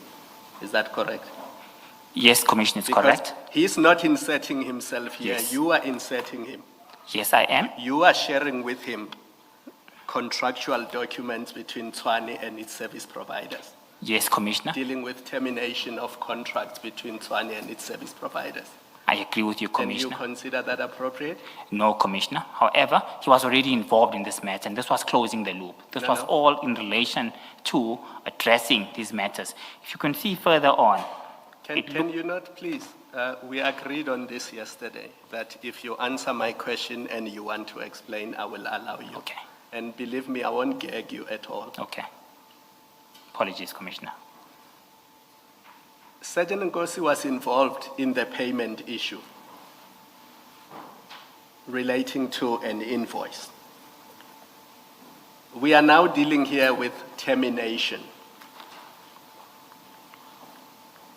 And you say he was still involved. How was he involved in the termination of the appointment of Gubis? Please explain that to me. So from my perspective, this was the context of that starting point of that matter, that this matter needs to cease. And if you look at the next chat, Chair, No, no, I I do don't ask wanna for go- Dlamini's number, DC Dlamini's number. I don't And want to go to the next chat. I'm Okay. asking you, how was he involved in the issue of the termination? from my perspective, it was still around the same topic. When we are discussing it now, does provide a perception that it's two separate events, but in my mind, Chair, this was closing the loop on this matter indefinitely, that will no longer have any issues of this nature, and I wanted to communicate this with the Deputy Dlamini. Remember that it is Commissioner Spies who takes the decision. It's a committee which sat, and I was part of that. Within that, there was a discussion with Water Services. Deputy Chief Spies was assigned to ensure that he runs with the process moving forward, because this function was now fully delegated to him, and there's no uncertainty any further. Let me tell you, because Deputy Spies has given evidence before this commission. He says on the 12th of March, he gave an instruction to Mr. Malachi to terminate this ad hoc appointments the following morning, the 13th of March. Mr. Malachi did not comply with that instruction because he said the instruction had to be in writing. And when Deputy Spies realized that Mr. Malachi was stalling with these terminations, following an investigation which led to Mr. Malachi's suspension around the same period, he then wrote the letter terminating the services. And that's his evidence, which Mr. Malachi came here, although he disputed the issue of the insubordination, he admitted that that is the sequence. Now, was Sergeant Nkosi part of the committee discussions to terminate the appointment of Gubis? No, Sergeant Kosi was not part of that. So he was not part of that. Now, this letter deals with that termination. Yes, So when you say he was involved, not in the one invoice from 2024, the termination in June 2025, how was he involved? from the Sergeant context of my discussion and how I'm responding to you, Commissioner, is that this was closing the loop and closing this matter. Yes, it might seem like it's two separate events, but from my perspective, it was around this, it was for the same incident that he was involved in terms of ad hoc services. It was for the same instance of the same company that we're dealing with here. So I assumed at that point in time that it was closing the loop. And in fact, what I should have done was ask for the number first, because I asked for the number afterwards. And it's a hindsight that I've done. Because immediately after that, I asked him for the details because I realized it. I should communicate directly.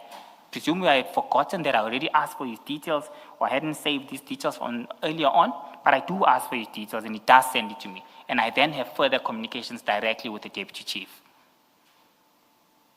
Mr. Minister, I have a different issue with this. That the date of this letter received is 24 June 2025.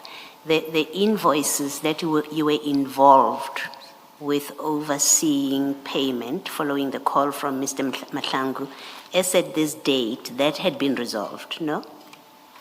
It had been resolved, except just for the ex post facto invoice. Yes, so when you say if those invoices were resolved, and there's only the ex post facto invoice, which according to your evidence was something above your grade. It was not for you to resolve the ex post facto invoice. At this point, there's no outstanding invoice issues that require the closing of the loop. So what loop are you talking about closing at this point? I agree with you, Commissioner, as I have agreed with Commissioner Khumalo. Reason being, I'm saying that it was for the same services, being ad hoc, it was for the same company involved. In my mind, I assume that it's closing the loop for this matter indefinitely, so there's no longer the confusion. But I am agreeing that in hindsight, it does look like these are two separate complete events. But It doesn't look like they are completely Yes. separate things. In hindsight, they are separate events. But when I looked at this matter at that point in time, it was one event, and I was closing the loophole indefinitely on the matter. So I do agree with both yourself and with Commissioner Kumar. What is there for you to discuss with General Dlamini, and why, when his superior, Spies, has written this kind of letter? You say there was a committee meeting, you were party to that, Spies was in that meeting. So the executive has met, some level of senior management has met and made a collective decision.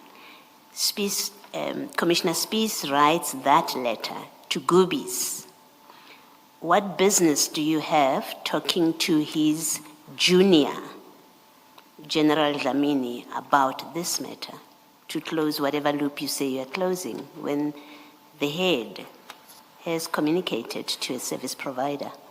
What are you discussing that you should be discussing with Spies, in fact? Okay. Firstly, Commissioner, it's not his junior, they're equals, they're both deputy chiefs. They're both deputy chiefs and they're equals with separate responsibilities. Okay, Responsibilities. I accept that, yeah?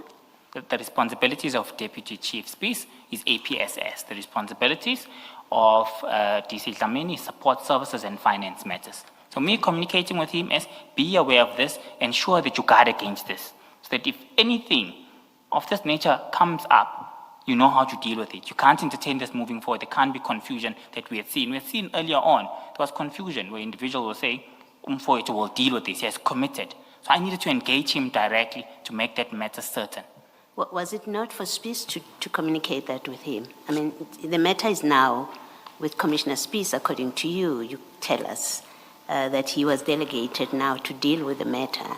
Why are you inserting yourself on the termination issue, which is not anything you have discussed with Dlamini previously? It's coming up for the first time with this letter, where Spies has been delegated to deal with this matter, and you are aware that Commissioner Spies is the one that's dealing with the matter. Why are you inserting yourself to discuss this with General Dlamini? So this is part of my role. I need to ensure that all parties understand fully. Previously, there was a complete misunderstanding between APSS as well as payables or finance services within TMPD. That's why we had an issue of that nature. So I'm involved, Commissioner, by view of ensuring that all parties are on the same state of mind. There's no confusion from anyone. So, And DC, Dlamini, who's responsible for support and finance matters, must be fully aware of that as well. So all you needed to do, you're telling us, is to tell General Dlamini that Spies has terminated the services of Goobies. Yes. The user, because the way we've understood it, there's the client and the TMPD has got a role. I think you said it's the user. So that's all you needed to tell General Dlamini, that Spies has terminated this agreement. Yes, Commissioner. I need to ascertain myself that he is fully aware of that, yes. Okay, thank you.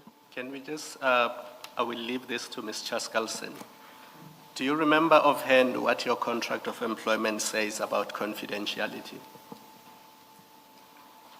Offhand? Yeah. I know there is a clause. I don't want to force you. If you don't remember, you can just say, I can't recite it.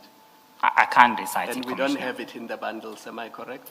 I haven't seen it in the bundles, Commissioner. Can you please make it available? I don't even mind if you redact or black out everything, because I'm only interested in the confidentiality clause. At present, I'm suspended from the city, as you're aware. I've received communication that I'm unable to access the system, nor am I able to communicate with any individuals. I will try and have communication with the city manager from this request. I don't have that at my disposal. And you don't have difficulty if we obtain it? No, through our own effort? That would help me even better. And I can assure you, I'm only interested in that Okay. clause. I'm not interested in any other things.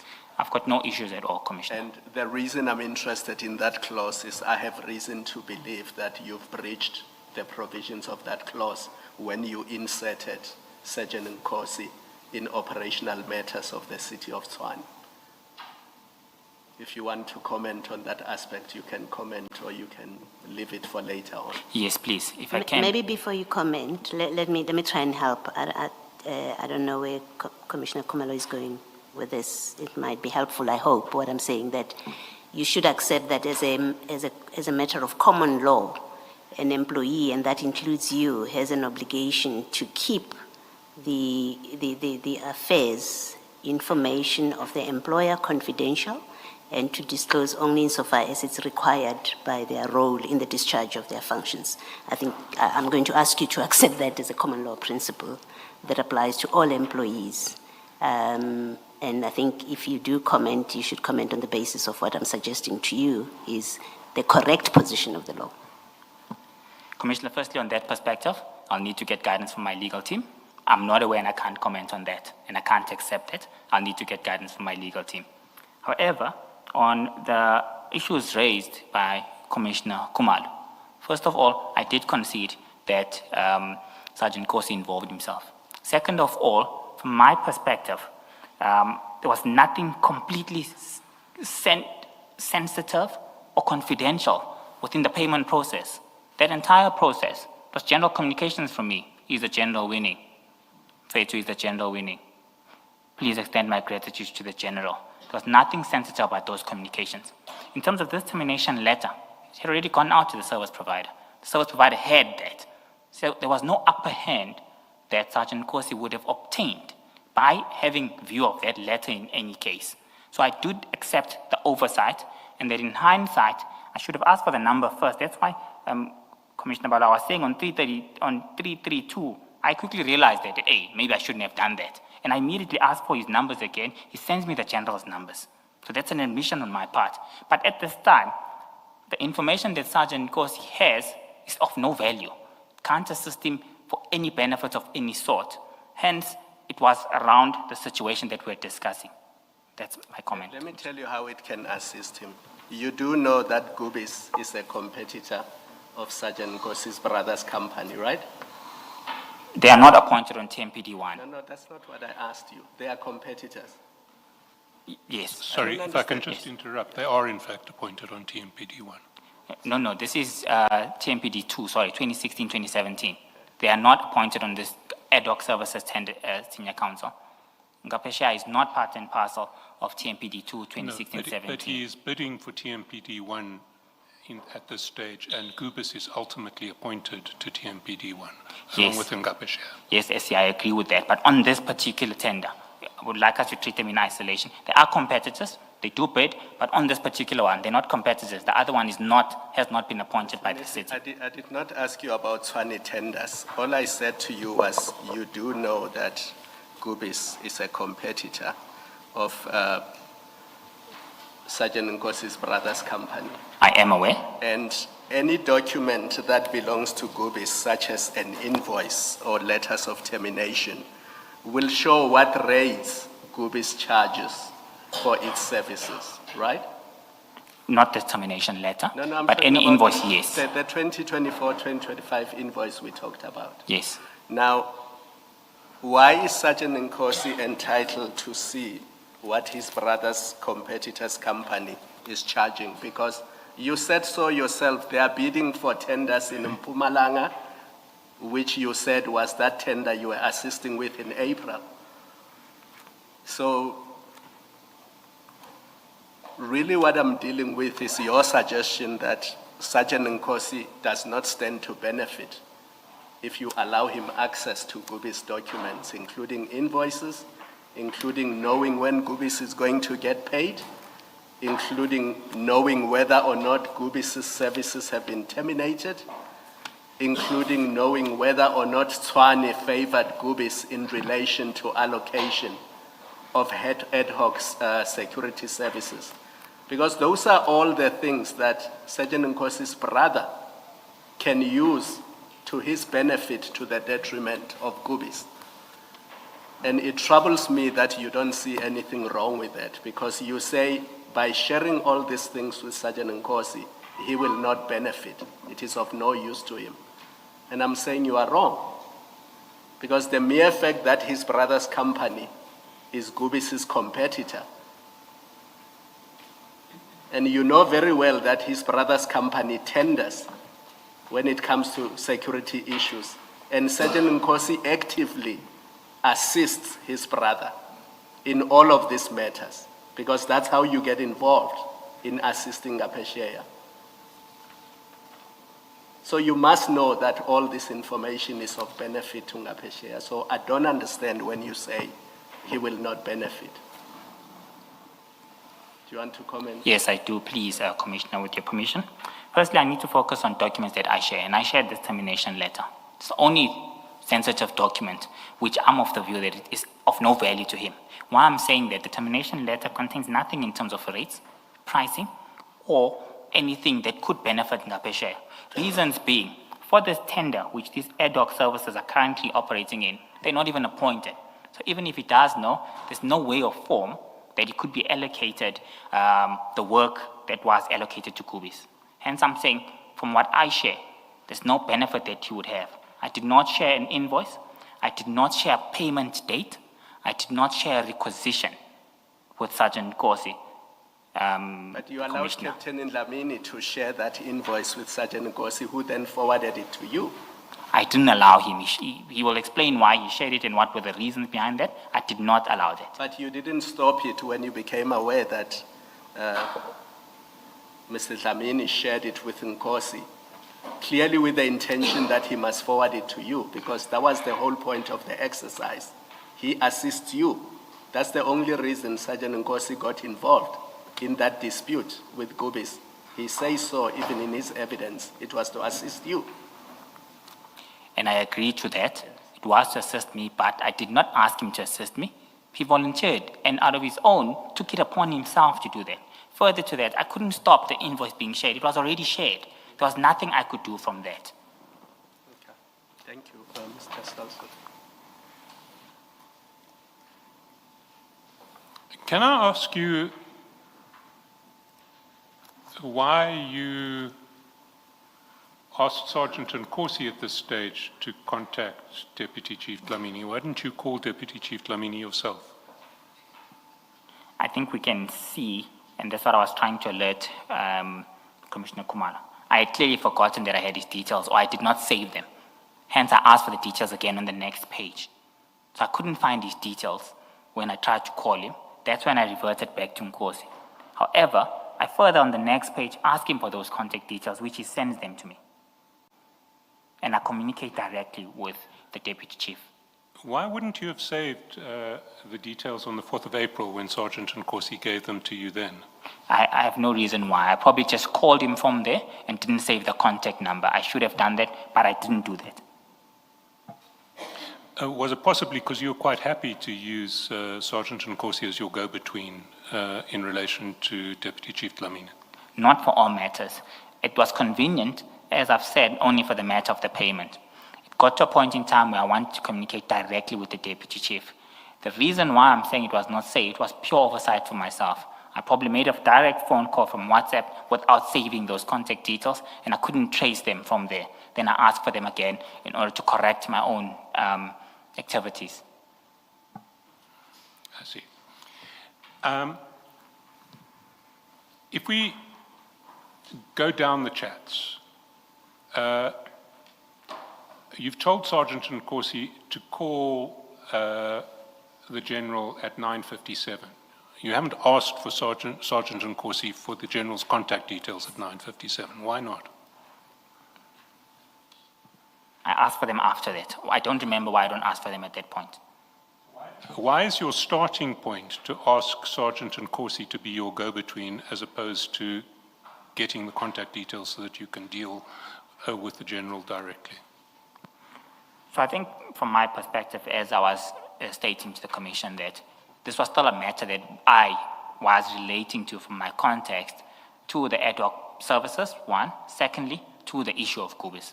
Hence, I asked Sergeant Nkosi to do that.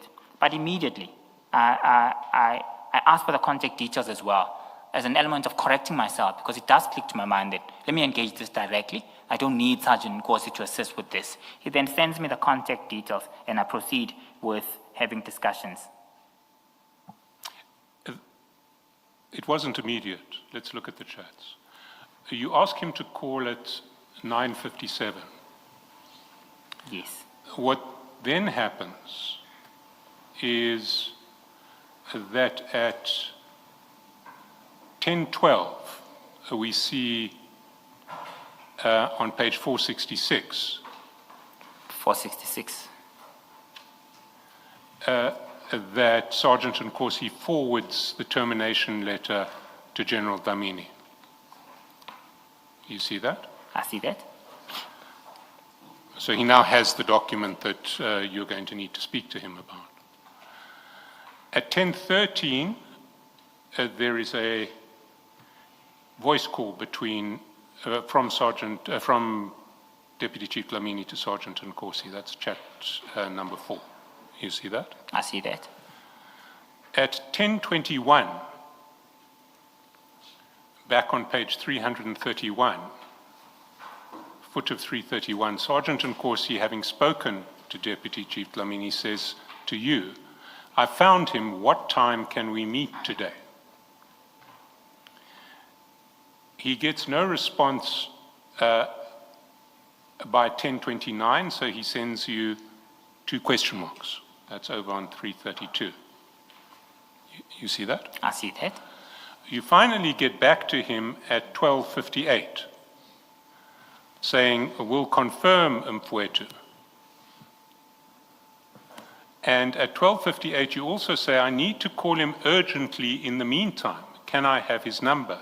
This can't wait for the meeting, bro. So why, by 12:58, was it urgent for you to speak to General Dlamini, but by 8:57, approximately 4 hours previously, 9:57, 3 hours previously, it wasn't urgent? So I think this was me realizing that I should have asked for his numbers in the first place. So that it was urgent for me to have a direct discussion with the General in reference to being on the same state of mind in terms of the termination letter. I was, in short, correcting my own actions of sending that to Sergeant Nkosi by saying I need to have this discussion with him on my own. Please send me his numbers. I need those numbers now. You're going to meet with him later that day. That's what Sergeant Nkosi has arranged for you, at your request. Yes. What is so urgent that can't wait for the meeting later that day and that requires your immediate communication with Deputy Chief Dlamini? From my perspective, there was no need for a meeting. I could address this over the phone. Hence my urgency in wanting the contact details in order to enable me to have direct communication with the Deputy Chief Dlamini. The context of the discussion was to ensure that everyone is on the same page in terms of the termination of these services, and he himself is aware that in the event he receives any communication of this nature, he need not entertain it. That was the urgency of that matter, and I wanted to close this, and there was no need for a meeting have we ensured that this is done accordingly. I still don't see any urgency. I mean, you could have just said, I can resolve this with a call, send me his number. What was so urgent that you had to speak to him immediately? You'll recall earlier on the escalations and the phone calls and the messages that were received. This was urgent for me because this needed to be resolved. I didn't want a situation of this nature to reoccur. We're sitting at a stage where we are sitting almost the end of the month. Account payables, from my perspective, must be dealt with accordingly. I can't have a dispute of this nature, which will have an impact on the city's books. At this stage, Chair, it's the end of the financial year. It's the end of the financial year. I need to ensure that we commence the process of closing our books, preparing financial statements accordingly. There is no way at this stage that I can afford a dispute from a service provider who claims that no, we still had outstanding invoice at this stage. This was particularly extremely important for me because we're engaging in our year-end closing activities. And at this point in time, my payables must be dealt with accordingly. The city was previously qualified in this matter. I was not prepared to receive another qualification in this matter. I had resolved this in the previous financial year, and I could see the materiality of the 14 million rand, and that would have been a significant problem. So the urgency is on the basis of the financial year end, getting our books in order to ensure that we prepare financial statements that are free from material errors. Financial year end is 30 June, is it not? Yes, it's 30 June. The letter only terminates services with effect from 1 July. Yes, The letter only terminates services with effect from 1 July. that's true. How on earth can it affect financial year end if no services that are provided up to 30 July will be subject to the termination? Firstly, SC, what essentially is that outstanding invoices from this point in time must be adequately reconciled and captured accordingly. If it's issued on the, can I just go to the page? You said it's page. I want to see the actual letter. 566. 566. I want to go to that actual letter.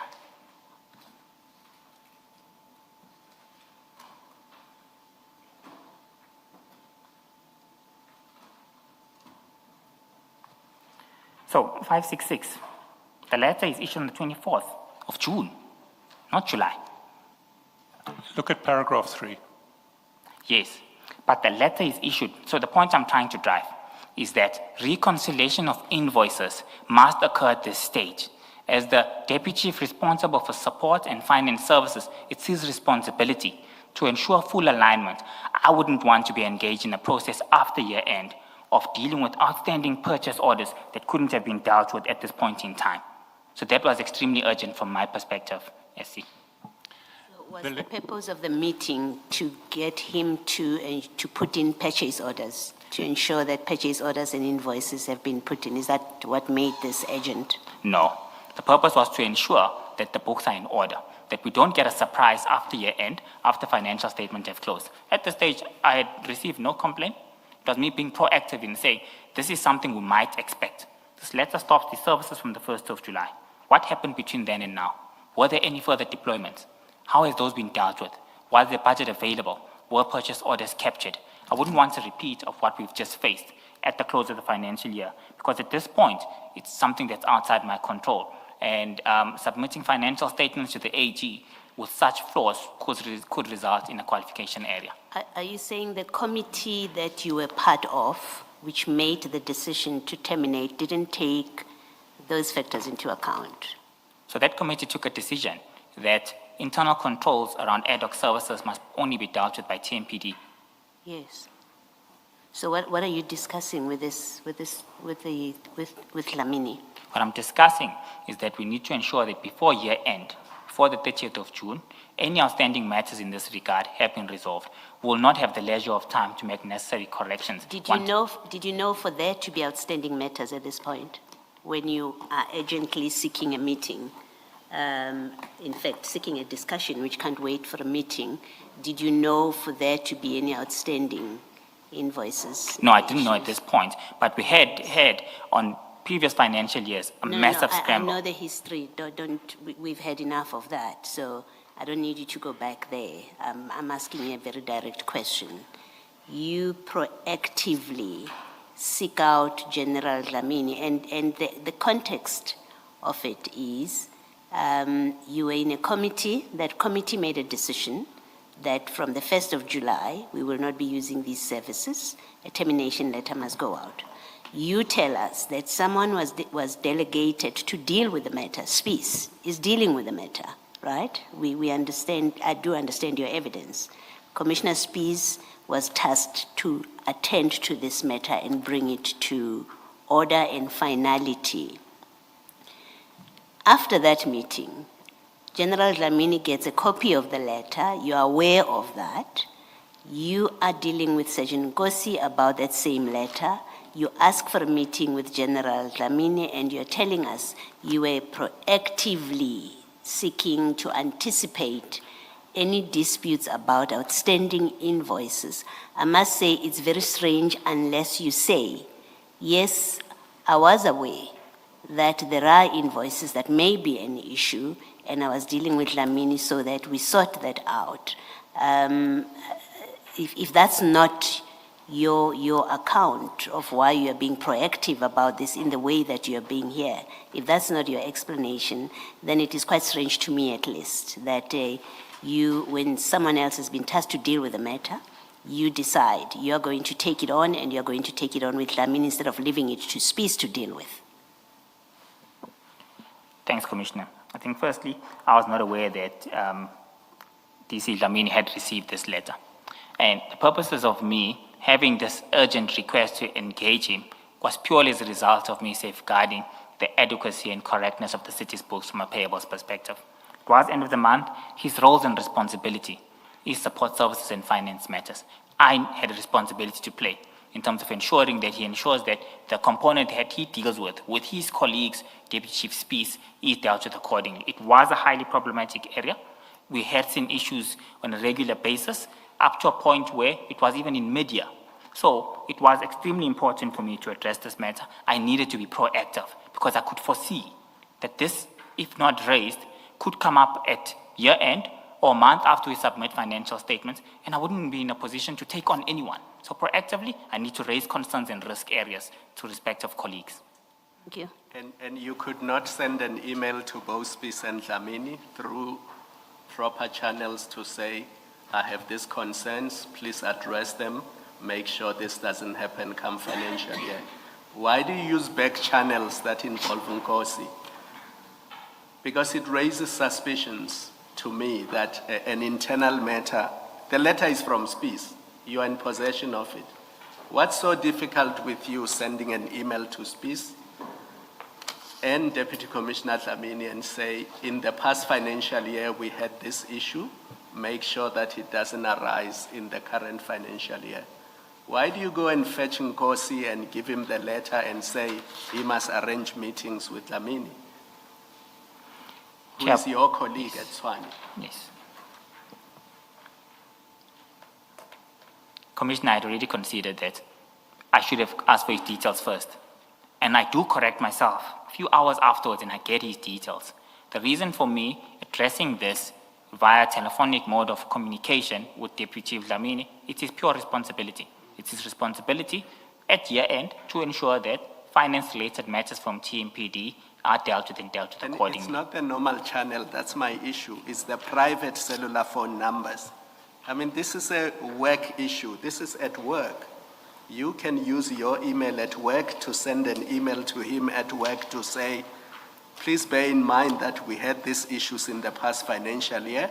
Make sure that they don't happen again. If you need more clarity, give me a call on my landline in the office, or I call you in the landline in your office. It's the back channels that concern me. It's the back channels where the private cell phone, the private meetings arranged by Sergeant Nkosi, the private, very urgent meetings that must happen immediately and cannot stop. Those are the back channels that concern me. Because this is a Tshwane issue, it's an internal issue, it's an issue between colleagues who can send each other emails and does not need the involvement of Nkosi at all. Because these are now year-end issues. Commissioner, if I can comment, modes of communication, there's different forms which I accepted. There was nothing untoward by me requesting his cell phone details and calling him. The area of concern is indeed that I first request Sergeant Nkosi to do that on my behalf. I concede and I do correct myself and I get his details directly.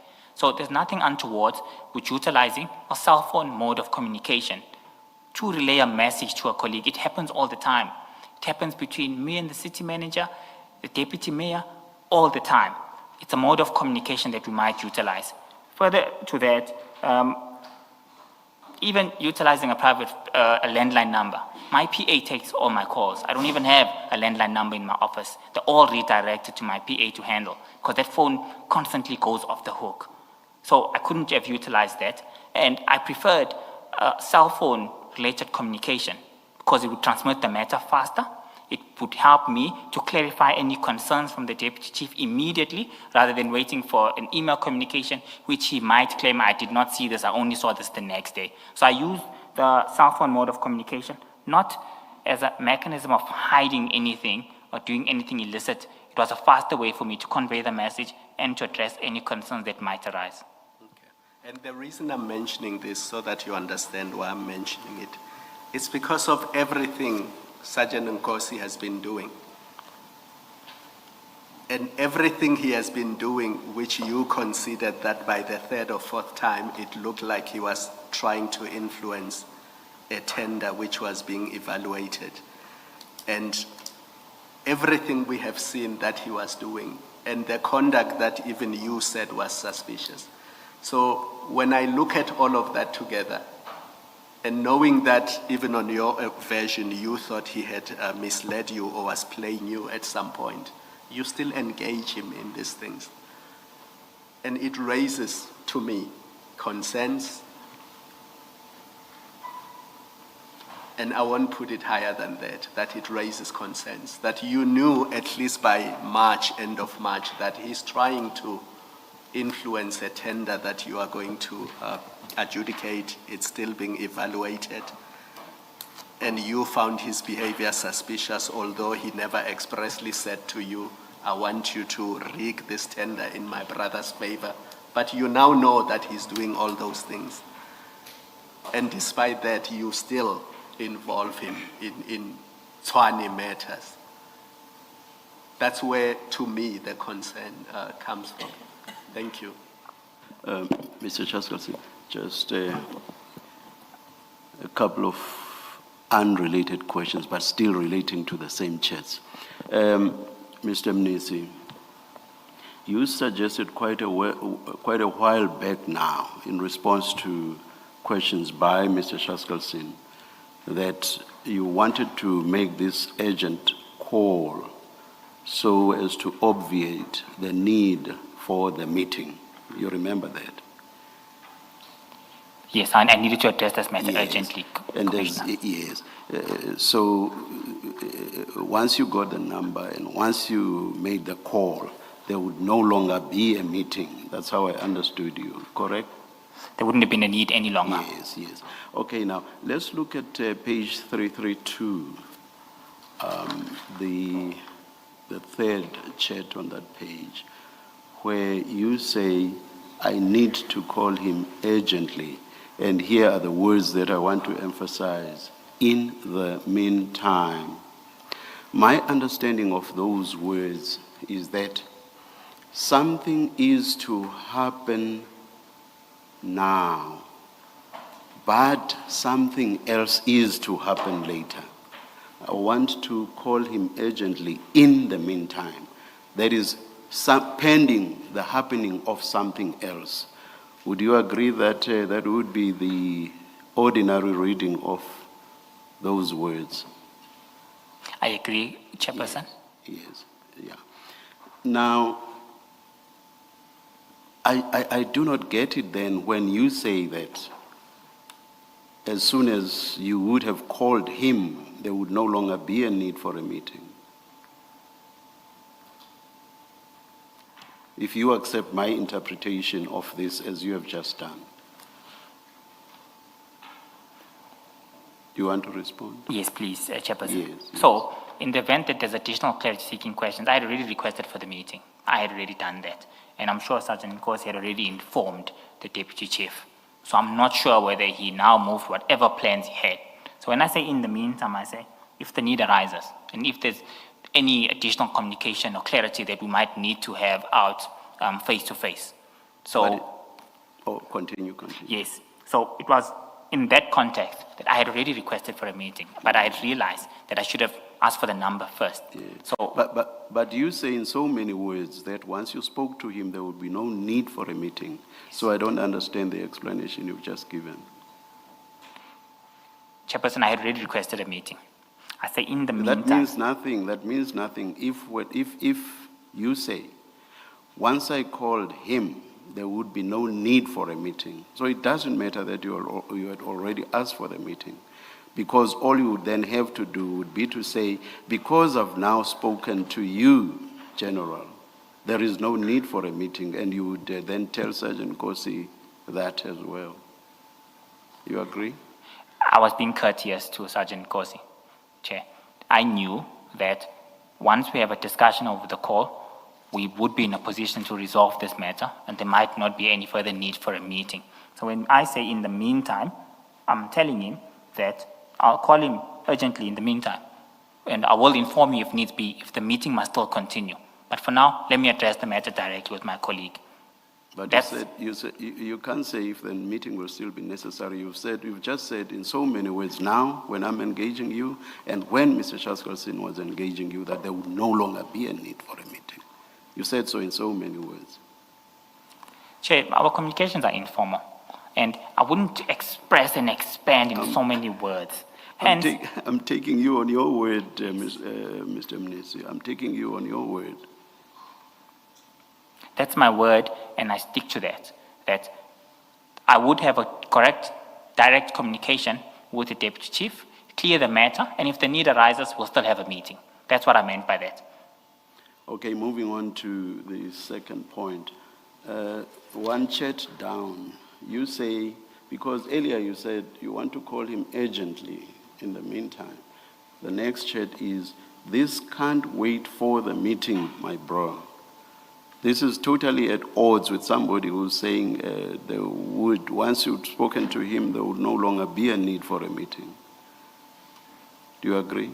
I agree, Chair. He was taking long to send me the details. I need the numbers now. I was trying to demonstrate urgency, that I want these contact details now. I can't wait. If he, in his mind, thinks, no, this can wait. So you accept that this too is an indication that you were still expecting that there will be a meeting, I accept that, Commissioner. or which I say is at odds with what you said in response to Mr. Shaskalsin and me, that once you called him, there would no longer be a meeting. At this stage, I hadn't communicated with the Deputy Chief. But in the context of me sending these, I knew. That's something else. That's something else. You knew what you wanted to talk to him about, and you knew that once you did, that would kill the need for a meeting. So whether or not you'd spoken to him is neither here nor there. Do you follow me? Chair, I follow you, but I tend to disagree with that notion as a result of this being related. So, if I couldn't get hold of him for whatever reason, then the meeting must still proceed. So, I'm explaining it in the context of saying, I said that firstly to communicate that I already requested for the meeting, but I want to call this gentleman now. Please send me all these details. I send a variety of messages to try and show my urgency that I need the contact details now. But in my mind, I knew in the context of the discussions, it's just the informal nature that I don't go further to express. Yes. Yes, Mr. Shaskalsin. Just listen before you do that. The call him and you need to speak to him urgently. Was that precipitated by this termination letter, when you received the termination letter? Is that what triggered the request to make a call? In conjunction, Or the need to make a call? yes, in conjunction with ensuring that all invoices and account payables are dealt with accordingly. Yeah. So the sequence of these texts here is you first ask for a meeting. That's where you say we need to have a discussion with him.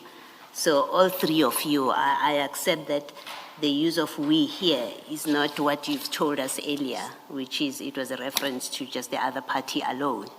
You were all going to meet, all three of you, and then he says, I will call him, and then you get the termination letter. So the meeting was always on schedule, according to you. The meeting was going to happen.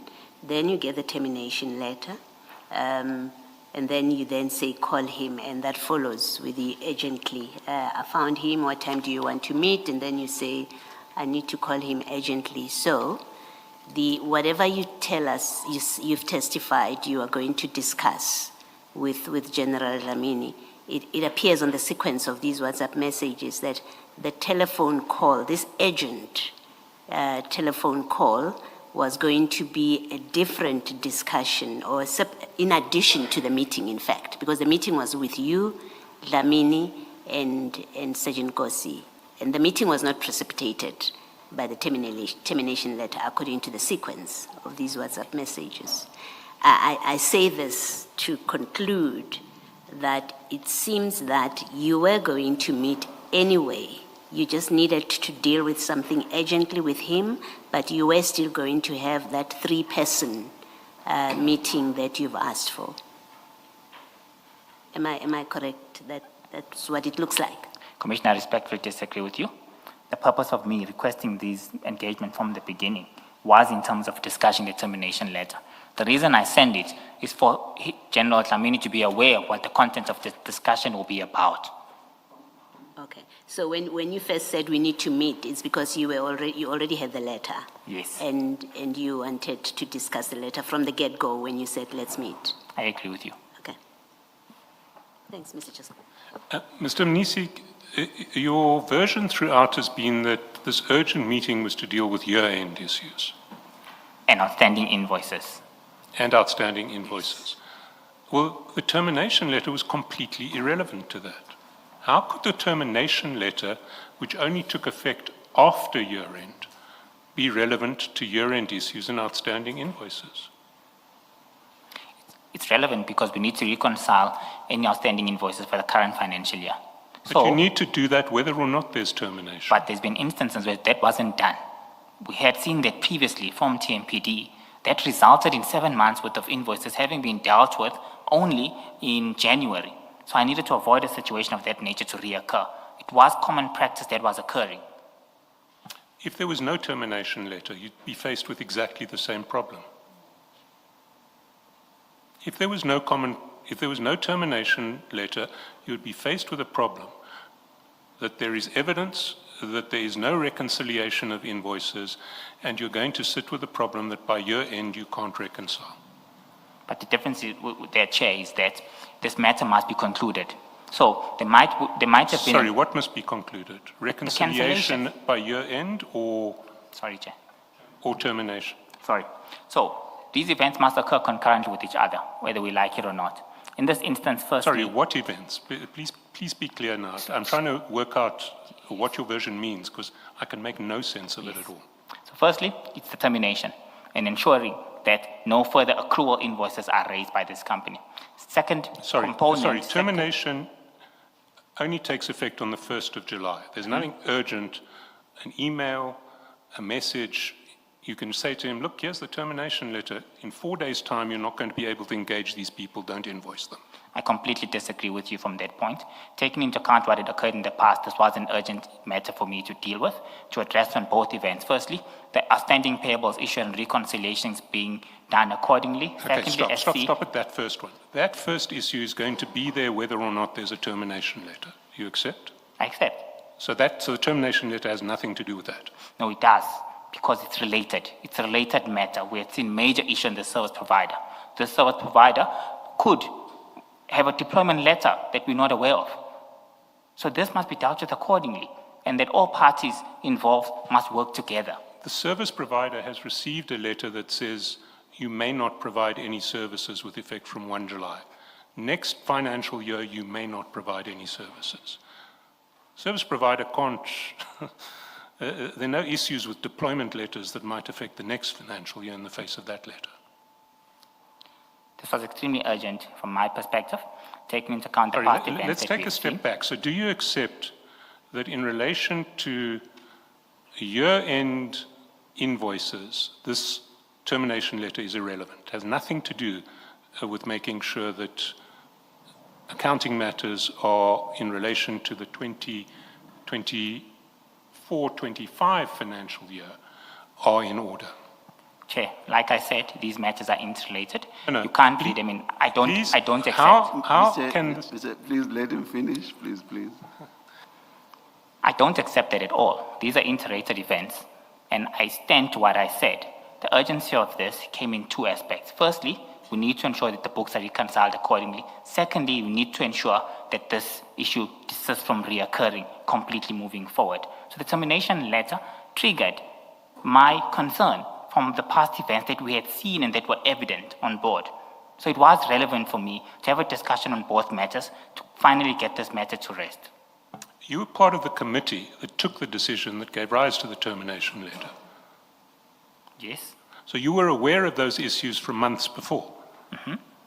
So you could have anticipated that in relation to the reconciliation of invoices for the 24-25 financial year, there may be a problem given the track record of the department and Goobers. Why did it only occur to you that this might be a problem when you see a termination letter on the 26th of June? Termination letter triggered that, Chair. It was an issue that I was going to address in any matter. Termination letter triggers that, so that this matter is addressed urgently at this point in time. So the issue would have been an issue whether or not there was a termination letter. Or might not have, but it's an issue that I was aware of and it was persistently continuing, so I needed to ensure that there are systems and safeguarding controls in place to desist that from reoccurring.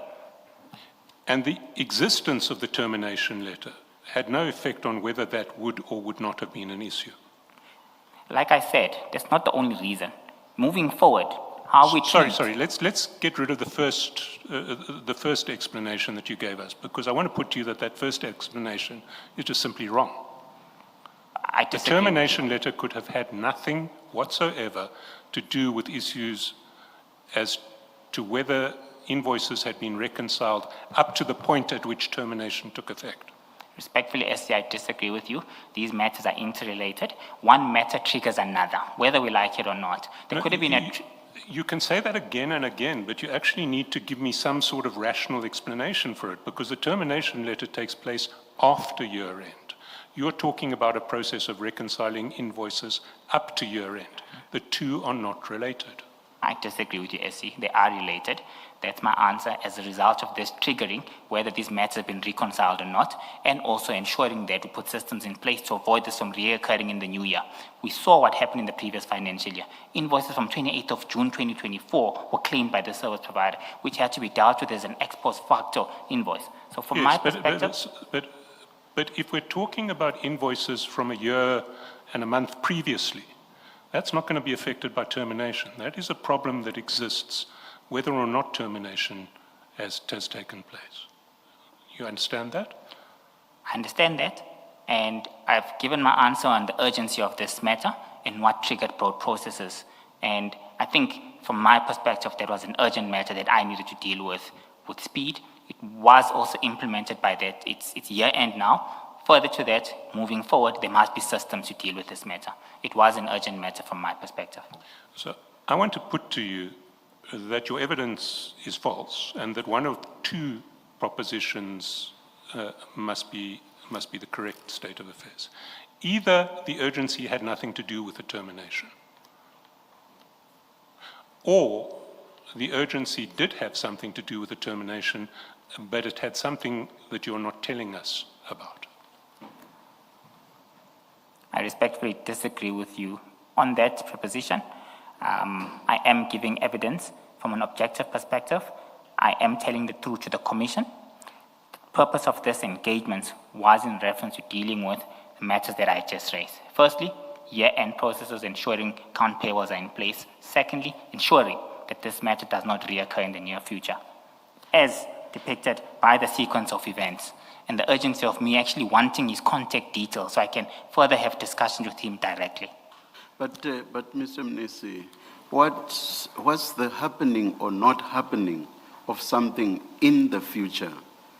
What's it got to do with the financial year end of 2025? Well, what's the connection between the two? The future in the context of that financial year would obviously be something starting from the next financial year onwards. So what's that got to do with the end of this financial year? I just do not understand you.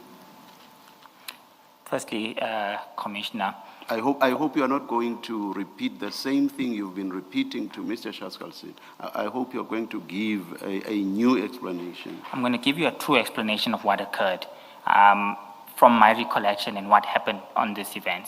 Chairperson, risk management processes have dictated that there's a failure within the internal controls around this process. I will not repeat. We've already discussed it and we've seen the evidence towards that. Secondly, I am a proactive individual in terms of managing risk and mitigating measures from reoccurring in the near future. So So I don't just look at matters. What's your near future? What's your near future? The new Is it- financial year. Is it from 1st July onwards? The new financial year and to put safeguards in place from the beginning. That's my proactive thinking in terms of addressing this matter and mitigating it from reoccurring in the near future. So I had to deal with it firstly. I assessed the risk management processes. There were severe issues that were reoccurring. It's evident we've seen that. Secondly, let's be proactive and stop this so that everyone is on the same state of mind. From my perspective, that was urgent. What exactly would you have had to say in your year-end report about this matter? At least in this context, with the exception of saying this has been terminated. Chair, the first aspect. I know you would have had to give a Yes. history, this and that and that and that happened leading to the termination. But my understanding is that you wanted to talk to the general about the termination, correct? Correct. Now, what's the agency in that in relation to the financial year end? What's the agency? If all that you want to talk to him about is the cancellation, that's my difficulty. Especially regard being heard, and Mr. Shaskalson has said this repeatedly, regard being heard to the fact that that cancellation was only going to take effect from the 1st of July. So telling the general that there has been a termination or discussing that termination with him, what's that got to do with you finalizing your report for purposes of the financial year end? What you've said thus far just does not make sense at all. Yes? Chairperson, with all due respect, this is what occurred, and I am giving evidence to the Commission that the purpose of me having a discussion with Deputy Chief was in relation to ensure that, firstly, account payables are recorded accordingly to avoid What accounts payables, the creditors, that if there's any matters outstanding, reconciliations must be done accordingly so that our books are relating complete. to which financial year? To the financial year that was closing, which was the 30th of June 2025. Further to that, the termination moving forward and that the matter has been closed, that was urgent for me. I needed to address that. I saw that as something that's pertinent for me to have a face-to-face discussion with the general in order to avoid anyone saying anything else. We've seen in other chats that the general, between himself, what was presented to me, it's something that said Mfowethu has okayed that, which I hadn't. So I needed to ensure that I have a direct communication with him and I outline this in full so that this matter is closed completely. And then on something you consider to be that urgent, you don't get the number directly from within the system and you want it from Sergeant Kosi. It was easier. He had it readily available. And your PA could not easily have gotten it for you. I chose to ask it from Sergeant Kosi. I could have asked it from my PA, who would have phoned his PA, who would have first asked for permission. Would have been easier for me to Sergeant Kosi. On these chats, how long did it take him to give you the number? I'm just going to page 331.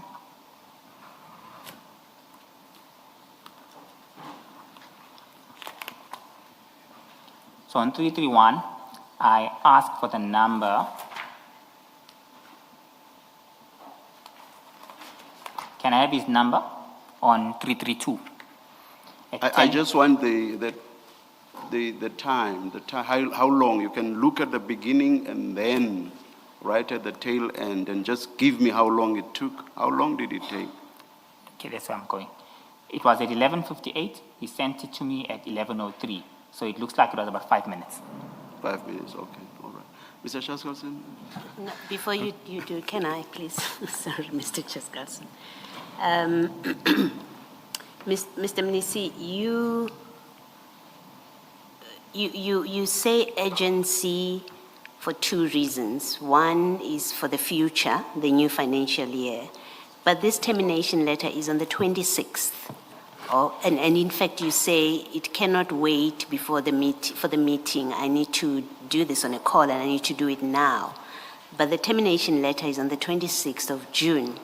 And so, even if one accepts that there is an urgency to deal with what not to do in the future, you actually have a good 4 days, good 4 or 5 days before the new financial year starts. So it doesn't make sense that you have a meeting that you're scheduling and then you say, I have to speak to him now so that I can talk about the future that is only starting on the 1st of July. So it doesn't make sense at all as an explanation for why it's urgent to have a call.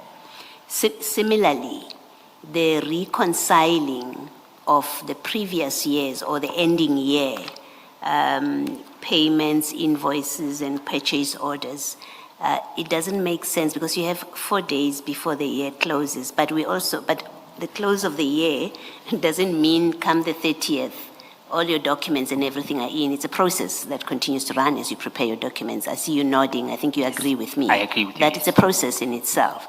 So your explanation that I needed to speak to him now, before the meeting that we are scheduling, and that's what made it urgent, is not a satisfactory explanation because you had time on both sides.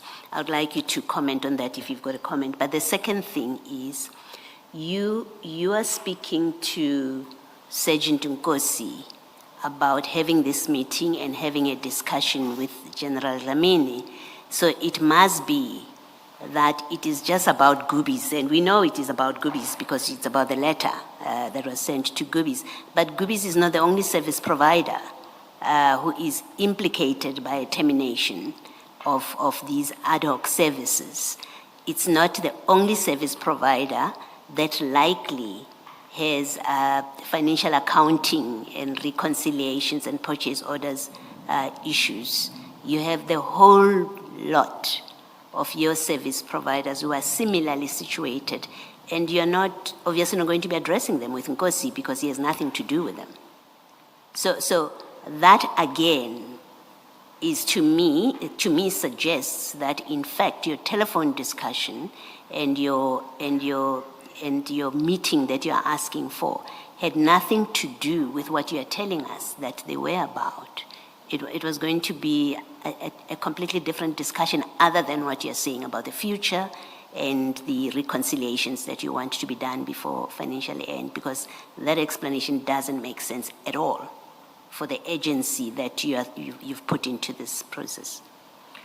Commissioner, I respectfully disagree with you on the grounds that we had 4 days left and we do provide additional 10 days. TMPD is a big spending department. For them to reconcile all the status of accounts, they might need way more than 4 days. Taking into account that there must be confirmation and engagements with the service provider, have an agreement in terms of what's outstanding. From that point, they need to undertake the process of ensuring that invoices are certified, purchase orders are created. So that's something that takes a bit of time in some instances, particularly on the verification component. So from my perspective, this was essential, and I needed to give him a heads up so that we don't face an issue of this nature when time is up. Interrupt you, but that's what happens every year end. It's not unique here. Every year end, that's exactly what the processes of closing the year entail. So you have to explain why this is different, that you are rushing things in this way, and specifically relating to Goobies. So every year end, the department was getting us wrong. The previous year, I had to make restatements on the financial statements as a correction of findings that were picked up by the Auditor General. We had to accept that indeed these are matters that are outstanding. So it was something that was not occurring correctly in the past. Hence, this time around, we needed to ensure that this finding does not repeat itself and there's no need to make a correction on the submitted financial statements. Goobies' June invoice was only going to come in late July anyway. So within this process, we also request the service provider to submit early. It's a standard process of closing our books. All service providers send letters to ensure that you submit your invoice that's due for the year-end financial year before 10 working days. That's the last invoice. So that was going to happen in July, and all the recon would happen in July. There was no urgency on the 26th of June. But invoices that might not have been dealt with subsequent to either the period of May, April, and March. Took note that we resolved an issue of Goobies' outstanding payments in March for all invoices that were due up until February. So what happened to March invoices? What happened to April invoices, May invoices in June. So there was 4 months that needed to be dealt with accordingly. But you said at this point you were not aware of any outstanding invoices. Yes, but there was a perception that I need to get confirmation. So the Deputy Chief Dlamini must ensure that that has been dealt with accordingly. I might not have been personally aware, but it's a process that must be undertaken. Okay, Mr. Can I try and spell this out in very simple steps so that you and I can actually find ourselves on the same page? I'm very, very sorry to interrupt you, Mr. Chaskalson. Did the council discuss the end time today? For today, rather. We were aiming at 4, but unless the witness is going to come back tomorrow morning, Perhaps let's take a short adjournment. I will not indicate a time. May council have that discussion and come to us outside once you've done that? Let's adjourn.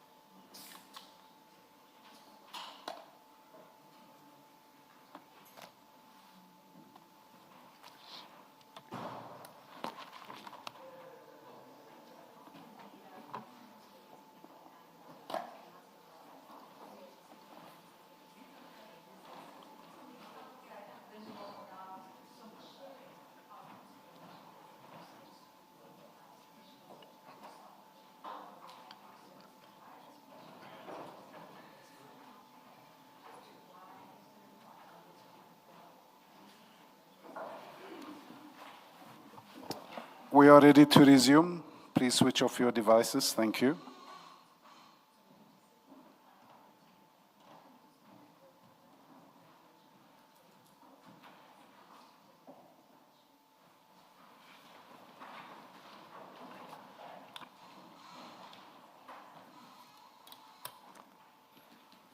Yes, Mr. Shaskelson. Thanks, Chair. Mr. Mnisi, I was hoping to close off this subject of the relevance of the termination letter by postulating three different steps, three different scenarios. The first scenario is a scenario extremely unlikely, but a scenario where the TMPD is presented with an invoice from before the 24-25 financial year. The scenario that you faced earlier that month in relation to the one outstanding Goobers invoice. Now, you'll accept that that scenario, how to deal with an invoice from the 23-24 financial year, would be completely unaffected by the fact of termination. It would be a problem whether termination took place or not. Do you accept that? I accept that and accept that this is a highly unlikely event. Highly unlikely. So now we deal with a much more likely scenario, the scenario that there are a series of invoices for the 24-25 financial year, invoices before the 30th of June, in respect of which there are disputes. Payment hasn't been made. That is an issue in relation to year end that will be an issue whether termination has taken place or not. Any financial year, if there are disputes on invoices in relation to that financial year, that will be an issue whether or not the contract is going to survive the end of the financial year. You accept that? I accept that, which justifies my urgency in terms of dealing with the matter as well. Yes. And anticipating that issue is something that shouldn't be left to the 26th of June in any financial year, because it's something that will be an issue in any financial year. It's something that you can anticipate months in advance. You can have in place procedures for dealing with year end that will ensure that if there are any disputes in relation to invoices for that year, they are resolved speedily enough to meet your reporting requirements. You accept that? I disagree with that, SC. The environment that we're working in is not the perfect environment. In the perfect environment, all of these issues must be dealt with on a monthly basis. These are some of the issues that we're still struggling with in the city, and we're still trying to ensure that the systems that we put on board deal with that. At present, we still have issues where we are experiencing concerns of this nature. Hence, I disagree with that notion. We are addressing these internal controls. This was a relevant, urgent matter for me to address. But you're addressing those issues in relation to contracts other than contracts that end at the end of the financial year, are you not? With all contracts. All contracts. So it's an issue that arises in all contracts, whether they terminate on the 30th of June or whether they run into the next financial year. Agreed. So the termination of this particular contract wouldn't make it a special situation. I disagree with that. I was being proactive. I needed to ensure that this matter doesn't persist in the future. But you would have had to have been proactive whether or not the contract was continuing past 30 June. Especially at year end, which is a major concern for me, to get the books in order, one, and to ensure that in the future, this matter does not repeat itself. Yes, but that's an issue that you face not just in relation to this contract, but in relation to all other contracts of the city. No, it's predominantly within TMPD security services. Yes, well, let's not take it outside of TMPD. In relation to all other TMPD contracts, whether or not they're terminating on 30 June. Other TMPD contracts are smaller in nature. They don't find themselves having complexities of this nature. Watchman Services one is where the biggest budget and expenditure is. They've got too many stakeholders and too many sites where they deploy service providers to do their work. Hence, this is a particular case. Well, let's change the counterfactual. Let's assume there had been no termination letter. That's an issue that you would still have faced in relation to this contract. you would have needed year-end books to be, year-end procedures to be in order in relation to this contract, even though it was going to roll over into the next financial year. I agree with you, SC. So the termination per se, it did not make that issue a different issue for this contract. I disagree with you, SC. This was an urgent matter for myself.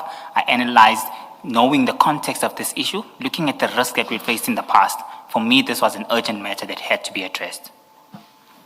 Well, look, I don't know if I can take it further in relation to the current financial year. Let's talk about the next financial year. The 25-26 financial year. If Gubis had received a letter saying you may not provide any services with effect from 1 July, you were aware of that? Yes, I'm aware of that. So if Gubis provided services with effect in August 2025 or on the 5th of July 2025, they knew they were doing something that the city had expressly informed them that they may not do. Agreed. And the city would be under no obligation to honor any invoice furnished for those services. Yes. So the termination letter couldn't have created any difficulties for the city in relation to what might happen in the 25-26 financial year. The city would just ignore an invoice that Gubis submitted for the 25-26 financial year. I agree with that. What I want to put to you is if we look at those three scenarios, the fact of the termination letter couldn't have had any effect on the urgency of a need to meet with General Dlamini. And I think you've given your answer in that respect, but what I want to put to you is that having regard to the situations with respect to the 23-24 financial year, the 24-25 financial year, and the 25-26 financial year, the termination letter, the fact of the termination letter, didn't make any difference to the urgency relating to year-end procedures. SC, I respectfully disagree with you. From my dealing with this matter, it was urgent and it was necessary for me to deal with. Well, let's leave it there. We may just have to agree to disagree. Can I deal with one last issue in relation to what happened between you and Sergeant Nkosi on the 26th of June? If we... Page numbers, apologies, SC. So we were at page 332, and the last exchange between you and Sergeant Nkosi in relation to the meeting or the non-meeting with Deputy Chief Dlamini is at the foot of 332, where you say, please let him know, I'll give him a call. And Sergeant Nkosi says he's inspecting it, and that's at 1:49 p.m. Yes. That evening, over the page on 333, Sergeant Nkosi sends you a screenshot of a chat that he's had with the MMC, Ms. Morodi,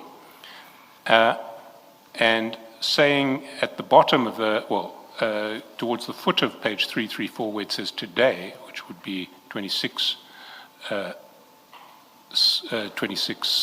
June, appointment booked and confirmed 11 o'clock at Pretoria North Verosky Spa.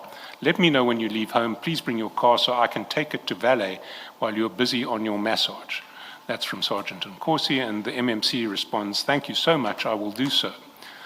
And Sergeant Nkosi forwards you that screenshot with a little message at the bottom, Mfowethu.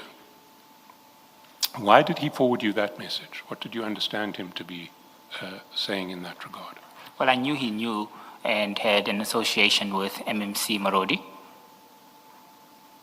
Was just informing me. I can't confirm further than that. From my perspective, he was just informing me. He was informing you that he'd arranged a spa booking for MMC Morodi and was going to arrange for a car to be taken for a valet service while she was at the spa. Yes, as per the message that he sent to me.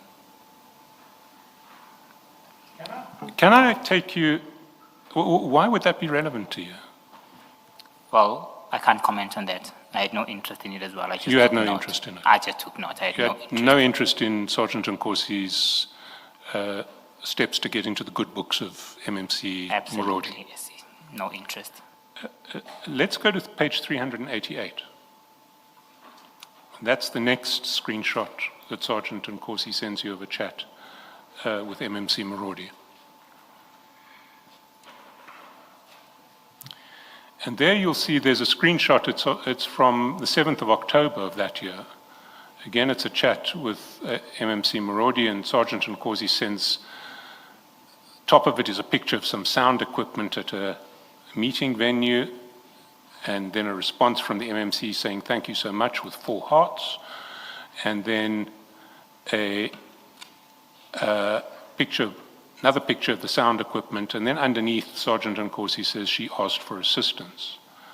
Your response to that message is thanks for helping her, Mfowethu. She must brief us of any developments.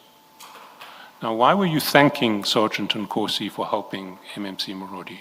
It was just a courtesy for me saying, oh, she asked you for help and you helped her. That's very nice of you. And what developments did you want MMC Marodi to brief you on? If there were any service delivery matters that occur from the meeting that she was in, she needs to raise it so that we're able to deal with these issues accordingly. Did you know what that meeting was? I wasn't aware, but it's clear to me. Well, I don't recall now, but I probably think it was a community meeting that all councillors have. She was a chairperson of a region where they discuss urgent service delivery matters. Within that context, billing issues are raised as well. So if she encounters any issues of that nature, I would like to assist in terms of resolving the concerns raised by the residents. But you didn't say she must brief us in relation to any issues or in relation to any concerns. You said brief us of any developments. What did you mean by development? I meant if there are any issues that come above from the meeting that she has with the community from a service delivery perspective, and if there are finance-related issues, kindly brief me of any of those developments so that I can address them. That's what I meant. I want to put to you that that's not the ordinary meaning of briefing someone on developments. When you ask for someone to brief you on developments, you're talking about an ongoing process that may change. I disagree with you, SC, respectfully. Myself and Sergeant Nkosi have informal discussions where we don't look deep into meanings of words. The purpose of this, like I said, was any service delivery issues or finance matters that are raised by community so that I can assist in resolving them. And when you said she must brief us, did you mean Sergeant Nkosi and Ngapeshea, or did you mean you and Sergeant Nkosi? No, I meant me.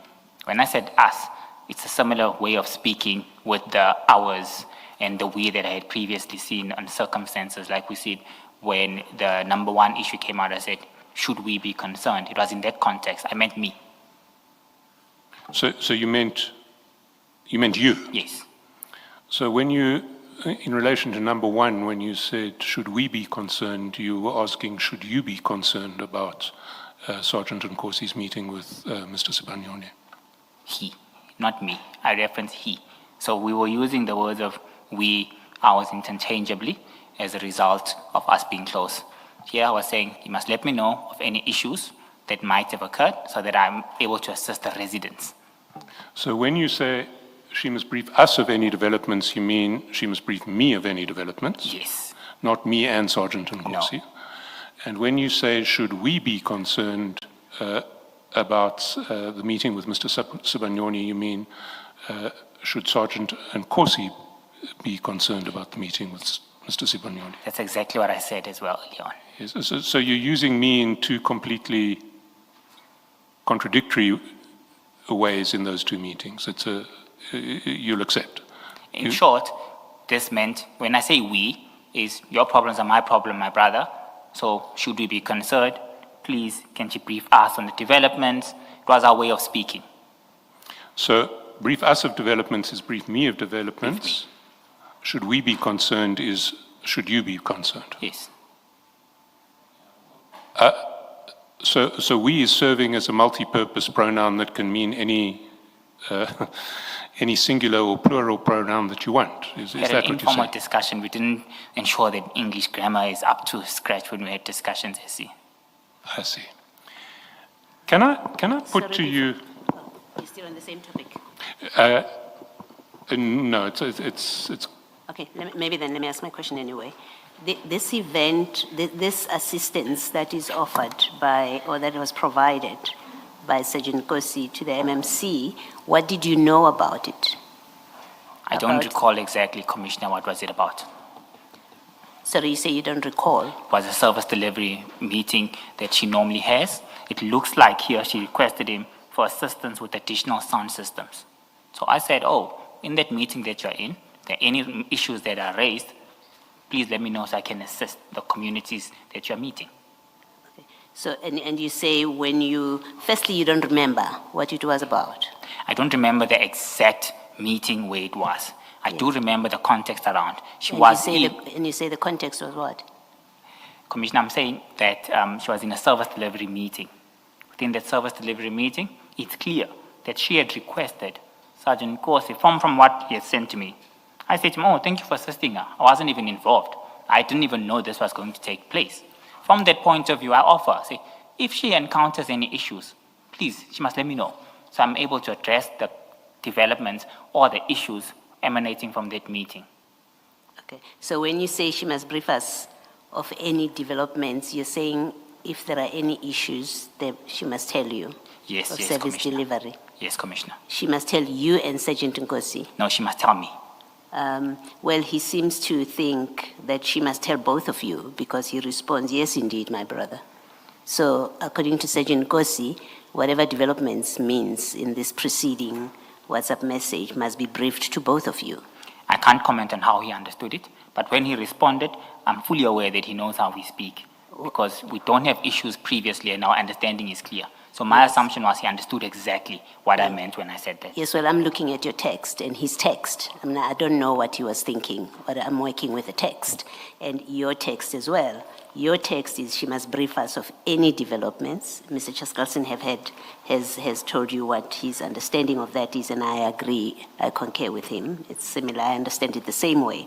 But importantly for me, Sergeant Kosi says, yes, indeed, my brother. So he agrees with you that the MMC must brief you of developments. That's his text. And on the plain reading and understanding of the text, it is not you, it doesn't refer to you in the singular, it refers to both of you, that you both must get that briefing. I've heard your response to it. I'm just putting to you that I share Mr. Chaskalson's view of what's here. You may comment. I don't mean to stop you if you want to comment. Thank you, Commissioner. I'd rather not comment on that message from Sergeant Kosi's perspective, but on my understanding, I'll stick to what I said earlier on, that he knew how we speak and he knew exactly what the ask would have meant, as did on previous occasions. Thank you.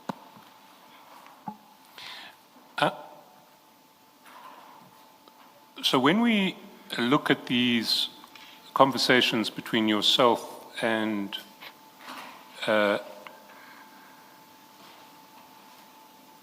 Deputy Chief Dlamini, intermediated through Sergeant Nkosi, we see a pattern where messages get sent, a repeated pattern, not just through the Gubis email, WhatsApps that we've looked at, but also through the TMPD one emails, WhatsApps that we've looked at. We see a repeated pattern where messages from Deputy Chief Dlamini get sent to you through Sergeant Nkosi, and where messages from you get sent to Deputy Chief Dlamini through Sergeant Nkosi. So you and Deputy Chief Dlamini are in effect exchanging messages through Sergeant Nkosi. You'll accept that we see, probably more than 100 of those instances. I accept that we saw instances of that nature occurring, but my discussions in terms of the relevant matters that were discussed, in terms of TMPD1, in terms of the outstanding Gubis payment, which was only instances where we had those indirect communications as well as the termination, which I tried to stop. But my explanation on those matters and the reasoning behind without going back is still relevant and stands as well. But I do accept what you're saying with the provision of my explanations being taken into account. No, absolutely. We've heard your explanations. What I want to put to you is there is a possible other explanation. And in order to do that, I need to draw to your attention that In the WhatsApps of Sergeant Nkosi, we see the same mode in his WhatsApps with General Sabia and his WhatsApps with Mr. Vusimuzi Kat Matlala, and in his WhatsApps with a Mr. Stephen Motsumi. So we see that Sergeant Nkosi, that General Sabia and Mr. Matlala never communicate directly on WhatsApp, that we are aware of. General Sabia and Mr. Motsumi never communicate directly on WhatsApp that we are aware of. But we do see messages being passed from General Sabia to Sergeant Nkosi and on to Mr. Matlala, and then back from Mr. Matlala through Sergeant Nkosi to General Sabia. And similarly in relation to Mr. Motsumi, messages from General Sabia going to Mr. Motsumi through Sergeant Nkosi, and messages from Mr. Motsumi coming back to General Sabia through Sergeant Nkosi. And in those cases, we understand that mode of communication as serving a very obvious function, that General Sabia doesn't want to leave a trace of direct communications with Mr. Matlala, so he communicates with Mr. Matlala through Sergeant Nkosi. And similarly in relation to Mr. Motsumi. That's the appearance at any rate. And this mode of communication that we see between yourself and Deputy Chief Dlamini in relation to TMPD1 and in relation to into the Gubis issues about invoicing and termination has the same hallmarks, that you're actually having very extensive communications, but there's no sign of them on either of your phones. All that one sees is your communications with Sergeant Nkosi and General Dlamini's communications with Sergeant Nkosi.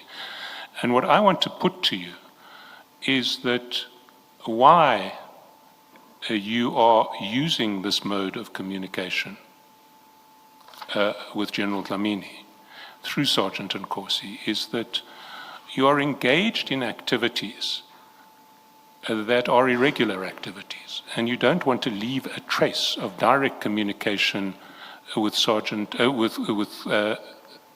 Deputy Chief Dlamini in relation to those activities. What's your comment on that? Thank you, SC. I think firstly, I must respectfully strongly disagree with you. I'm not going to comment on other issues that you might have seen through other discussions that don't involve me. I'm going to focus on the matters at hand. And as stipulated earlier on, it was an issue of convenience. I did mention that. Also, an equally important point is that that channel is broken. I request for his contact details and I start dealing with him directly as a mechanism of avoiding the hindsight agreement that I set. I did agree that in hindsight, I should have asked for the contact details immediately. I agreed to that. However, I strongly disagree with the notion that we're engaged in illicit or illegal activities that are unlawful. And the major difference is that there is trace of communication directly between myself and Deputy Chief Dlamini. There's significant evidence to that. We did break the chain because I did realize the hindsight error of allowing Sergeant Nkosi to involve himself initially. So I strongly disagree with you with respect, SC. Well, you broke the chain when it was urgent and you needed to speak to the General. That leaves no trace of what you said to the General. Are you suggesting that you have WhatsApps that you sent to the General in relation to TMPD1 or in relation to the Gubis invoicing?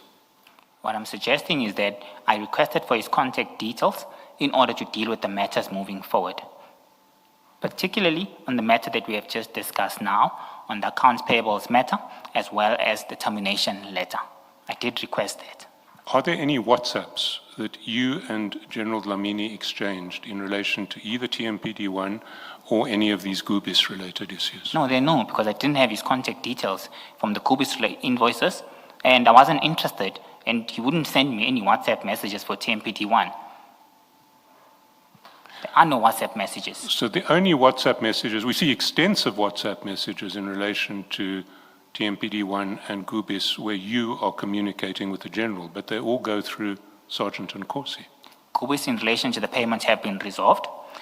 TMPD1, I did not at one point agree to have those communications. I did not at one point request any of those messages to be sent to me.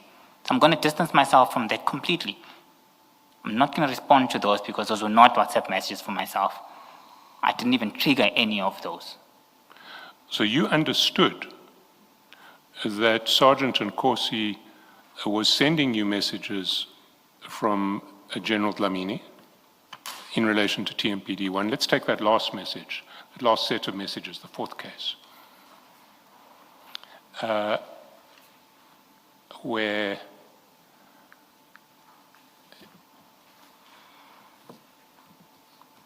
on the 25th of March, you, I'm looking for my page now. It's page 177.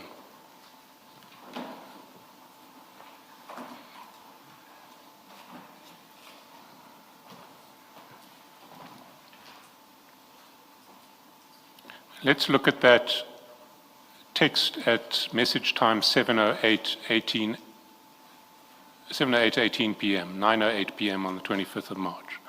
You get a message from Sergeant Nkosi which says, Captain, find below our vehicles for land to be given Ku Mfowethu in order of priority. El Shaddai and Ngapesheya, and on it goes. So you look at that message and you know it's coming from Deputy Chief Dlamini. You're nodding, is that a yes? I confirm, yes. You answer it. Thanks, Mfowethu, I'm on top of this. You follow up. This is ours, Mfowethu. This is the final list, right? And he responds, yes, it's our final list. And follows up with another screenshot of an exchange from General Dlamini. Did you not expect that he would send your messages back to Deputy Chief Dlamini? From my perspective, I was clear. In this instance, I was huffing and puffing as a result of me realizing. We dealt with huffing and puffing. I'm dealing with a separate issue. You said you never authorized any communication with General Dlamini through Sergeant Nkosi in relation to TMPD1. You did in relation to Gubis, but not in relation to TMPD1. So I'm asking, did you not expect that Sergeant Nkosi would return those messages to General Dlamini? I didn't expect that. I didn't request that. What would the purpose of the huffing and puffing be if the originator of the person you wanted to stop sending you messages didn't receive your message of huffing and puffing? Like I said, the purpose was to stop this from persisting any further. I had realized that they were taking me for a fool. I did the same thing. So the only way that that purpose could be achieved was if General Dlamini, who was the originator of the message that said, find below our vehicles for land to be given Ku Mfowethu in order of priority, received your huffing and puffing response. I can't comment on that. I didn't authorize him to send. If he were to send, he would have sent it on his own. But from my perspective, there was no expectation I was addressing him.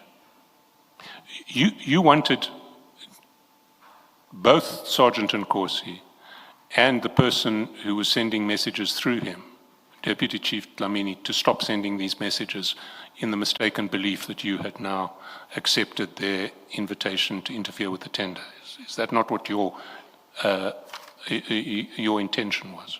I wanted the person who was sending me these messages to stop, and that person was Sergeant Nkosi. But you knew that Sergeant Nkosi was forwarding you messages that he got from Deputy Chief Dlamini. I knew that.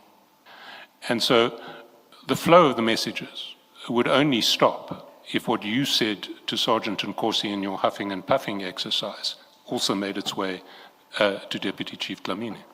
It was up to him, SC, whether he sent it or not. I was not interested in that. My pure interest was getting this matter off my table and ensuring that I close it indefinitely.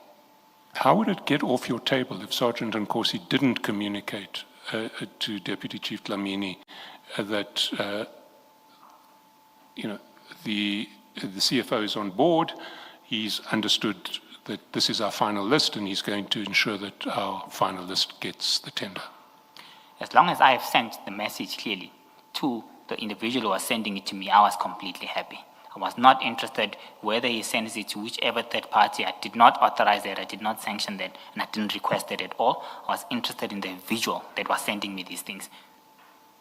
Well, I'll leave it there. I want to turn to one brief topic before I get to the final topic, and it relates to paragraph 25 of your statement on page 6 of your statement, where you dealt with the problem with Mr. Lekukela, or your conflict with Mr. Lekukela, and how you reached out to Spiwe Mashile to approach Sergeant Nkosi to try and facilitate a meeting between you. I'm on page 6. I'm on page that. 6. Yes. Sergeant Nkosi explained, also testified about what we assume is the same meeting. And if you can go to page 665 of file 4, I think it's your bundle 3. 665, 665. bundle 3.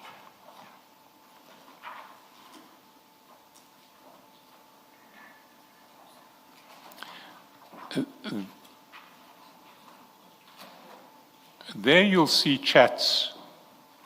Apologies. My bundle 3 ends at 664. Those are documents that we gave to your legal team. Okay, I've got a printout. You've got hard copies, great. Yes. And are they paginated, 665? Yes, true, they are, yes. So there you'll see Sergeant Nkosi's, an extract from Sergeant Nkosi's chats with Mr. Mashile, who he saves as Comrade Didi Mabuza, Deputy President. And you'll see that he sent that Mr. Mashile sent 2 screenshots to Sergeant Nkosi at 5:36 p.m. on the 17th of January 2024. And the first screenshot is a screenshot which appears to be a screenshot of a chat between Mr. Mashile and yourself, whom he describes, whom he saves as Jerry Kazi.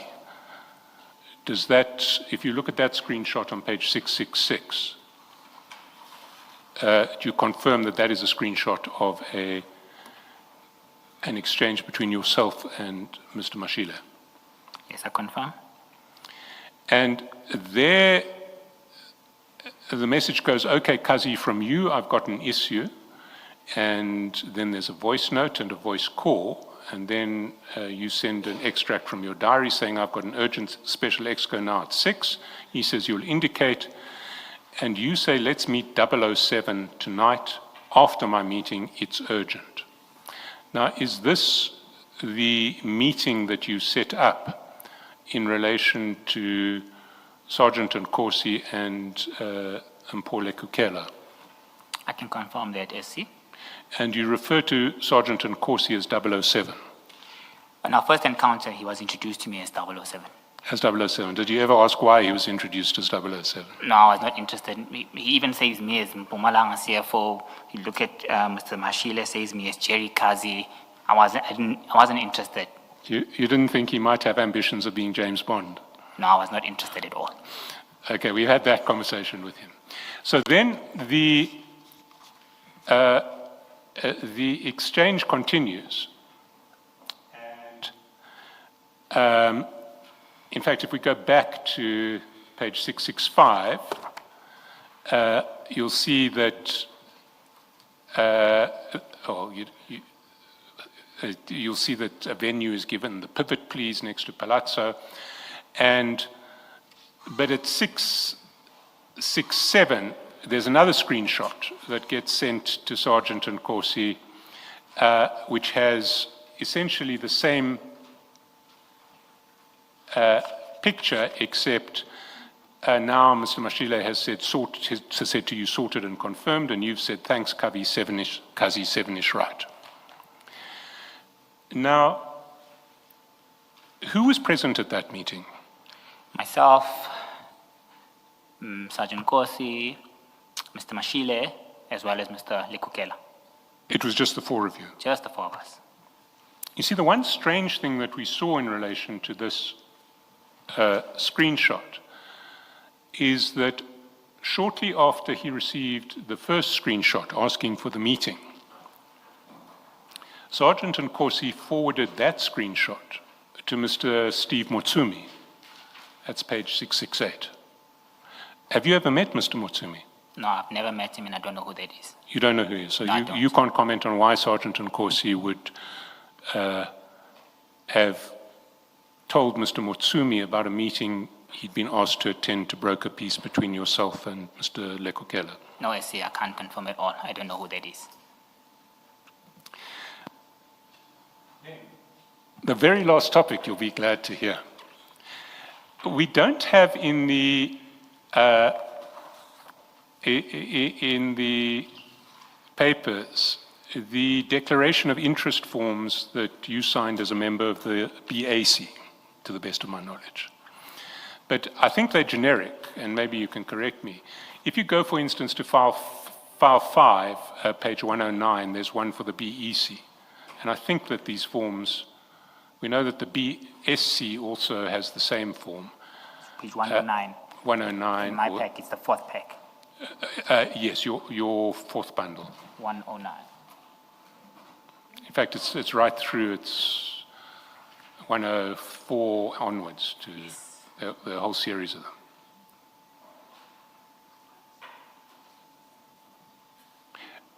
Do you see it? I'm on page 109 SC. Now, is this the same, I'm not, obviously it says bid evaluation committee at the top of it, but does the BAC have to sign a form in the same terms? Yes, I agree with you. And those forms are in content identical, even though the title at the top will be I different? think they would be similar, extremely similar. So the paragraph I'm interested in is the paragraph under the first box or table. And it says, is there anything else or the perception by others that could affect your objectivity and independence in this meeting? If your answer is yes, please supply details. Now, is that in the form that you sign at BAC? Yes. And it refers to the perception by others. You see? Or the perception by others. Yes. Now, and you presumably signed this form at your BAC meetings. Yes. And did you disclose anything under this form? I had no interest to declare. You had nothing to I disclose had under nothing that. to declare because I had no interest with any of the bidders. Well, let me put to you certain facts which I think are now common cause. The first is that Becky Nkosi is the owner of Ngapa share. That's accepted, is it not? Accepted? And Ngapa share was one of the bidders in the bid that your BAC was adjudicating in relation to TMPD 1. Accepted? Accepted.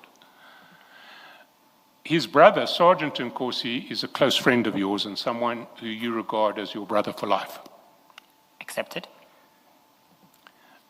By the time the BAC sat, Sergeant Nkosi, your brother for life, had been approaching you, trying to get you to rig the bid in favor of Becky Nkosi's company, Ngapa share. He didn't expressly state that, but yes. That's what you understood That's what I him to be understood doing. in the end, yes. And he'd made 4 different approaches in that regard. Yes.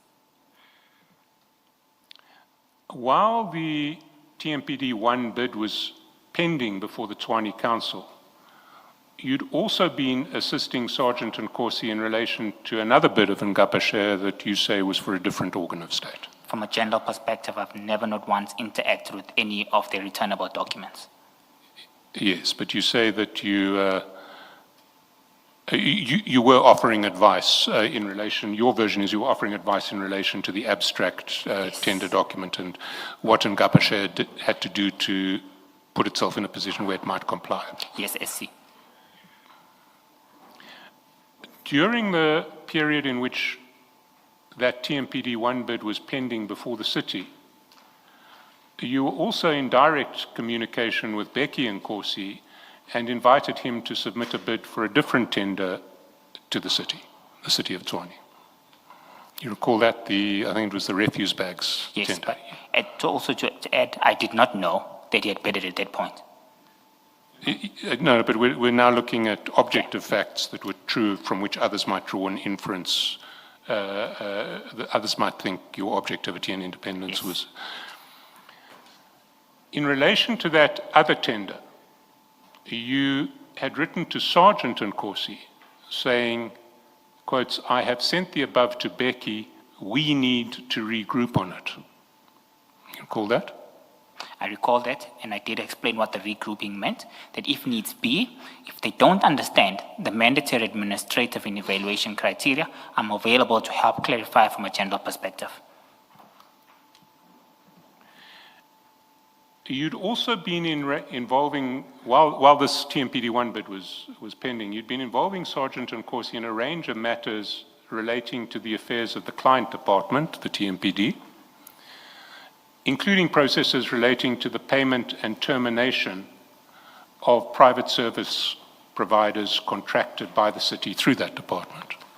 He had involved himself, like I previously said, I did not actively involve him.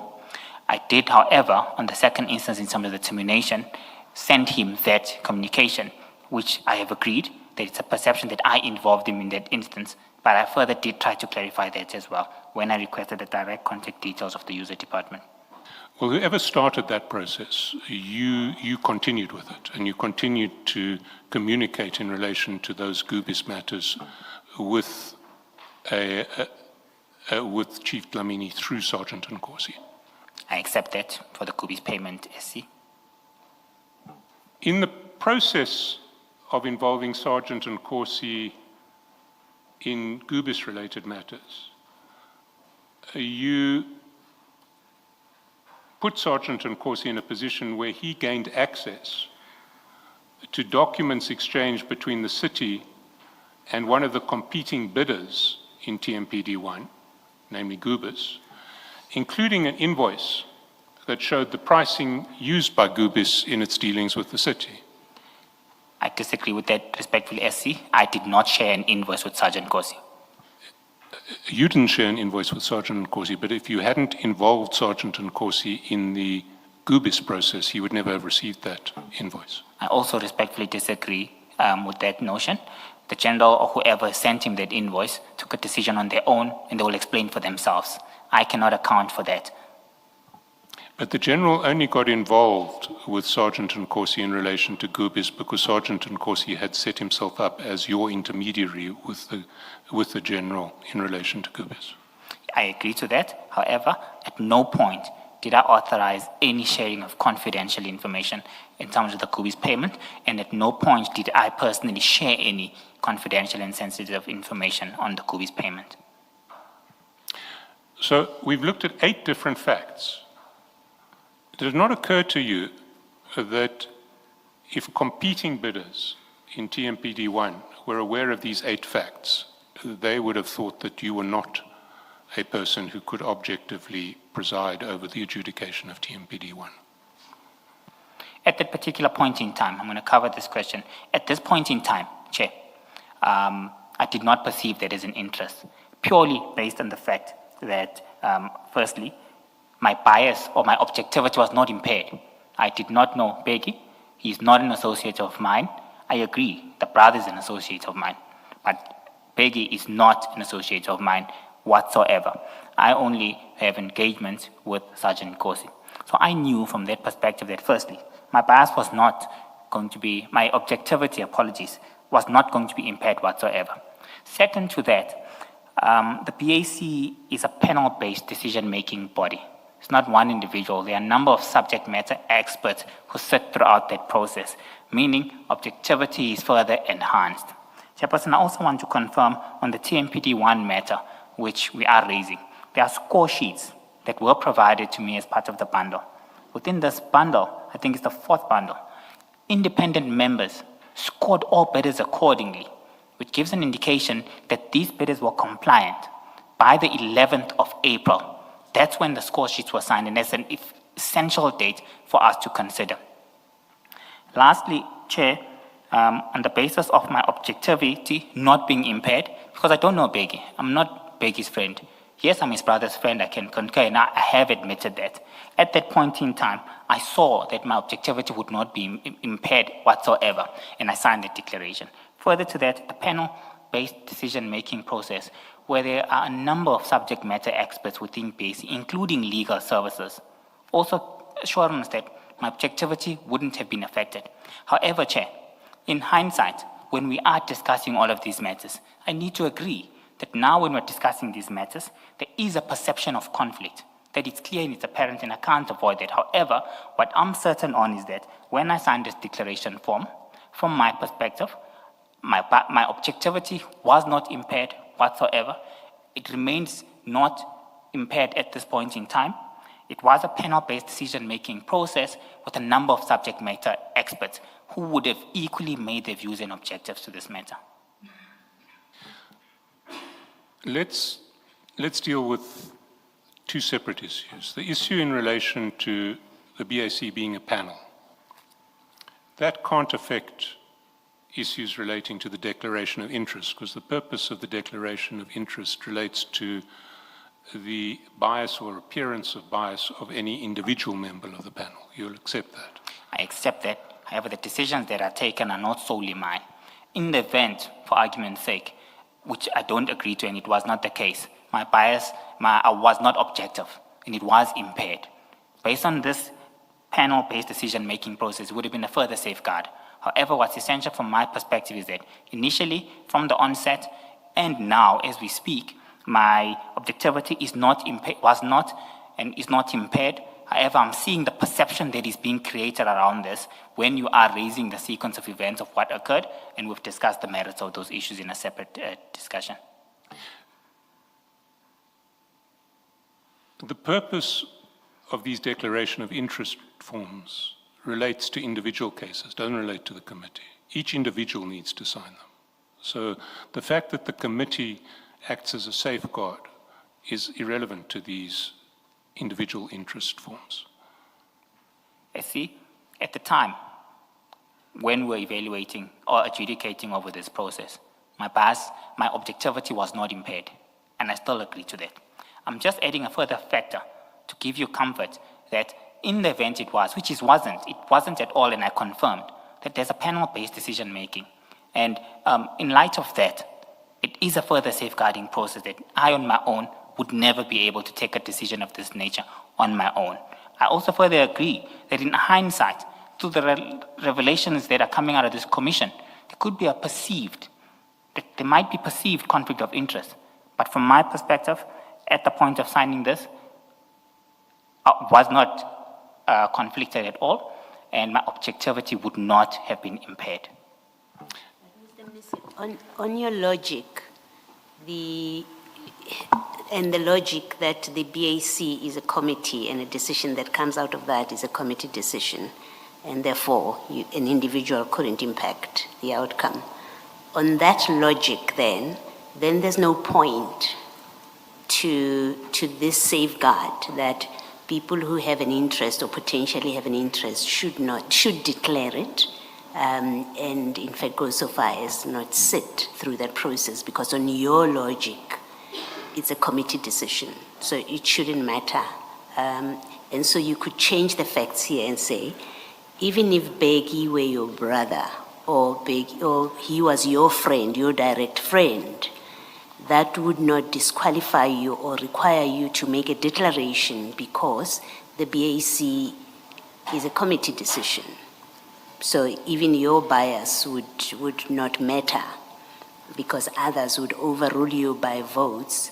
That cannot be. That's not correct. And I think, maybe I may say, I expect that as CFO and custodian of your procurement processes, you are not proposing that the way you are reasoning it is correct. It can't be correct. Commissioner, Begi is not my friend. No, that's why I say you could change the facts for purpose of my discussion with you, following your logic. Remember, your logic is BAC is a committee, so no one individual can sway the decision or can determine, in fact, the outcome of a BAC, because it's a committee which comprises other people. Effectively, meaning it really shouldn't matter that you may or may not have had an interest and not declare it because it's a committee. That's the effect of what you're saying. And I'm saying, but it cannot be correct that is so, because then if you are correct, then there's no point to these declarations, to these committees, because it's a committee of people, and the decision is not the decision of a single person. Commissioner, I feel there is a point, because in terms of these declarations, you need to declare if your family members, your close friends, are directors within these companies. So it's still a relevant matter that must be considered. Fact of this matter is that Begi is not my friend. Hajan Kosi is not a director of Ngapeshea. On the signing of this declaration, my objectivity was not impaired. I still maintain that till now. However, in hindsight, I'm agreeing that with the sequence of events, there is a perception of conflict. But at the point of signing, I had no conflict whatsoever. I still have no conflict whatsoever. But the perception, it looks like there is something that's there. Okay, I've heard you, thank you. Are you aware of what the administrative law in relation to perceptions of conflict is?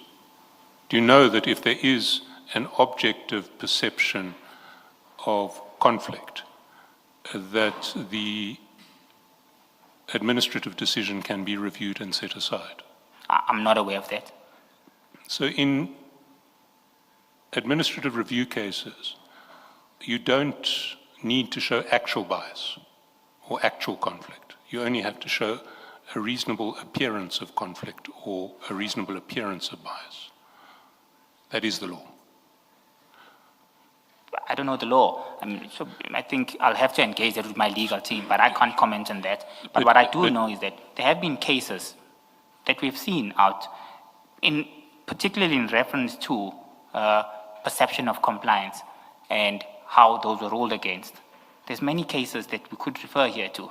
I think the first one that comes to the top of my mind is the previous Chief Justice Mogoeng, and I think his wife saving the state's attorney presenting a matter to him. That was a matter that was deliberated on.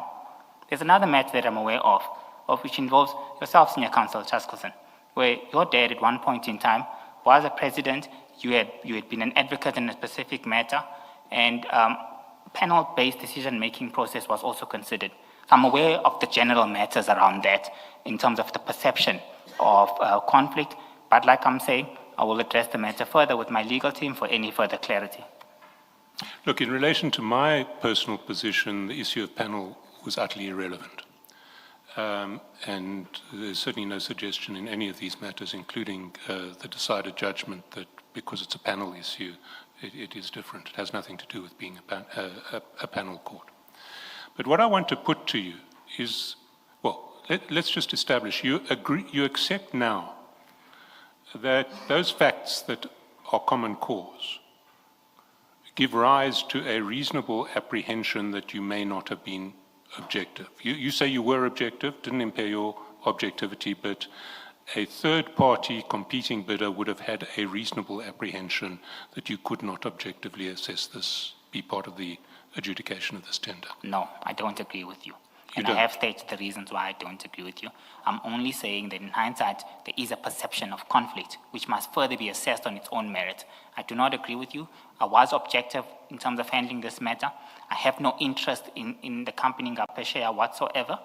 And my reason behind that, I signed this declaration with my knowledge of objectivity not being impaired. So I don't agree with you on that perspective. Let's put it this way. A reasonable competing bidder could have had a perception that you were conflicted, could have had a perception that you were conflicted. I'm not saying that you were conflicted for now.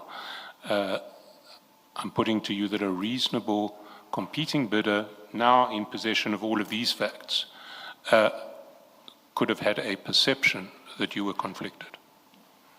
I don't agree with you, Essie. These facts have its own merits, and we've discussed that in general. If we present these as facts, it's as if we are not taking into consideration the critical discussion that we had around those. Hence, I'm saying I agree to the fact of there being a perception in general. I'm not saying any bidder would have seen this and said, yes, there was a perception, but in general, there seemed to have been a perception. But I maintain that during me signing this declaration, my objectivity was not impaired. Further to that, the panel-based decision-making process was an essential step of concurring the process. So what is this? So there would have been a perception, or there could have been a perception that you were conflicted. You accept that? In hindsight, I accept it. In hindsight, you accept it, Yes. based on the objective facts, not that you were conflicted, but the facts that we've been through might have created a perception that you were conflicted. I've agreed to that, And taking into account the explanations that we had on each items. It's important for me to raise that so the record is clear. And just looking at those facts, would it have been reasonable to have had that perception, just looking at those facts? I don't know. I can't comment on that. Hence, I'm saying this matter must be adjudicated on separately. I can't comment on that fact. I'm just saying from my reviewing of this, a perception seems to have been created in hindsight. You see, Mr. Nisi, what I want to put to you is that, quite aside from the true facts of whether or not you were biased and you were involved in Sergeant Nkosi's attempts to rig this tender, your conduct in continuing to sit on the BAC as a matter of law renders this bid capable of being reviewed and set aside by any losing bidder. And what you have done is you've put the city in a situation where this bid is capable of being set aside by any losing bidder because of your inability to see that the objective facts relating to your relationship to Ngapa Share disqualified you from sitting on this bid. Yes, I completely disagree with you. A thorough supply chain management process was followed in terms of the evaluation and the appointment of this bid. Further to that, an external legal firm played a significant oversight in terms of validating the contents and the facts around the award. In terms of the declaration, I was clear. I've got no interest in Ngapa Share. I still have no interest in Ngapa Share. I'm not an associate of the director whatsoever. I am an associate of the brother, but that does not make me an associate of the director of Ngapa Share. I also confirmed that on signing this declaration, my objectivity was not affected at all, and it's also key to add that the panel-based decision-making process is essential in order to add additional weight to that. So I respectfully disagree with you on that notion. Did you disclose any of the facts that we've gone through to the independent legal firm? Which facts? Becky's brother, Sergeant Nkosi, is a close friend and someone who you regard as a brother for life. Sergeant Nkosi had been approaching you, trying to get you to rig the bid in favor of his brother's company. While the present bid was pending before the Tshwane Council, you'd also been assisting Sergeant Nkosi in relation to a bid that Ngapa Share had submitted to another organ of state. During the period in which the present bid was pending before the city, you were in direct communication with Becky Nkosi, the director of Ngapa Share, inviting him to submit bids for a different tender. In relation to that other different tender of the city, you'd written to Sergeant Nkosi saying, have sent the above to Becky. We need to regroup on it. You'd also been involving Sergeant Nkosi in a range of matters relating to the affairs of the client department, the TMPD, including processes relating to the payment and termination of private service providers contracting with the department. And in the process, you'd given Sergeant Nkosi access to documents between the city and one of the competing bidders in TMPD1, including an invoice that showed the pricing used by that bidder in respect of the city. Did you disclose any one of those 8 facts to the law firm? Yes, thank you so much. Sorry, well, the question is, did you disclose any one of those facts to the law firm whose rubber stamp you now want to rely on? These are not facts, SC, and I can't agree to that as being facts. Because I did not share, firstly, I did not share any sensitive information with Sergeant Corsi in terms of invoicing. You raised it as the last fact I now. thought we'd agreed that these were facts, but let's take them one by one so we can actually address them one by one. Becky's brother, Sergeant Nkosi, is a close friend and someone who you regard as your brother for life. Is that a fact? That's a fact. Did you disclose it to the law firm? There was no need to disclose that to the law Yes firm. or no? You can give explanations and theories as to whether there was a need or not. Did you disclose it? First answer to that is no. Okay. Well, Can I- you can I can give explain? your explanations SC. later. Let's just clarify the position SC, in relation apologies. to the facts first. You can Professor, come back, take apologies, each SC. one and give your explanation. I just want to establish the facts because you weren't willing to say, when I asked you, did you disclose any of these facts to the lawyer? My profuse apologies, SC. We're going to get lost in discussion if you're unable to allow me to please expand. No, on each I want to establish the facts in answer to my question. I just want an answer to the question. Don't want your explanation yet. You can give the explanation later. Let's get the ground facts ready. SC, that's So- that I respectfully request. Mr. Mnisi, you've just said what Mr. Shaskalson put to you were not facts. Can we just establish the facts? You can, if you then want to explain, and you can take notes on all of them. But let's just establish the facts, please. If at the end of it you want to say, although I say A, B, C, D are facts, here's an explanation I want to give. Let's just get a move on what is fact and what is not, please. The next fact, Sergeant Nkosi had made approaches to you, which you understood as approaches that were trying to get you to rig the bid in favor of his brother's company. Is that a fact?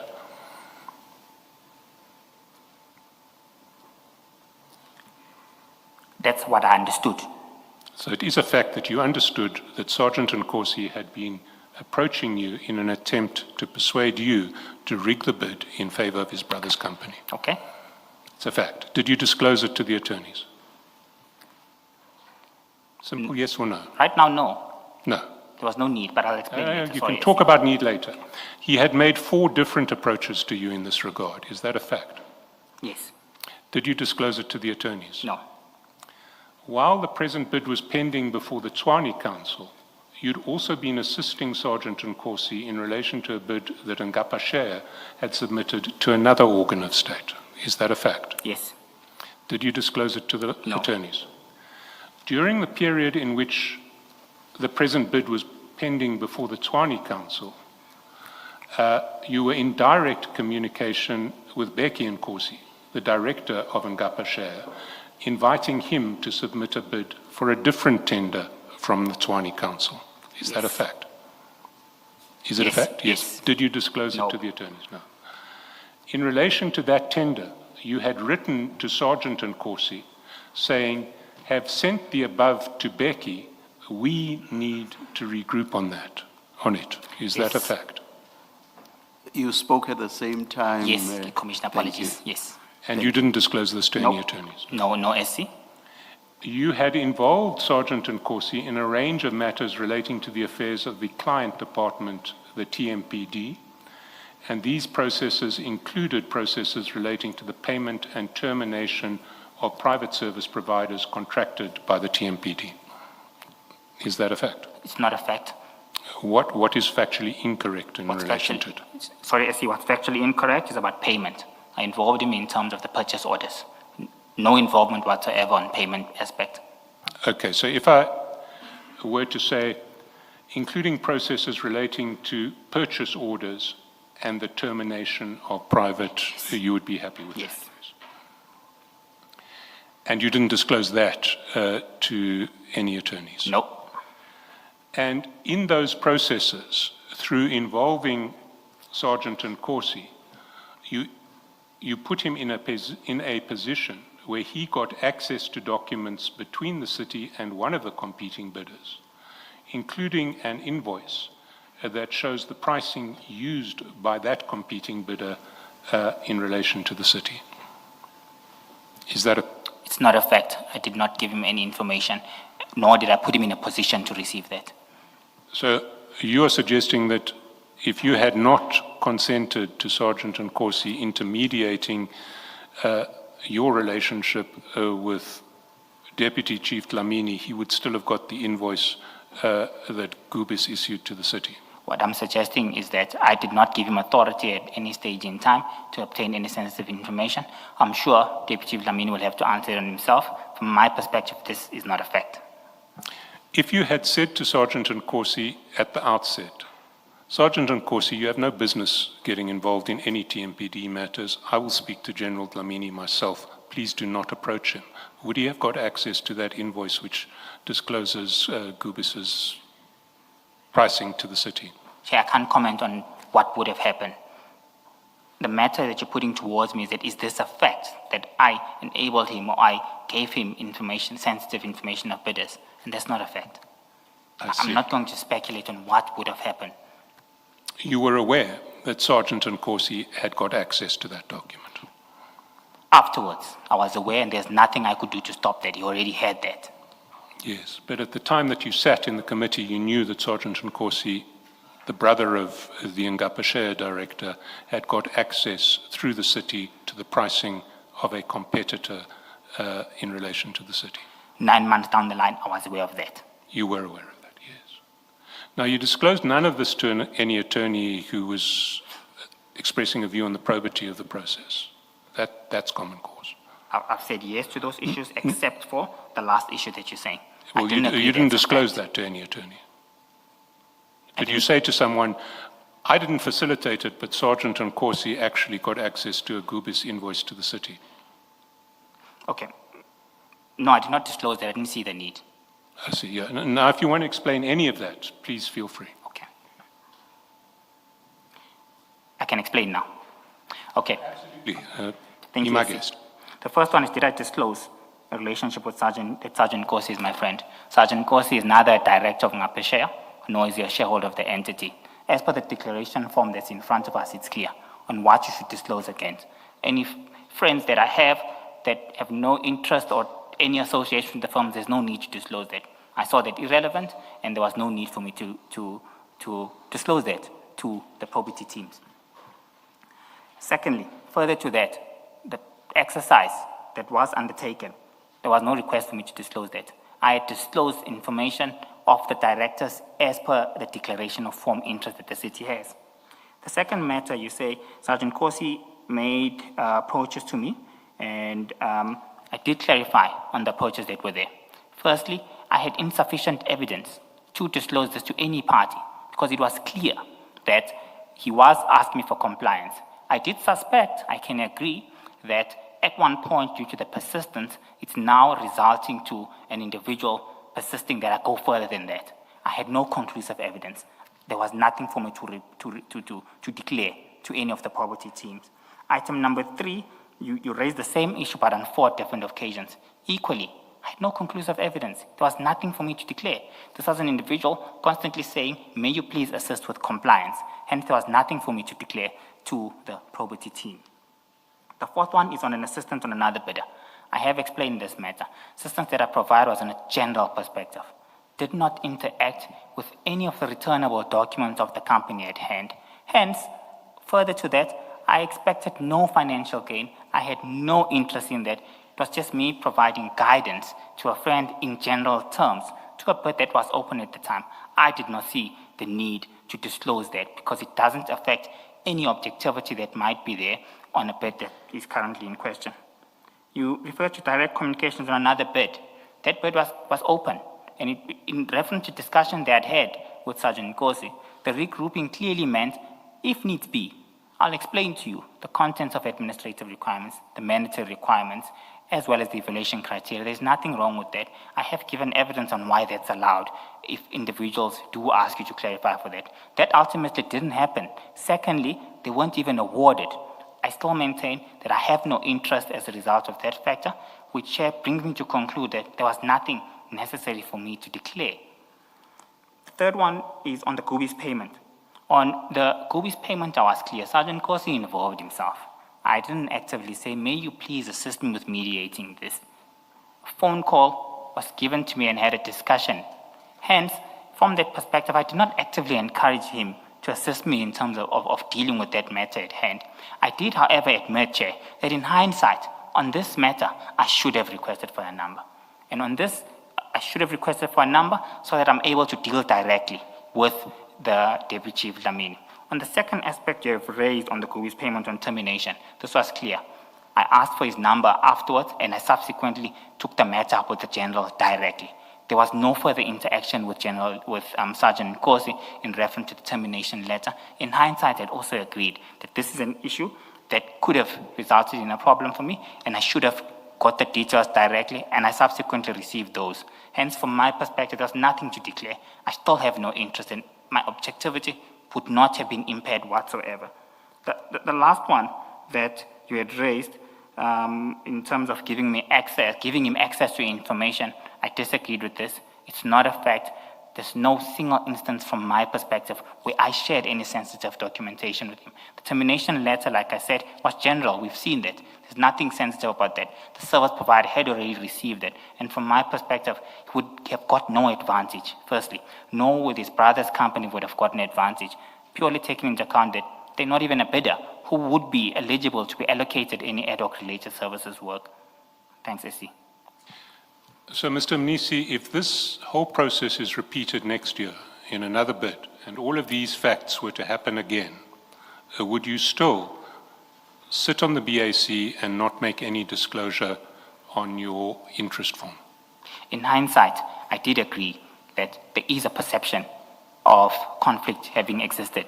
Firstly, during this exercise, I've learned a lot and I've identified my mistakes and errors. I can assure you, errors of this nature will never reoccur in the near future. However, if they do reoccur, a perception is there, and I would not sit in that committee. Like I said, this is a perception issue that would still have been evaluated, because I'm saying, as I speak at that point in time, I've got no interest and my objectivity wouldn't have been impaired. I still maintain that. However, I've seen a lot of shortcomings and shortfalls and gaps within the conduct, and I would put systems in place to improve that moving forward. Well, my question was first, would you sit on the BAC again? Yes or no? Okay. If all of these facts are repeated and you now are called to a BAC meeting against that background, would you sit on the BAC? The first Yes or no? Yes or no? Just simple yes or no. Okay, no. No. Okay. Me Thank expanding further on that, SC, is that this would never happen again. So if we speculate what would happen in the future, it's a bit difficult for me to concur with. I can explain what happened, but in the future, I'm this would never satisfied with your occur answer. No, you wouldn't. I appreciate that. Mr. Mnisi, you'll be relieved, as I am, to hear that I have no further questions. Thank you, SC. Mr. Mnisi, Chair. when Mr. Chaskalson engaged you on the grounds for cancelling TMPD3, you dealt with what you called an irregularity that related to the bid specification requirement of firearm licenses. Is that correct? It was one of the issues that... No, I'm just focusing on this one, not the rest. Yes. Yes, thank you. And do you accept that the effect of the BAC's resolution in relation to this ground of cancellation was to undo a stage as early as the bid specification? Because you are effectively saying the bid specification ought not to have been framed like this, and therefore the tender document itself ought not to have been framed in this manner. So do you agree that your resolution as the BAC was effectively to undo a stage as early as the bid specification? I agree. It was one of those reasons, Commissioner. Yes. Now, can you show us where the BAC derives the power from to invalidate an entire tender process based on its view of shortcomings in the bid specification? Chair, this particular matter was not invalidated by the BAC. The BEC brought a report with these resolutions already there that the tender must be cancelled. The BAC assessed and found additional matters which were added, and it's the 3 requirements that you just made I'm reference asking to. you about the power. Can you just say, I may be wrong, as you seem to be suggesting, that it was the BAC that effectively, in fact, you've already agreed that it was the BAC that effectively upended the process going back to the bid specification. So what I'm saying is, show us where the power the BAC has to do that. The BAC has power to recommend. The BAC doesn't have power to cancel. They have the power to recommend, and the accounting officer has the power to cancel. He has the authority not to agree to the recommendation that the BAC has, so they don't have that power. Okay, where does the BAC, because the BAC can only make a recommendation that is based on a power that exists. So whether the power lay with the BAC or the accounting officer, show us where that power is.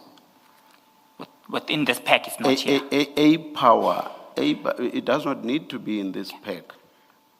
Where does the power come from for an entire tender process to be undone from as stages early as the bid specification? Where does that power come from?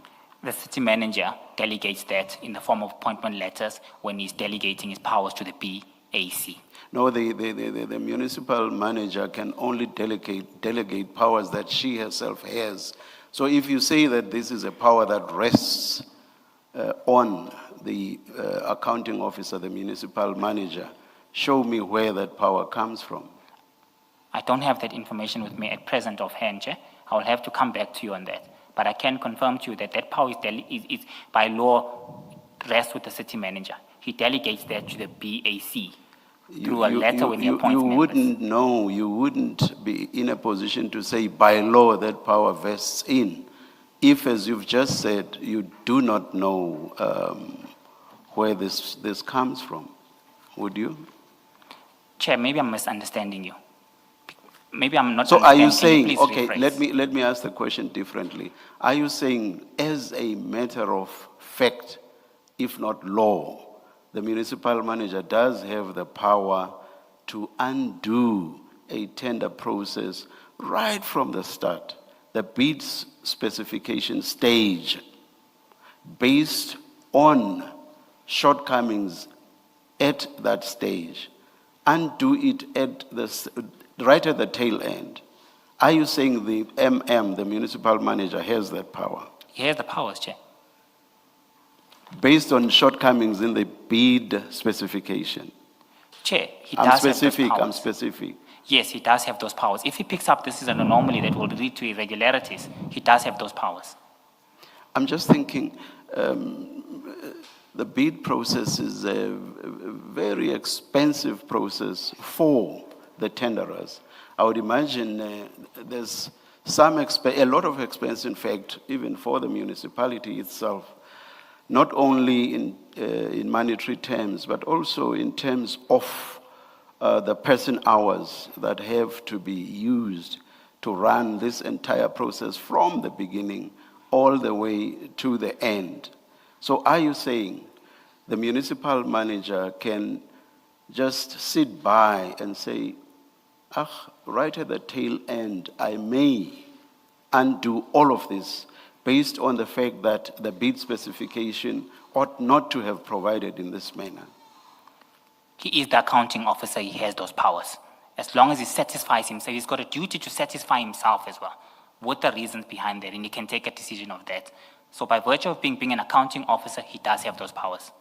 Do you agree though that a sensible way would be for the municipal manager to be in the know right from the beginning as to what the tender entails? Because if that were to be the position, this strange process would be obviated. the municipal manager would be able to pronounce right at the beginning and say, no, we can't have a tender process along these lines because there's everything wrong with the bid specification. Chair, you will remember an advert is signed off by the accounting officer. Before any advert goes out, that's a specification. So at that point in time, if he wants, he could request a specific document and say, I want to see the contents of this specification. He has that authority and he can see that at that point. Thank you very much for that response. Then surely the accounting officer cannot, having approved the bid specification, which finds its way into the tender document itself, cannot, having approved it at the tail end, say, oh, by the way, I've since changed my mind, and now I'm saying there was everything wrong with the bid specification. Surely that cannot be, because, as you say, the municipal manager will already have signed off on that document. They can't change their mind. Surely not. Chair, I respectfully disagree with you. He is the accounting officer. We have to analyze the cost of compliance. In those terms, compliance is key. And if any irregularities amount, if there's irregular expenditure mounting this tender, and the accounting officer would have been alarmed that there is an issue on the specifications, he will be held accountable. So the powers are with him, he can decide. Signing off on that document right at the beginning, even before entities begin to put in bids, is an indication that the accounting officer is saying there is nothing wrong with this document. So the accounting officer is already happy that there are no irregularities. Otherwise, what's the point of the accounting officer signing off at the beginning? It would be pointless. So there's already a pronouncement on the existence or otherwise of irregularities. And in this instance, by signing off, the accounting officer is saying there are no irregularities. Surely, Mr. Mnisi. Chair, I agree with you on that perspective. He was signed it off. He might not have picked up any irregularities. And just to add practically how it happens, these are delegated functions. So we rely on the work that the bid specification committee would have done. In practice, he does not request to review each terms of reference of the tender document, nor do I request that. We rely on the work of the BSC, the bid specification but it committee. goes beyond the bid. It goes beyond the bid specification committee. It goes to the person who actually takes the final decisions on these matters, and that person takes a decision right at the beginning and says everything is in order here. That's the last point on that one, but you may comment. I'll move on. Chair, the accounting officer is ultimately responsible for the procurement environment of the city. He's ultimately responsible for ensuring that bid specifications are in place. The functions are delegated. He trusts the work of the BSC as a result of them being constituted by members of the department, specialists within supply chain management. I rely on their work as well. At the tail end of that process, if we identify an irregularity, we can't ignore that, even though we had signed on it previously. So the accounting officer, on the recommendations of BAC, then takes that decision after analyzing that.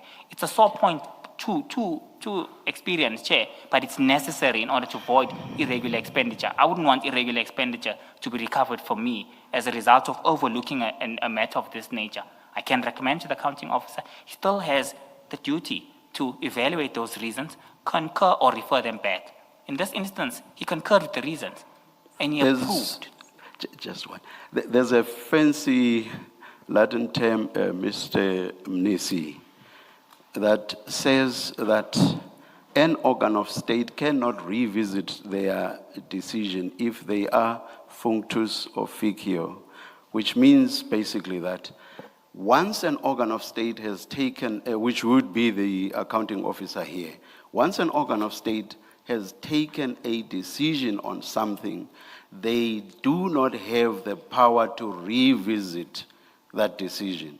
They would have to go elsewhere, court to be specific, to say, oh, by the way, I made a mistake by signing off on that document.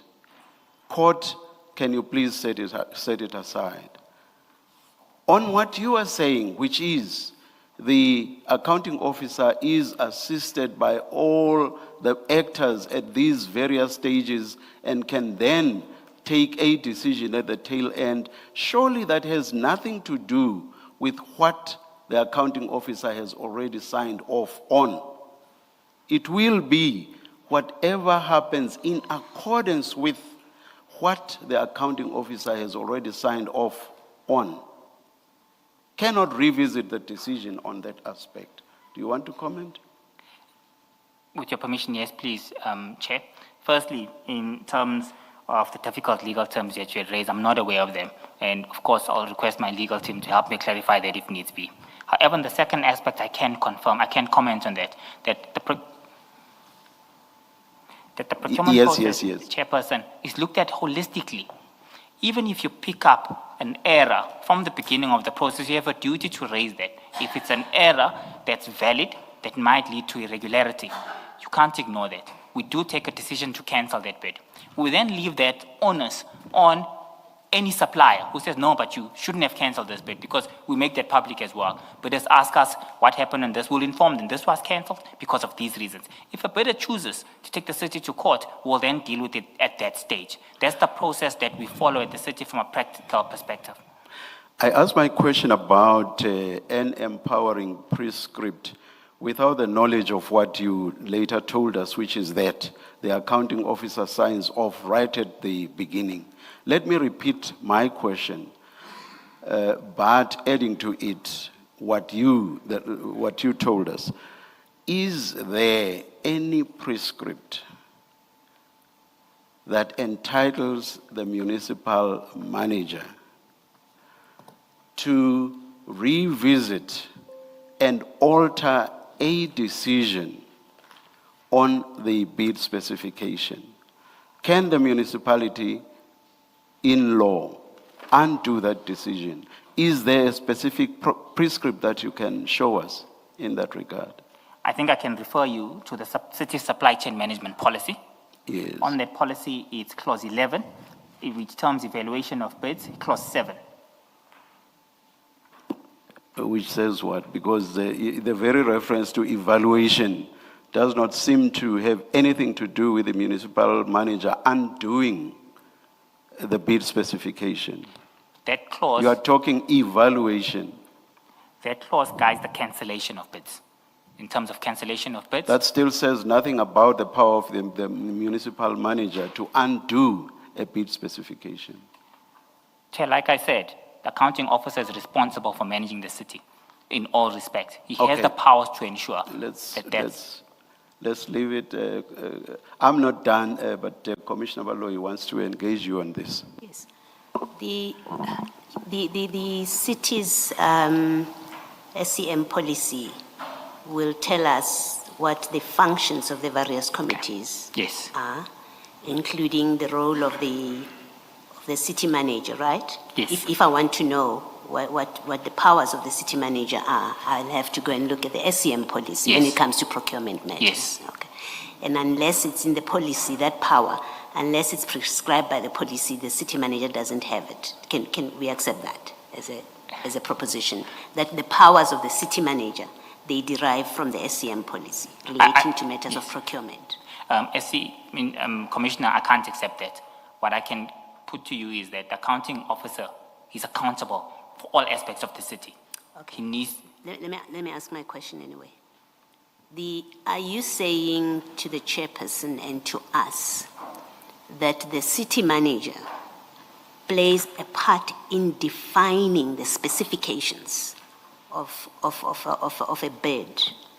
And I'm asking you because my understanding from other evidence, including yours, is that the client, the user of that service that is being procured is the one that defines the specifications.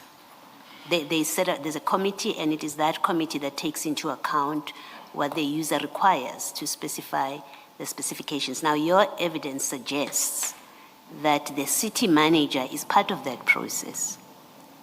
that's incorrect. That's not my evidence. Those are delegated functions to this bid. Sorry, what is incorrect? That's not my evidence. I did not say the city manager has a role in defining specifications. I said those are delegated functions which rest with the bid specification committee. Yes. The user department prepares terms of reference and presents those to the bid specification committee. The bid specification committee analyzes and assesses the contents of that and approves it accordingly. Yes. But you see, you say the city manager, and I'm taking into account the other evidence you gave, in fact, the reason that you recommended, the BAC recommended the cancellation of TMPD 3. One of the reasons is the specification does not say anything about CIRA guidelines, and you say that was a valid reason for cancellation. Now, therefore, it must mean that should have been in the specification. You are saying to us that the city manager is entitled to refuse to approve on the basis that the specification didn't include the CIRA guidelines. That must mean that the city manager has a say into what goes into the bid specification. It means that, logically, it means that. It means the city manager has a role in what goes into the specification. In your case, right at the end, when the recommendation is made, the city manager will say, I don't like the fact that the specification did not include the CIRA guidelines, but that is to have a say in the bid specification. And unless it's in your supply chain management policy, which is not before us, but we will verify it for ourselves, unless it is in the SCM policy, that I want to suggest to you or to put to you that the city manager will be acting outside of his powers. If he tries to exercise a power that goes back to the specification and then say, that was not included and I don't like that fact and therefore I'm not approving. In short, what I'm saying to you, Mr. Mnisi, is you are not correct to say the city manager has any say whatsoever in the specifications. May I please Comment? comment? Thank you, Chair. Commissioner, I think firstly, the reasons for cancelling TMPD 3 is not only the 3 reasons that are recorded in the report, and I've raised that. And for the record, I just want to be clear. The primary reasons are contained in the probity report. These were 3 additional reasons. Let's not discuss that. Let's not discuss that. I have mentioned to you one of the grounds. One of the grounds, because you're mentioning the other things that I'm not referring to, ends up obfuscating, in fact. I'm very specific. You've given 3 reasons why that tender was cancelled, and you've canvassed this with Mr. Chaskalson at length, so we don't need to go there. I've given you just one reason that you've said the specification did not include the CIRA guidelines, and that's one of the reasons we recommended to the city manager that the tender should not be approved or should not be awarded. From those facts, which we've established from your evidence, that's the facts. I'm saying to you, if the city manager says, I don't like the fact that the CIRA guidelines were not included in the specification, that is to have a say in the specification. And the city manager, I'll be surprised if your supply chain management policy empowers the city manager to have a say in the specification of the bid. I'm simply putting that to you. And if you say to me it does, the SCM policy does allow him to do that, I'm putting to you that we will look it up. We will look it up, and I'm brave enough to say to you there's no such provision in the policy. Maybe to comment on that, I firstly indicated that specifications are delegated. The city manager doesn't have time to look at every single tender specification that go out. We literally take out hundreds, if not thousands, of documents that are advertised. The city manager will not have time to look at each and every single specifications whether he's happy with from the beginning. Practically, that's not possible, and practically, that does not happen, and that's not my evidence. My evidence is that the work of the bid specification is delegated. The department initiates the compilation of the terms of reference. They present that to an independent committee called the Bid Specification Committee. The Bid Specification Committee interacts with the terms of reference and the key conditions that have been set within that process. They could either approve or disapprove that for whatever reason that they have. They then approve that accordingly. Once that's approved, an advert is issued, which is endorsed by myself as well as endorsed by the city manager. We rely on the work that was done by the BSC, that indeed these terms of reference are compliant. However, at the tail end, if there are issues that emanate in relation to this bid, as a result of issues in bid specification, the accounting officer does have the power to cancel that. And you say that includes, the exercise of that power includes that the specification did not include a the requirement of CIRA guidelines. It didn't include that, and that the city manager has a power to rely on as a basis to refuse to approve the tender. It would include any shortcomings which... No, Mr. Minister, let's not do that. I'm asking you a very specific question. If I wanted to ask you a general question, I would have done so. I'm asking you a very specific question, and please answer my question. My question is, are you saying that the city manager has the power deriving from the supply chain management policy that when eventually the BAC presents to him its recommendation to approve a tender, he can say, the specification did not include the CIRA guidelines. I therefore am not going to approve because the CIRA guidelines were not included in the specification. You can say yes or no, and this doesn't require an explanation. I just want to know yes or no. In that case, the answer is yes. Okay, thank you.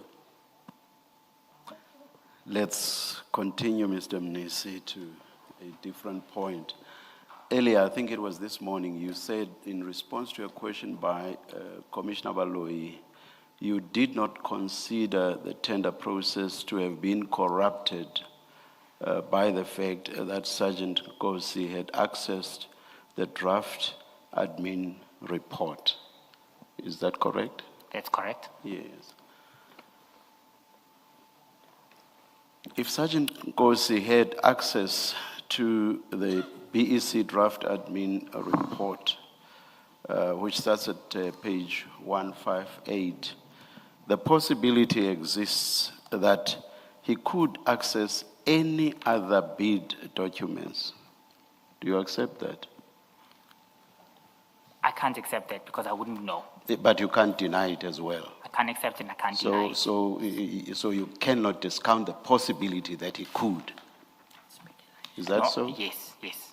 Yes. At the very least, it's not speculation, please. I'm testing the witness. This has nothing to do with speculation. At the very least, the known fact of Sergeant Nkosi having access to a BEC document must have raised alarm bells. Correct? No, not correct, Chair. There was no sensitive information, as I've stated earlier on. There's nothing confidential that's there or sensitive information in that leaked report that I confirmed is a leaked report. What I'm saying is the fact that he could access an internal document. Doesn't matter what nature, it doesn't matter what effect it actually had or could not have had. What I'm focusing on is the fact of him being able to source an internal document. And what I'm saying is, surely that must have raised alarm bells. From my perspective, my answer was no. Is that purely because of the nature of the document? Chair, the nature of that document was not sensitive. It only contained... No, I'm issues of asking, are you saying in your case it did not? Are you saying that because of the nature of the document or not? Yes. So if he has sourced a fairly innocuous document, it basically means nothing. It does not matter to you that the very fact that he has accessed an innocuous document shows that he could very well access documents that are not innocuous at all.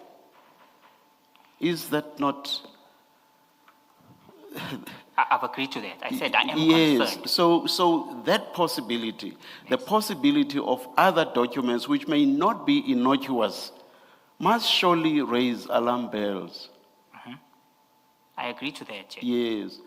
So I must go back to Commissioner Baloyi's question then.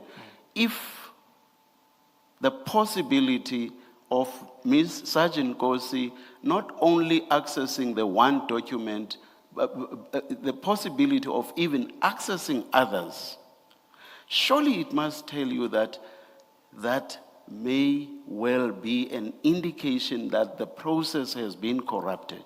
As you sit there, you do not know whether he had actually accessed other documents, but you had seen that at the very least he had accessed one. So on what basis can you say, as you sit there, that the process could not possibly have been corrupted? Chair, I've agreed to you in terms of my concerns and him obtaining the document. I've also agreed with you in terms of his prospective ability to obtain further documentation. He could have. I've agreed to that. I did not deny that. With the possibility of corrupting the process. My focus is on Commissioner Baloyi's question. So with the possibility of the entire process being corrupted, yes or no? I have agreed to that. Thank you very much. Mr. Mnisi, just one from me. Please go to page 52 of bundle 3.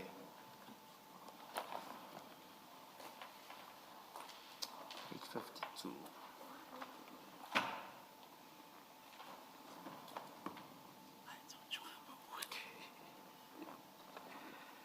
Yes, Are you there? I'm there.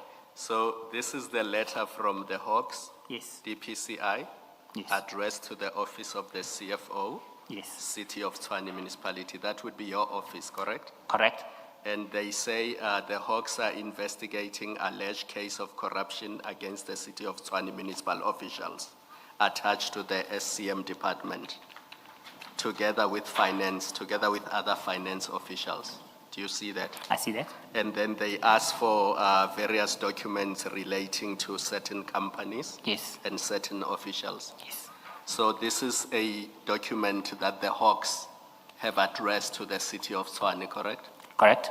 And you have shared this document with Sergeant Nkosi, correct? Correct? And then all the communication with the investigating officers in this case, you have also shared that with Sergeant Nkosi, correct? Correct? And the City of Tshwane's response to the Hawks, you've also shared it with Sergeant Nkosi to review before the response is sent to the Hawks, correct? Correct? And that is on page 65. If you want to satisfy yourself, you can have a look at it, but it is there. And it goes to my issue, which I raised with you earlier today and again yesterday. Your propensity to share with Sergeant Nkosi documents that are confidential to the City of Tshwane. What business does Sergeant Nkosi have with the Hawks investigating tender irregularities in the City of Tshwane? Chair, first of all, this was a fake and a fraudulent letter that was sent by imposters, I'm going to put it that way, imposters purporting to be from the DPCI. We've got a process that's validated and tested in terms of how we deal with investigations, organs of state, Chapter 9 institutions. The protocol that is followed, firstly, any communications must be addressed to the city manager. It's in standard protocol. We deal with these issues on a daily basis. We've seen a number of these communications daily. Secondly, there must be sufficient communication and reference information in the document. If you look at this document, firstly, it doesn't even have a tender number, nor does it have any official communication instruments to communicate with the purported investigation. I'll give you a sequence of events of how this emanates. I allowed you to answer and you didn't even answer my question, but I was patient because I wanted to give you a chance. Let's assume that this letter is fake. The first time you get it, you don't know that it is fake, correct? No, I know because I analyzed the letter. Yes. I look at the letter, I analyze the process that's followed, I pick up anomalies. I know immediately it's fake. Where was it sent to, this letter? It was left at reception. At Census reception where? At the city. At the City of Tshwane? Yes, at the City of Tshwane. It is a letter left at the reception at the City of Tshwane. What business does Sergeant Nkosi have? It was a test of legitimacy. I needed him to give me advice on how I can take this matter up further. I needed to ensure that these individuals are trapped so that behavior of this nature does not carry on any further. Did you report it to the police station? I was waiting for advice from Sergeant Kosi in terms of how we deal with this. Even if you look at the communication that you refer to on, I think, page 64, I commit to submitting these documents to the purported individuals, CC the supply chain management officials. The plan was to test legitimacy and to trap these individuals. So two years later, have you reported it to the police, to SAPS? No, I haven't reported it to SAPS. But you, in a City of Tshwane letterhead, sent a draft response to Sergeant Nkosi to review. I was asking for advice on how to trap these individuals. In a City of Tshwane letterhead, you sent a draft response to Sergeant Nkosi to review. Is that correct? It's not, it's an email with my signature. It's not a letter. That's my signature that's appearing there. So I was saying, did I cover the contents correctly? Will this help me catch these individuals in order to enable me to report this case? In short, this was an unlawful letter, and there's no unlawful conduct for myself because this is not an official document for the city. You'll be aware, Chair, that these individuals disappeared from here. We sent a team to go there at 10 a.m. to deliver documentation. When they were being contacted, they completely disappeared. That number stopped working as well. You see, you're telling me about the facts, and I'm not asking you about the facts, but I accept that that is your answer. My question is really why you involved Sergeant Nkosi in matters that relate to a letter sent to City of Tshwane. Forget about it's fraudulent, you are aware that it's fraudulent. You've already said yourself, it is sent to the City of Tshwane, it is left at the offices. My question is, why do you involve Sergeant Nkosi in City of Tshwane matters? It's not a City of Tshwane matter, it's an unlawful event. I needed to trap this individual so that I can open a case against him. He is a member of Hawks. He should be aware of the process on how I can escalate any irregularities of this nature. I was asking for advice on how to escalate the matter further. So if a fraud happens at the City of Tshwane's offices because it is a fraud, you are at liberty to involve Sergeant Nkosi, not internal fraud people, but Sergeant Nkosi. He's the one who must advise you on what to do. He's the one that must comment on your draft responses on letters that are dropped off at the City of Tshwane's offices. Unlawful letters that are not official documentation. The procedures are not followed up. I will even give you an example. We had a matter of this nature where I had my first encounter with the senior counsel, Charles Kelson. They had a matter where he was dealing with another organ of state. The protocols that were followed, him and the representatives he was working with communicated to the city manager. This is a matter that was now delegated to me officially by the city manager that we have received an inquiry of this nature. CFO, you need to deal with this accordingly. I then action it accordingly. Protocol is not followed. This is not a lawful letter. So if there's a fraudulent inquiry made at the City of Tshwane, the port of call is Sergeant Nkosi to advise on how to respond to that fraudulent letter sent to the City of Tshwane. That's your answer, as I understand it. No, that's not my answer. What is your answer? My answer is I asked for advice because he is a member of the Hawks and he should know the escalation processes. He's a member of? He is the member of DPCI. He's a SEPS official. He should know the processes of escalating these matters. From my perspective, this was a good deed. This was in good faith. I needed advice on how to deal with the situation moving forward. And was it reported to the police? I think that was my last question. Yes. You said you were waiting for advice from him, but that was in 2024. So what has happened in the last 18 months? Since the disappearance of these individuals, I guess I was overtaken by events because they never ever came up, they never ever called, nor did they ever respond to this form of correspondence that was sent. You never reported this attempted fraud? Officially, no. I was overtaken by events, the individuals disappeared. When I tried to contact them to say I'm here, the number just didn't work. Didn't go through any longer. Does it mean you're resorting to Sergeant Nkosi on something like this? Does it mean that the City of Tshwane doesn't have its own internal investigations department or people that could have investigated this for you? It does have that. But and why did you decide to go to Sergeant Nkosi instead? It investigates internal matters. Their matters for issues that occur within the city. They are not authorized to investigate other organs of state. No, but this is a matter that is occurring within the city. You've been addressed in your official capacity as the chief financial officer, so it is a city business. It's not a personal matter. It says CFO, City of Tshwane, so it is a city matter. And you don't refer it to the legal department, you don't refer it to your internal investigators, you don't refer it to the city manager. You say there's protocol, it should have gone to the city manager. You don't say, city manager received this, I'm giving it to you because that's our protocol, that these kind of things should be coming to you. You go to, and then you don't lay a complaint with the SAPS. And if I'm not mistaken, they'll correct me, Sergeant Gossi is not a member of the Hawks. You don't lay a complaint with the SAPS, you go to your friend to help you solve a City of Tshwane matter. Even if it's a fraud, it's a City of Tshwane matter. Can you just explain why you choose not to follow protocol? You say we have a protocol. You don't follow protocol. Why? Chair, I do follow protocol. No, you didn't follow protocol. Your protocol does not include Sergeant Nkosi. Can we settle that? Nkosi is a member of the public. He's no different from me.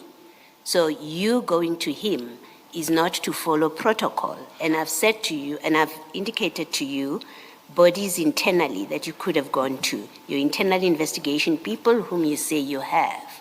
You have a legal department, and you have the city manager that you tell us correspondence is addressed to the city manager if there are issues, but you don't escalate this to the city manager to decide what to do with it. You instead go to your friend. Okay. Chair, firstly, group audit and risk and legal investigate internal matters. They can't investigate external institutions. That was my understanding. That's still my understanding now. I couldn't have referred this matter to them. Firstly, I needed to ensure that I find processes in place to escalate this accordingly within the SEP structures.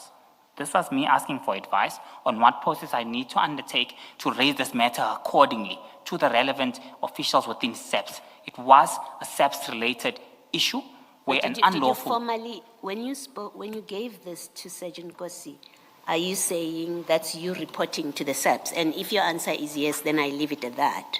I will not ask you any further questions. Are you saying that when you handed this over, that's you escalating it to the SEPS? I can't find an easy way out, and the answer is no. Me sending to this to Sergeant Nkosi, I needed to understand the escalation processes on if I receive an issue of this nature, which I've ascertained myself, it's a fake letter, it's unlawful. What steps do I need to follow to raise this accordingly within SEPS? Okay. That was the reason I sent it to Sergeant Nkosi. I needed advice and guidance, which he provided me. But you did more than getting the steps. You actually, as Commissioner Khumalo says, prepared a draft response on Tshwane communication record, which is your email with a signature. So you prepare a response to which Sergeant Nkosi makes an input. So you did more than, in fact, it is not correct to say you were asking and he provided you with how to escalate this. You actually, with him, started dealing with the matter, responding until these people disappeared. I mean, there are WhatsApp messages here where people are being asked, who are you? Where can I come and deliver documents? That's more than, or in fact, has nothing to do with escalating. Okay, from my perspective, there was nothing wrong asking for guidance from a subject matter expert. He seemed like a subject matter expert. He knew the process to be followed. He guided me accordingly. There was nothing wrong with that. That's your answer. Thank you.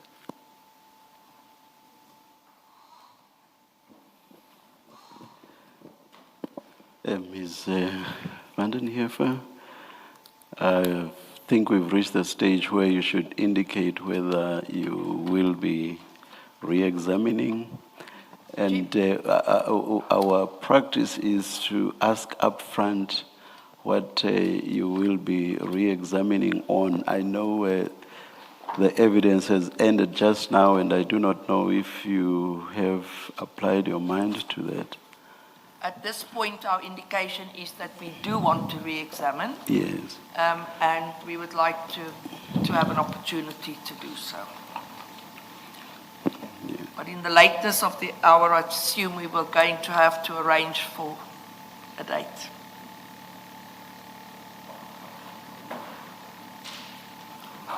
We certainly cannot say no to that. And what did you say? I'm very sorry, I was whispering to Commissioner Baloyi. What did you say about the lateness of the hour? I said I assume we'll have to arrange for a date For for the that. re-examination. For that, yeah. I think we cannot avoid that. Let's just adjourn without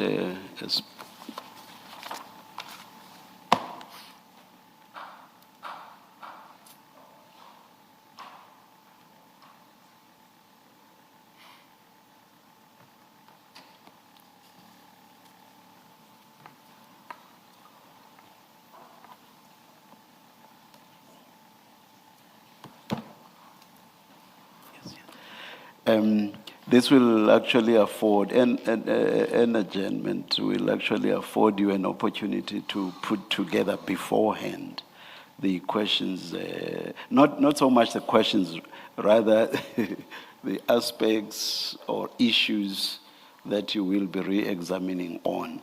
And must we give a timeline? Maybe, what?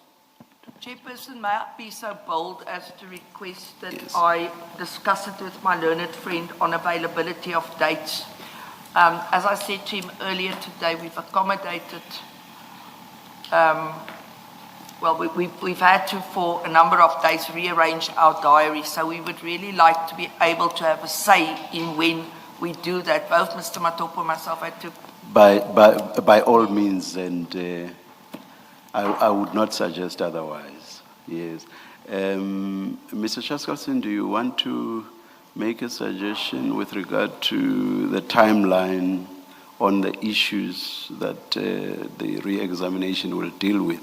And perhaps before Mr. Chaskalson's response, let me just alert you, Ms. Van den Heever, that is it the rules? I think our rules or the regulations provide that after your re-examination, the evidence leader may again examine the witness. Just, you are aware. Thank you very much, thank you. Mr. Chaskalson? Chair, I certainly if we could get an indication, I need to have a sense of the topics just so I have a sense of how long the process is going to be able to schedule it. So if we could get that indication by the end of the week, then we could, Ms. Van den Heever and I could just then look for a date that works for both So of us. perhaps let's just leave it at council coming back to us on the timeline. We would be indebted, Chairperson, Commissioners.